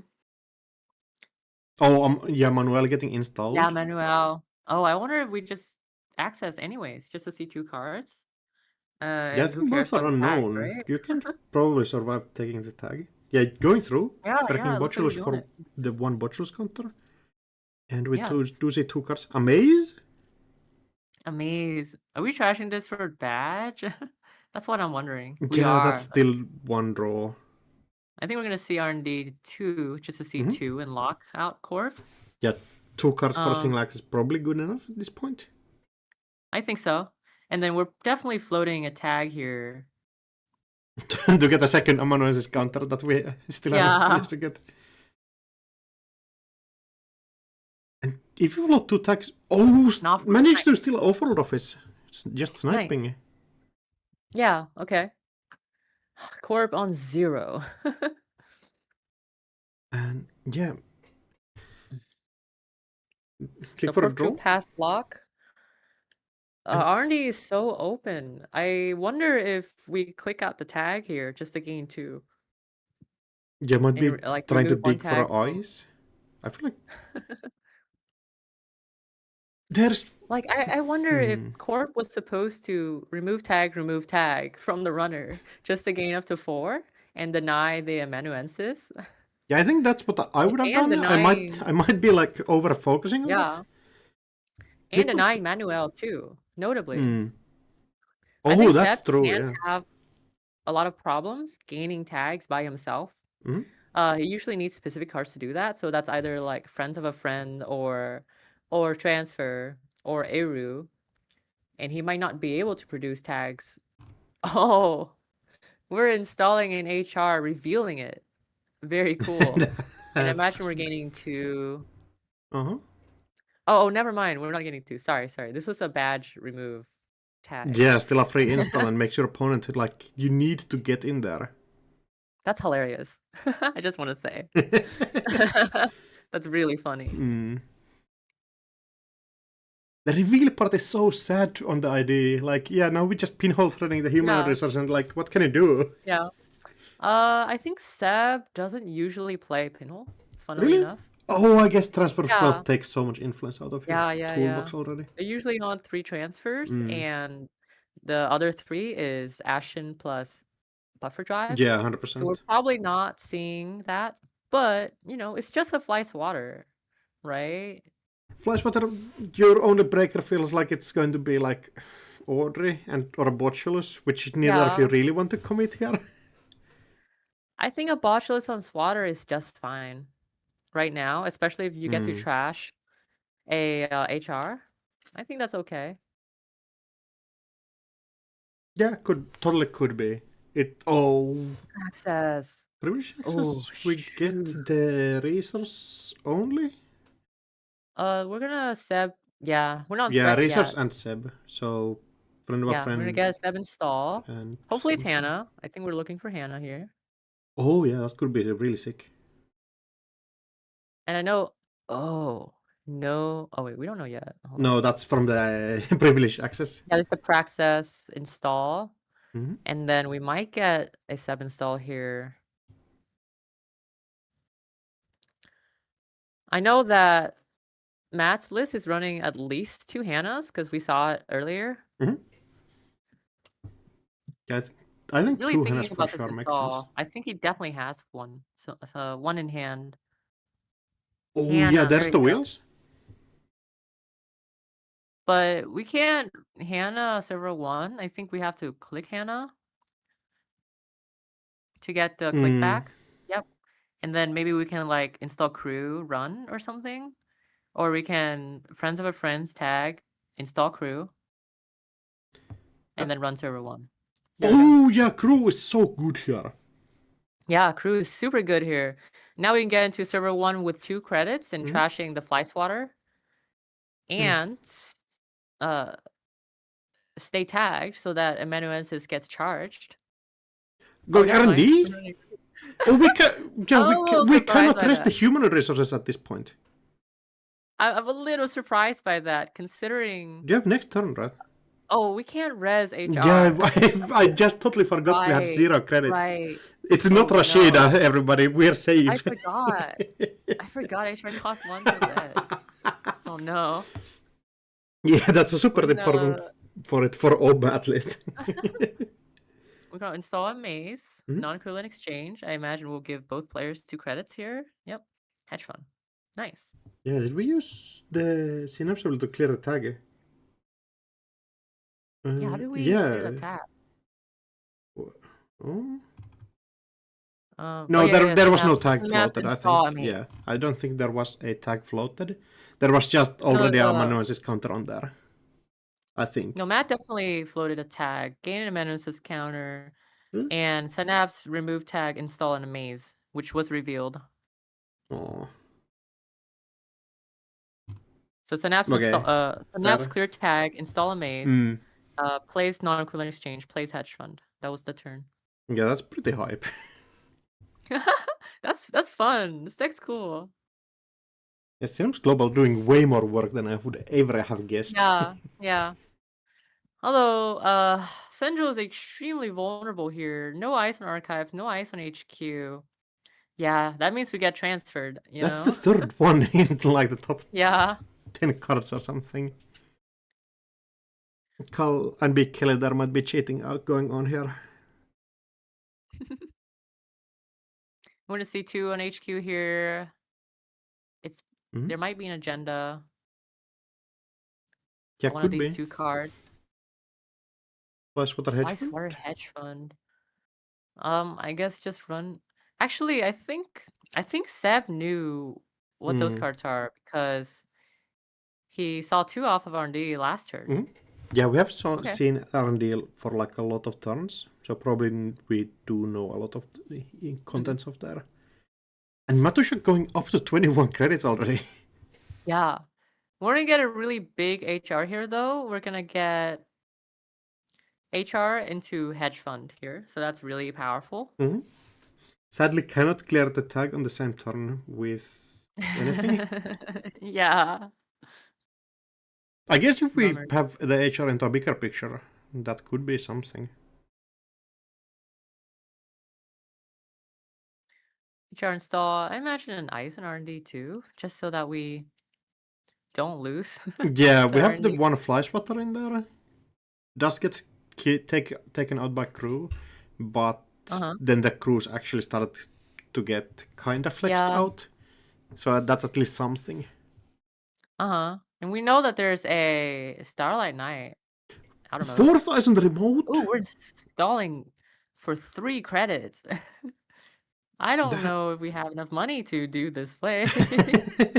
I mean, if the ice is like Fly Swatter or Starlight Knight, anything, like, that's pretty cheap. Yeah.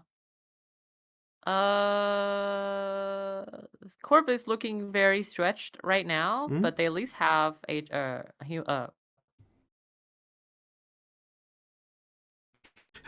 oh my god! Human resource into retribution, trashing out the amanuensis.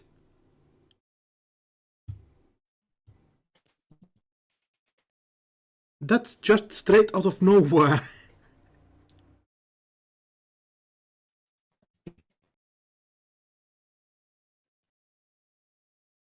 That's so wild.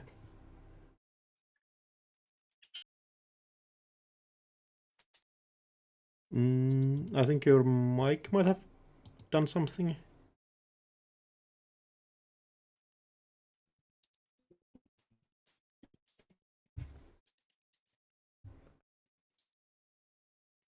Okay, Price getting the order is a really important card at this point. We need to go R&D at least some point.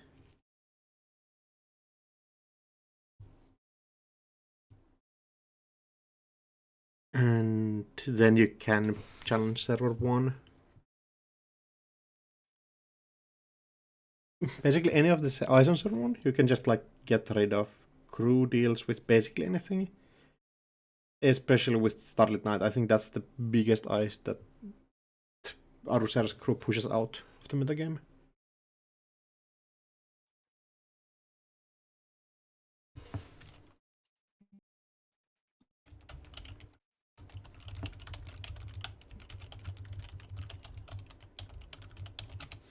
Yep, going R&D.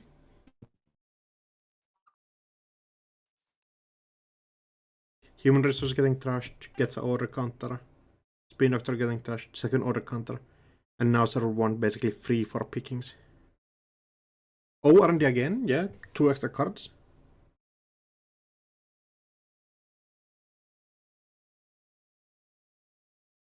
JK? J not just kidding Dumont being played in the deck.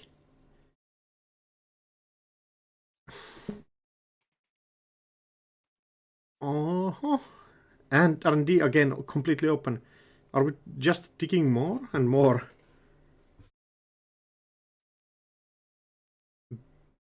Not managing to take out anything this turn? Or the last run? Server 1 has to be something super important. Hello, can you hear me? Hello, yeah, I can. How long have I been gone? After the retribution, yeah. Oh, I think bummer. the mic might have peaked. And That's crazy. Well, thanks for letting me know. Yeah, the game sometimes gets kind of hype, so Yeah, internet infrastructure doesn't manage to handle it. I peeked. Yeah, I peeked into the stratosphere. Yeah, I can believe for a reason that play was wild. But Matushek instantly jumping back in and punishing that play. R&D completely open, so we just go and farm it. You get 2 extra access every single time with Manuel, and trash everything, steal everything. Don't let the corp have everything, anything. We saw 6 cards on 100%. R&D there. Also, This is the problem when you're building a tall remote and you're not respecting Seb. Seb can just run over your centrals. Yeah, Hundo P. Centrals, normally you're kind of safe on one central if they have one card that actually gets you multi-access. But Manuel just floats in. Sure does. And even if you eyes HQ R&D, they have Praxis, and that card wins them games. Very tough to beat ID. Yeah, Sebastian kind of good. Really powerful. Yeah. Feels like a criminal, honestly, in Anarch, which I really like, honestly. Yeah, I can see it. Importing is 15% of criminal influence helps a lot. Yeah. And yeah, the corp kind of on the back foot here. Server 1 has to be something really important. Yeah, so server 1 I think is an agenda plus a Maze Amuse. Hollow Man. Okay, that's good. So we're gonna be 5 point versus 6 points here. R&D is still very open. Oh, never mind. We're going to 4 points. Embedded reporting. Fancy. Remastered edition? Yeah, remastered edition. That's so AstroScript if it was bad. You have to give some credit to remastered edition. Okay, this might be through and through a rush deck. Sounds like it could be. Which, well, I think we're just gonna see 2 more R&D, and maybe that'll be game. Yeah, that does look like it might be it at that point. Yeah. At least top card is known, so we're only seeing 1 deep here. Yeah, that is true. You might also maybe Seb just takes a turn off. I think there's a world where you go R&D and then go if you don't win the game. You still go and crack the remote because it's you don't want to let the HoloLink Yeah. exist. Can't res the you can't res the Starlight Knight. And I think the outermost is probably Flywater, if I have to guess. So we know Oh, yeah, could Flywater's be. outermost, or sorry, Flywater is probably outermost, and Mm. then one more in is Starlight Knight. We don't know what the third ice is. Oh, new remote with the ID. Get installed. Get to install Spin Doctor. Very cool. That's kind of good with Solidarity That's patch, kind of cool. where Yeah. it is at the start of turn. So you have your 4 clicks to respond to anything that the Synapse does. Also, if this gets rest, R&D is completely new now. Yeah, that's true. I kind of wonder why we cleared the tag. I imagine we have another way to get tags. Just to turn on Manuel. Yeah, it's going. I think we can run server 1 and see if we can force his water to be rezzed. Yeah, if I had put And then if they don't res it, Mhm. we can take a tag with crew and trash out server 1. And then run R&D for 2. Yeah, for sure. That sounds like a good line.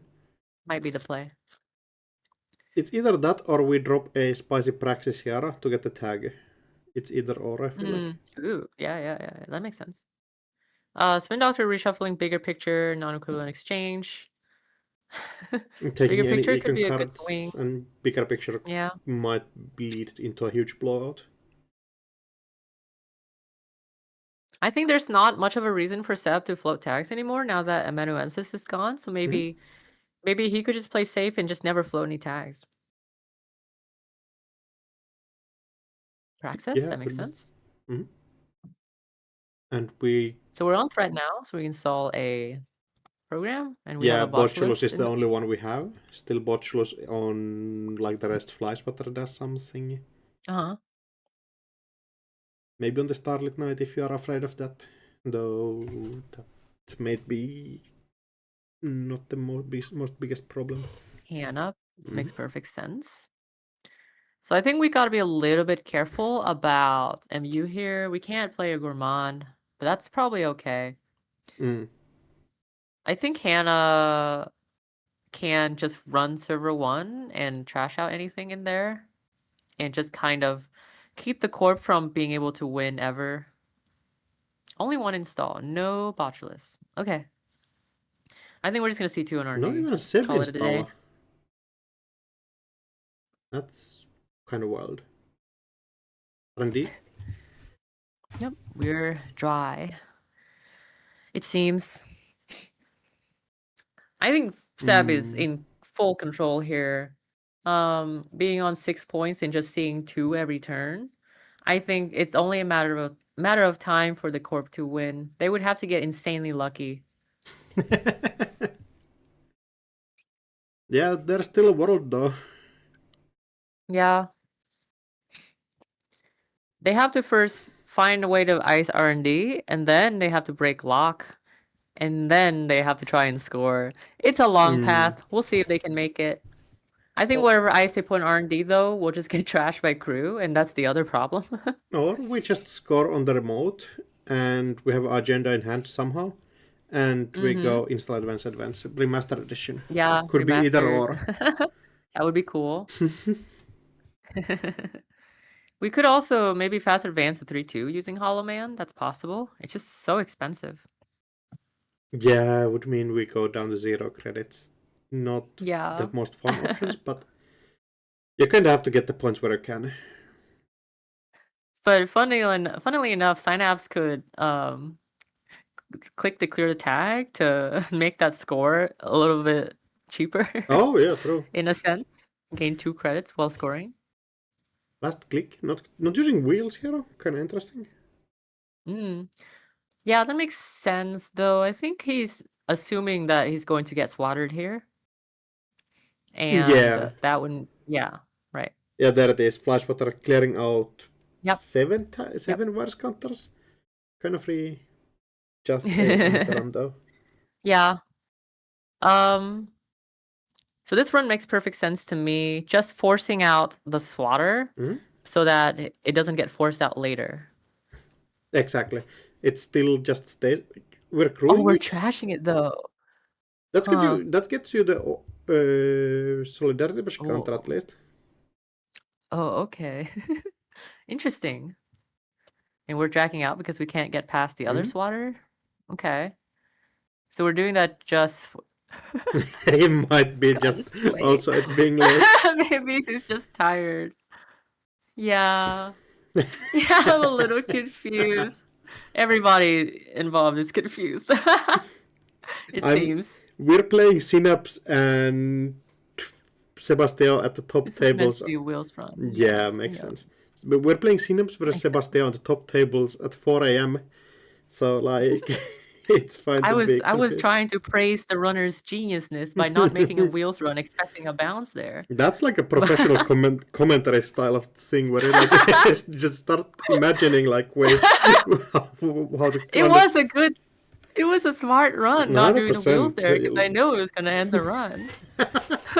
Yeah, we saved from taking a tag. It's OP. Yeah. So Matushak I think made a better play than he would like tried to make. Yeah. Yeah, I think the trashing the swatter was a little bit suspicious, but I don't know.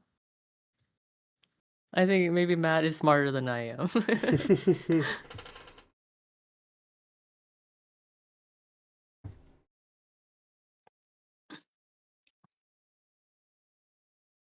Oh, just yeah, corpse turn. Thinking about it a bit.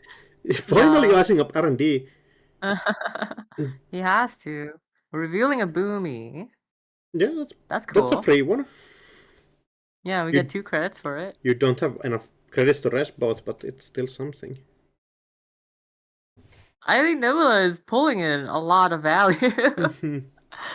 I just wish that it doesn't have to reveal the cards installing. That's all. That's all I'm saying. Yeah, like, can we get an errata on this? Synapse would actually be competitive if it didn't need to do that. I think. I think so. Then at least you can play show game sicko stuff, right? Like, I think I'd rather have this one. okay, maybe not competitive, but at least fun, right? Yeah, probably. I can give you fun.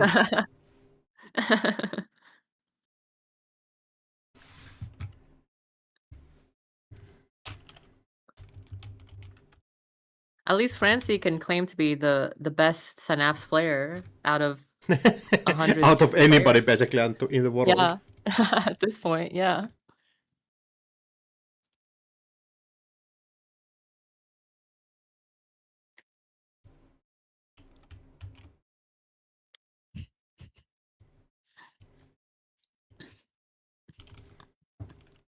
Access? Probably going to install the Botulus now that no more swatters is on server 1.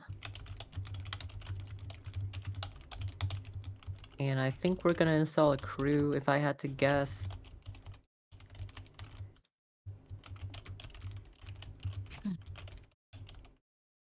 The vid review. No, I think you're playing Synapse wonderfully. It's better than anybody else has managed to do. Yeah.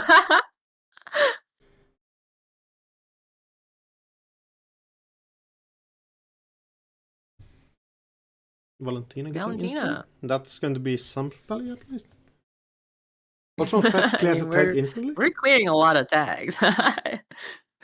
The ID keeps triggering. Now, at least when Synapse clears a tag, both players gets money. Oh, that's so true. Oh, No, and, it's Valentina is also when you remove. Synapse counters the whole ID. Oh no! NSG is too afraid.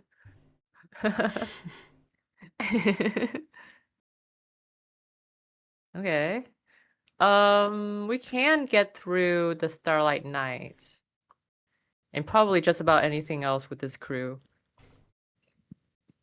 And Charm. So wait, did Synapse decline the install? I think when so. Valentina cleared the tag. Yeah, I think so. I guess so.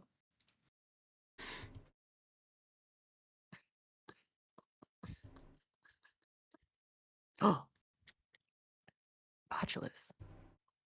So I think that we can click it and then take a core and trash. Yeah, that the feels price like the water. correct option. I just realized something about the Synapse. I think maybe didn't get to see the tag getting removed because it gets removed the instant that it got applied. No, that doesn't make any sense. I assume that Synapse just declined and it I didn't show feel up on the log. like we can just kind of confidently claim that it got declined. Yeah, I think so.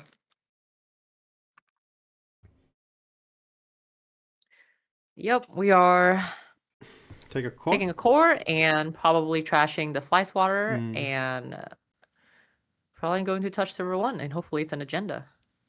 Ganked. Second core. Ganked. Let's see if we can Leo throw the boomy and the run. No? Okay.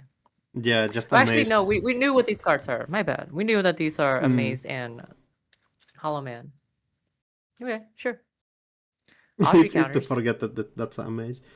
But yeah, the main target during that run is the Hollow Man. That's like the priority target number 1. Yeah, that makes sense. I wonder if it was considered... I wonder if Matt considered trashing the Maze too, just for an extra counter on Audrey. Mhm. But it sounds like he's running low on money at this point. 3 transfers down, 3 praxises are down. I think the rest of the deck is friends, 2 more friends for Mhm. money, which is a lot of money. 3 strike funds, 2 more steel skins. Third crew somewhere. Yeah. And I think basically just digging for buffer drive plus Ashen at this rate. No Lago this game, notably. I never mentioned that. Like kind of important in the Yeah. whole picture of the engine of the deck. Extremely, extremely important. I think I'm not a Seb player, but I believe that you always try and hard mulligan for Lago. Yeah, totally could be. Because it's like the most important card in your deck. Who knew that the draw is kind of good in Netrunner? 1 draw a turn. Basically, every single ID that is like broken is like a draw ID. Yeah, and also sometimes you get to get a Lago turn on your Lago draw on your turn because Synapse installs the card when you clear a tag, so Lago would trigger. So Lago is a huge miss here for this game.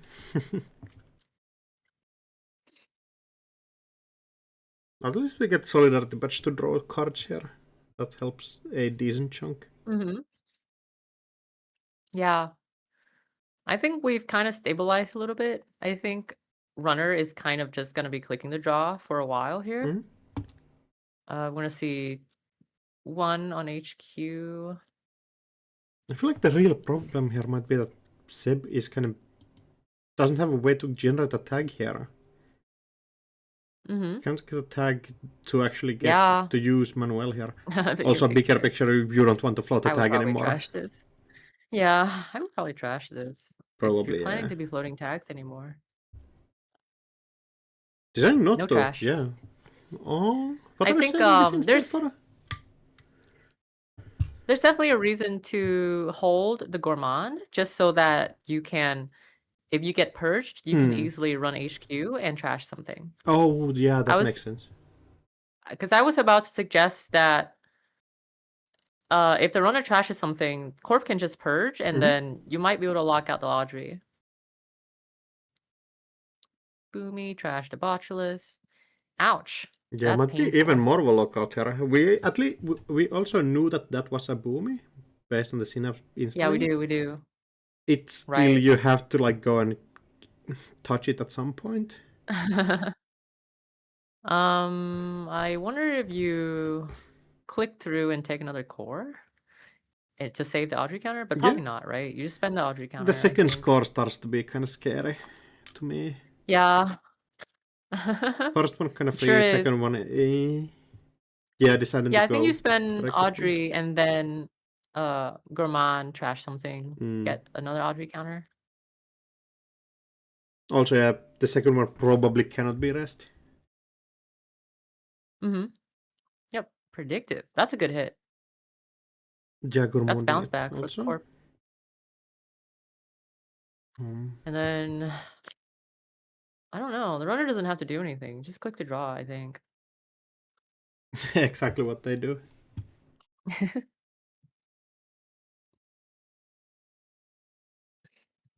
Predictive? Oh, nice. Another predictive. To draw though, we're not bouncing back with that. Mhm. Kind of wonder what Francie's looking for. I imagine it's a really clunky hand.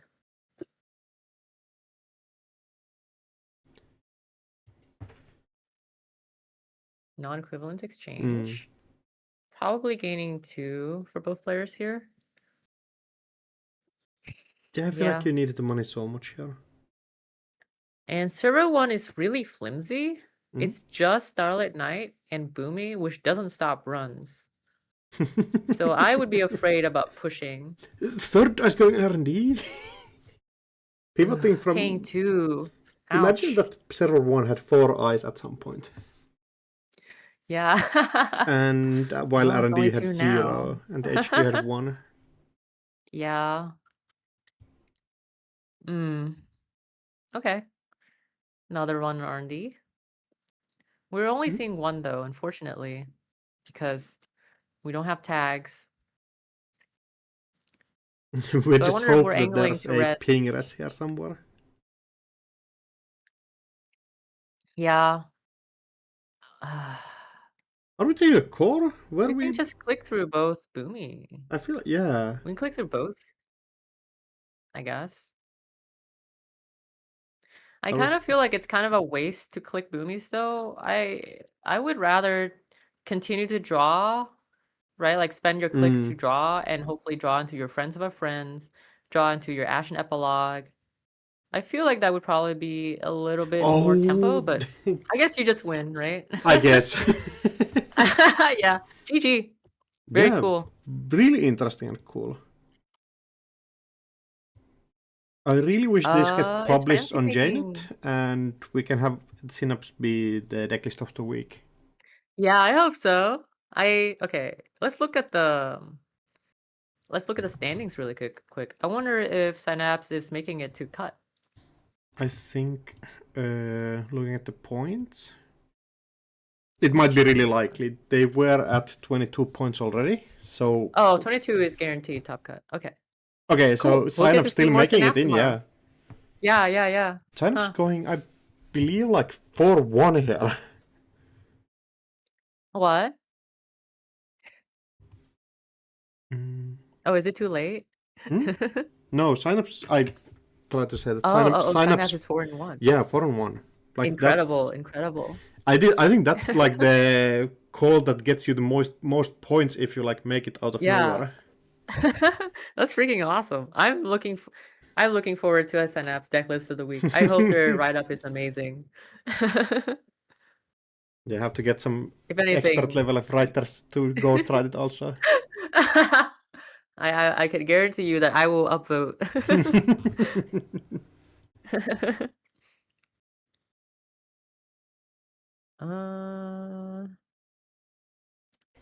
Yeah, I think we have to wait a bit. Yeah, round is ending in a minute.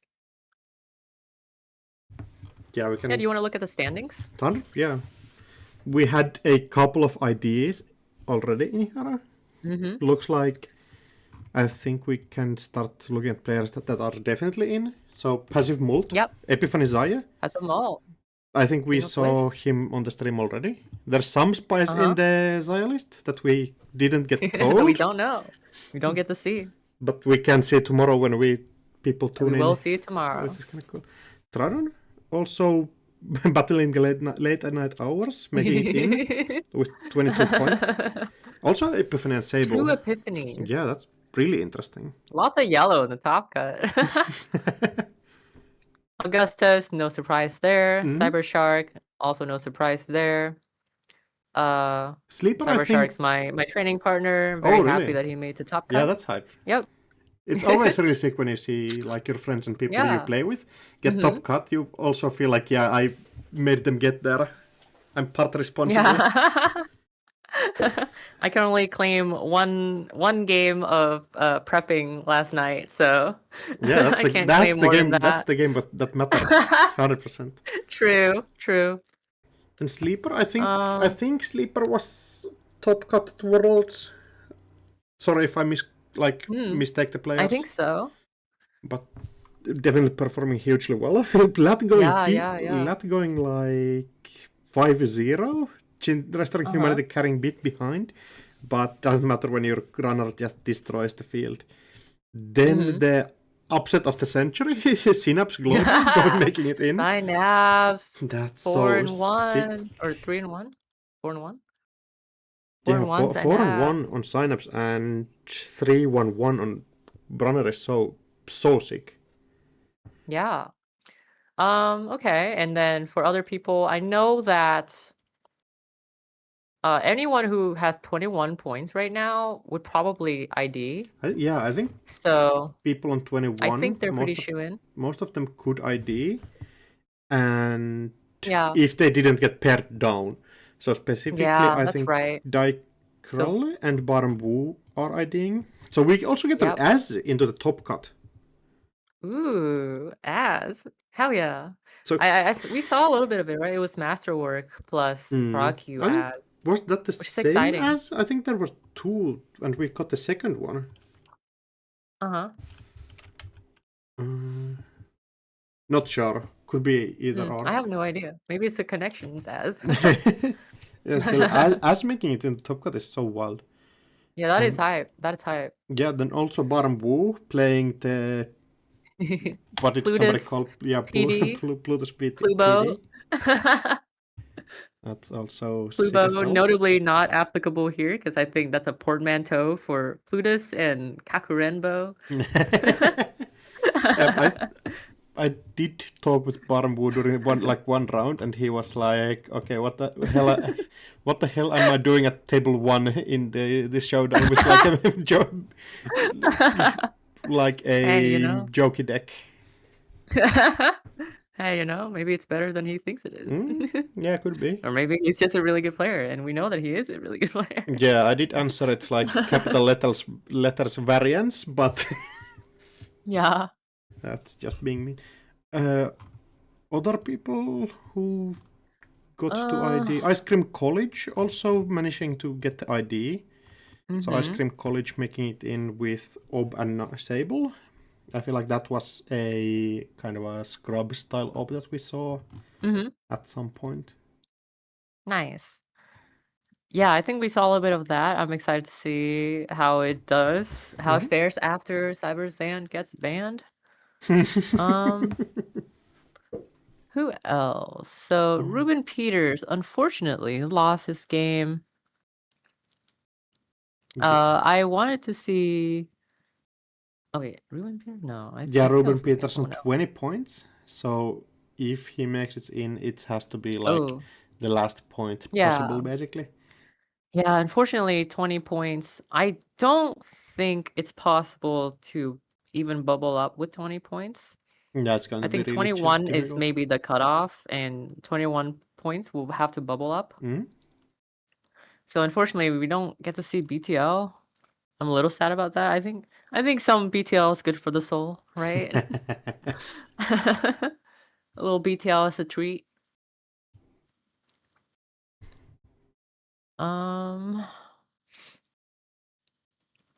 Matt is definitely making it to top cut. Mortivore is unresolved, I think. Yeah, I think a couple tables might still be going on. Oh, never mind. Mortivore. Okay, I think it's just ID. people not reporting still going on. Like Yeah, Mortivore ID'd. So like as a TO adjacent they're person, definitely I can making top be my PSA can be like, please report. It makes running tournaments so much easier when people press report. The web dev AuCo. team put in a lot of work to add a self-reporting feature. Okay, the use self-reporting it, it's feature great. in general is such a godsend. I remember I like know, having to it click sure every is. single button in there was so miserable. Then misclicking a report, and next round people like after the turn they like played the thing. That Yeah. was kind of not funny. Yeah. Also, hello Jai, good morning. Good morning, Jack. You missed some amazing Nova versus Hyoubu game. And you also missed a Synapse game.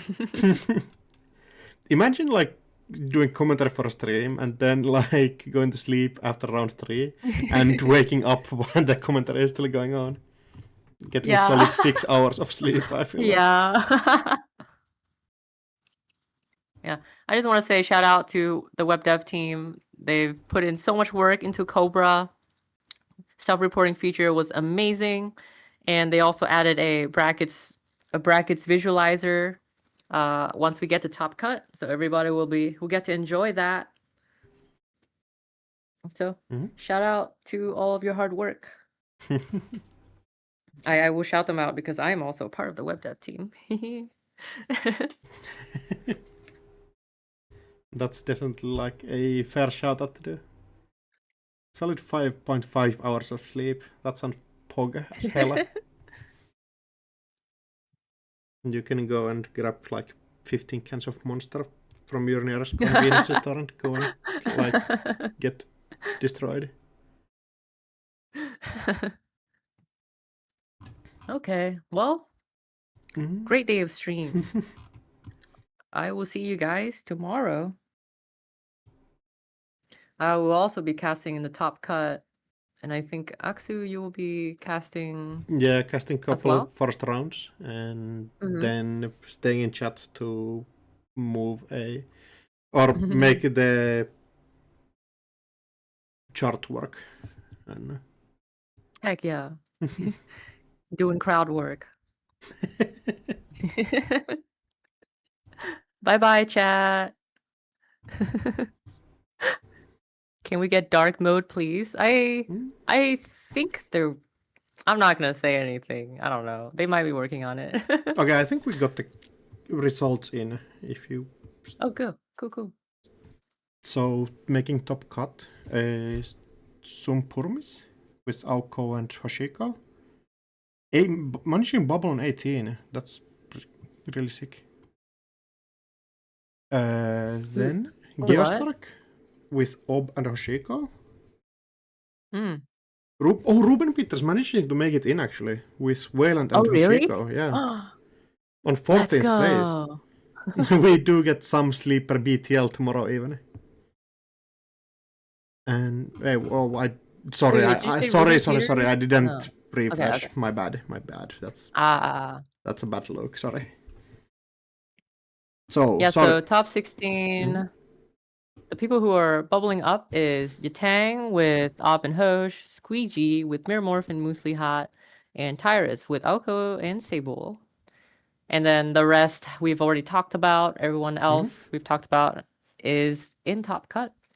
So congratulations to everybody who made top cut tomorrow. We got King of Swiss, though. Passive Malt with Epiphany and Zahya. That's very exciting. Yeah, 100%. Going to be really interested to see what's the spice tomorrow.